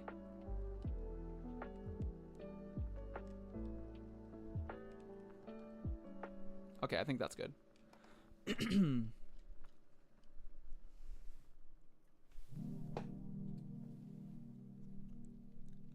I mean, fishes. I love some fish. Salmon is my favorite. I didn't know I existed as a tokay. Some fish are so bad, so gross. Pooch doesn't like a very fishy taste. Like her mom makes this salmon. It's like a specific salmon that she buys that has like a little more like of a fishy kind of like taste to it. But I love it. I think that shit's good.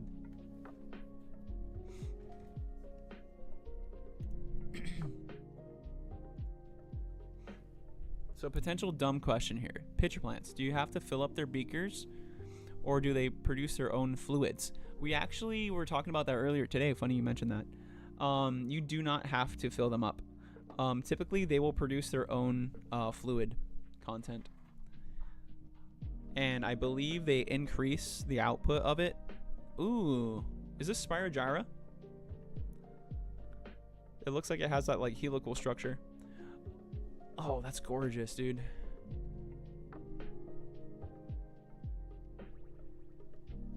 Let's zoom out a bit.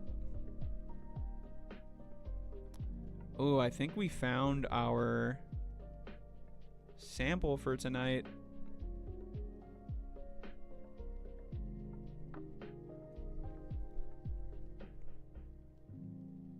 Whoa. Nematode? I don't know. It might not be. May or may not be. There's gotta be some crazy stuff here. There we go. What's that?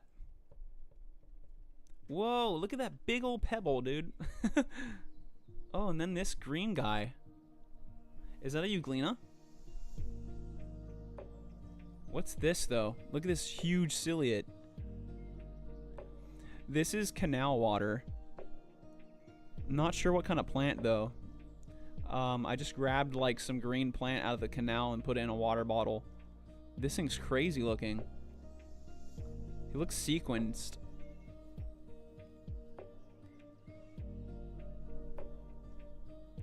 Yeah, this actually does look a little pokey. I didn't notice the spines on it, but... Ooh, what's this? Is this that thing you linked me? Emo? Yo, there's some crazy stuff in here.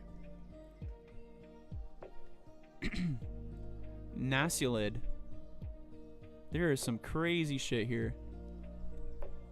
You said something earlier. It looked just like this. Dialeptus. Yeah, is that what this is?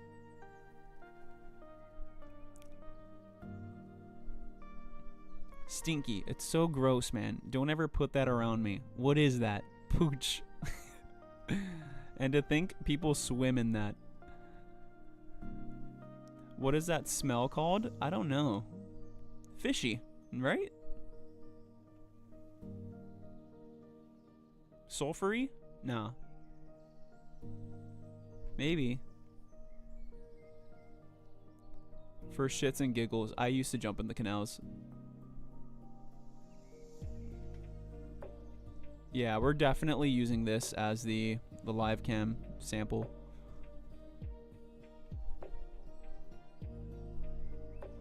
Let me catch up on chat here.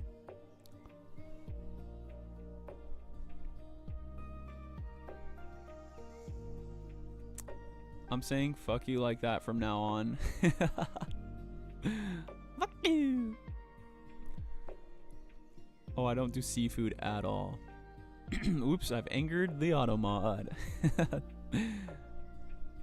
What about scallops, clams, and stuff like that? Looks like it, yep. Oh, hell yeah. Whatever it is, it's cool. Hell yeah, it is. Whoa, whoa, whoa. Wow, wow, wee, wah. Oh, did it catch something while I wasn't looking? That plant looks pokey. A little thorny. Is that some kind of, what's it called? Nasilid. Oh, the, oh, is it? The big one? Is that a Nasilid? I've seen Nasula's, Trick Tracks, ID'd one a while back that was purple and blue. Little rotifers. That kind of looks like something. Oh, it's not. Oops. Steam Deck is in the way.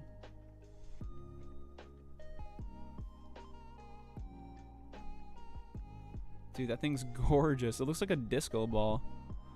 Where'd this other guy go? I wanted to get a closer look at him. Oh, what the hell is that?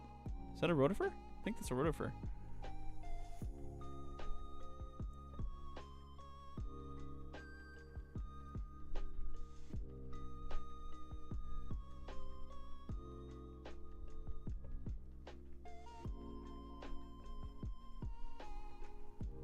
Oh yeah.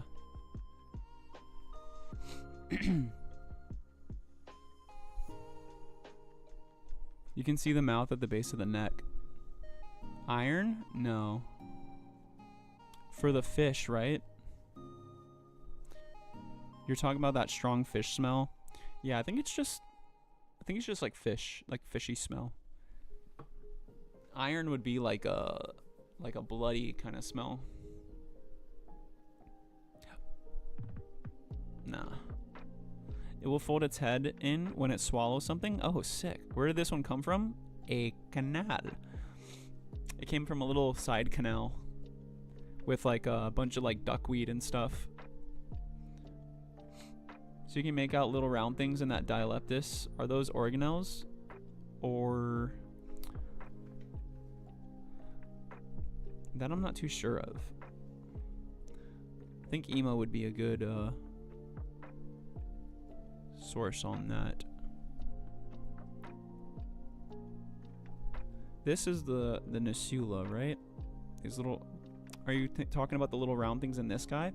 Or the round things in the other dude? I don't see him now, actually. I only see this one. Oh, he's over here now. That's why he moved. Moved out of the way.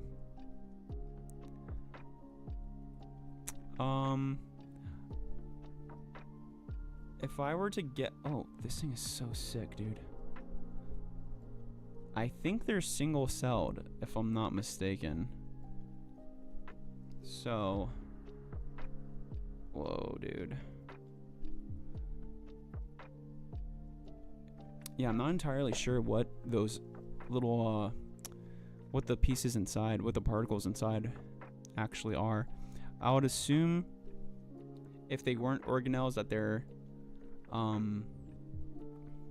sort of like lyses, right? Lyses that, break down proteins and do kind of like makeshift metabolism.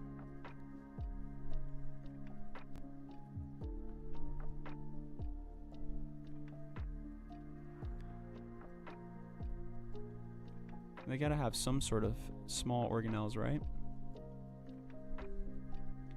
So the transparent cells in there are mostly organelles, and then the darker, slightly green one is likely food. Okay, sick.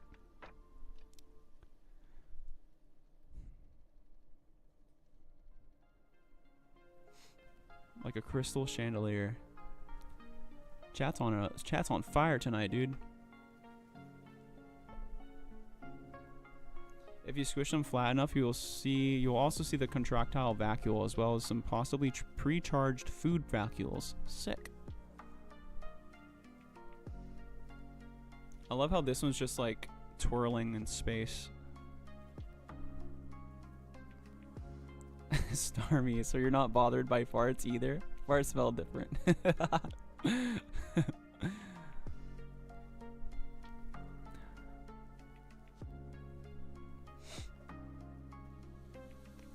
That's that strong sulfur concentration.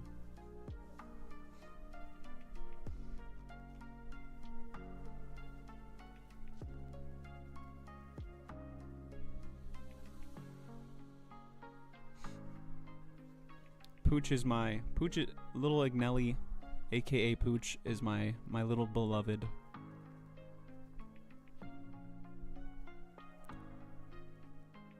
She's saying as in like the same chemical structure. Like if they share similar chemical structure. Thiols. Oh, I think we were learning about thiols a little bit, right, Pooch? In what's this guy? The Birkenstock guy? I think we learned about them a little bit. Organic sulfur compounds containing a sulfhydryl group. Oh, so a sulfur with a hydrogen group. Yeah, I think we did learn about in Orgo too. Oh yeah, and then they had us like sniff the fucking samples, and then if you smelled that that sulfury smell, you're like, oh, it has a thiol in it. Dude, throwback.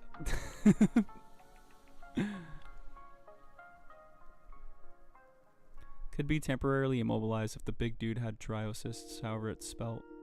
Thiols make your fart smell, but I don't think trimethylamine is a thiol. I think it's a carbon acid.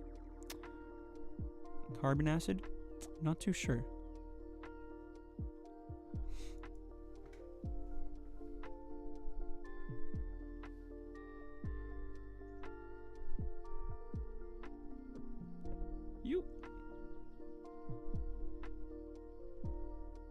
Alright guys, I think we're gonna end this here. I'm gonna start the live cam. But we're gonna raid out somewhere real quick. And then I'll start the live cam shortly after. But stay with who we raid. Show them some support. The live cam will be going for a while. So whenever you feel comfortable hanging out later on, come on by, show some love, show some watch some ads, help support the channel a little bit. Here we go. Let's see. Now I'm going to sleep. Emo. Can I duplicate a tab? Ooh, I can. Thank God.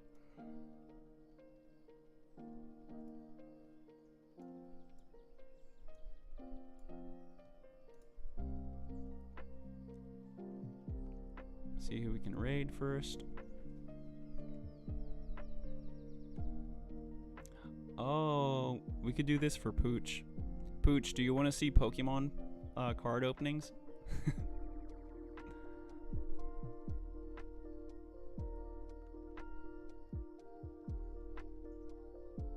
Trimethylamine is not a carbon acid, it's an amine. It's literally in the name. You're not an idiot. You're good. We are here to learn. We're all here to be dumb and we're all here to be a little less dumb, right? We all take away a little something more with each stream. I learned some history. We learned some new little microorganism species tonight as well.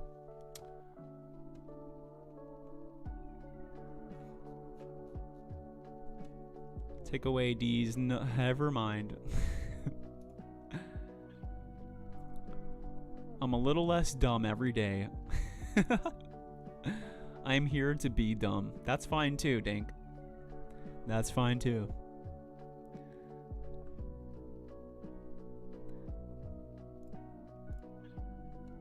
Oh wait, what was that?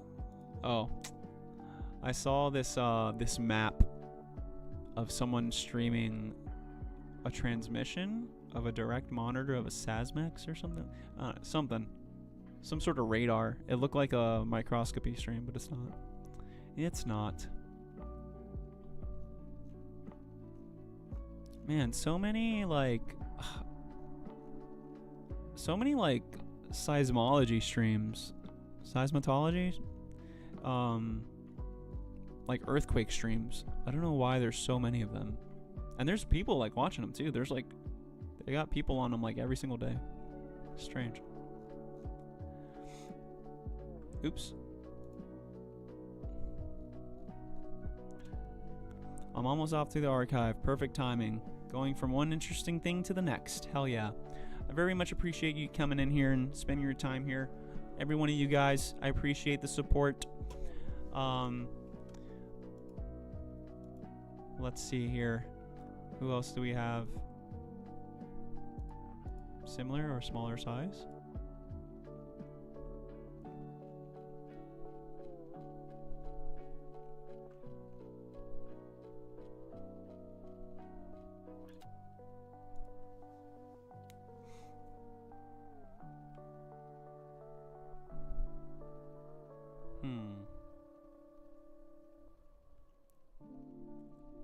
Oh shit, Meat Canyon streaming. Doing doodles?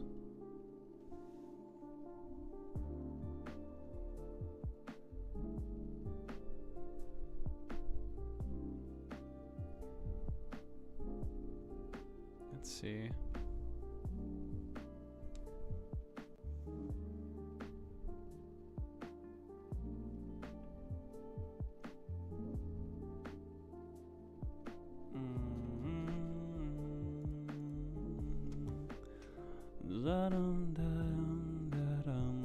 Oh, Jordad. Dude, hell yeah. Haven't been on his shit in a minute. What's he playing? Oh, he's playing Warframe. Sick. Let's raid the homie tonight. Alright, guys. There we go. Here we go. Thank you for coming by. We will be live later on tomorrow. I'm going to try to do a Everglades stream. Gonna talk to Pooch about it first. Gotta see something just to make sure we're good for that. If anything, I'll keep you guys updated in the Discord.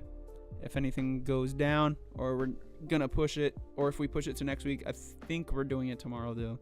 But I'll let you guys know. We'll keep you guys in the loop. But thank you guys so much for hanging out. Thank you for the raids earlier. Thank you for the follows. Thank you for the bits. Thank you for just chilling, being you, being amazing people. Thank you for watching. Thank you for vibing. Thank you for just supporting science communication.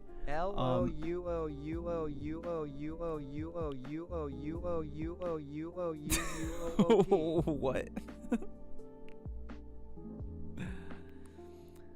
It's not the wife's permission. It's being considerate of my wife's time.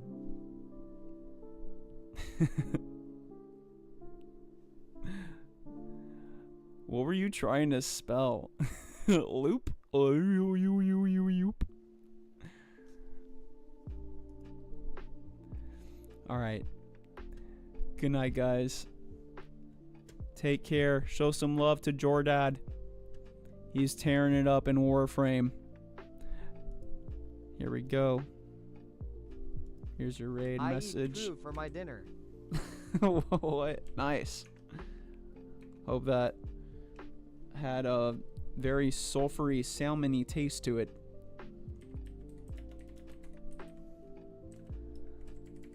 If you are a sub, here you go.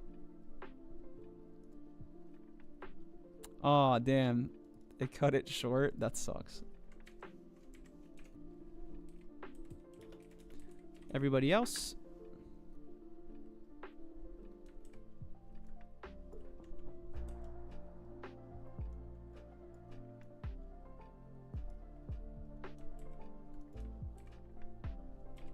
Okay.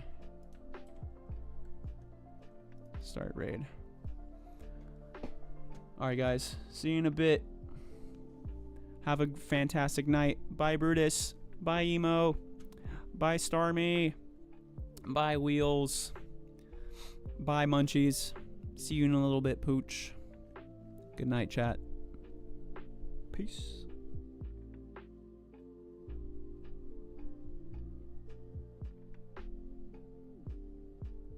Much love, guys.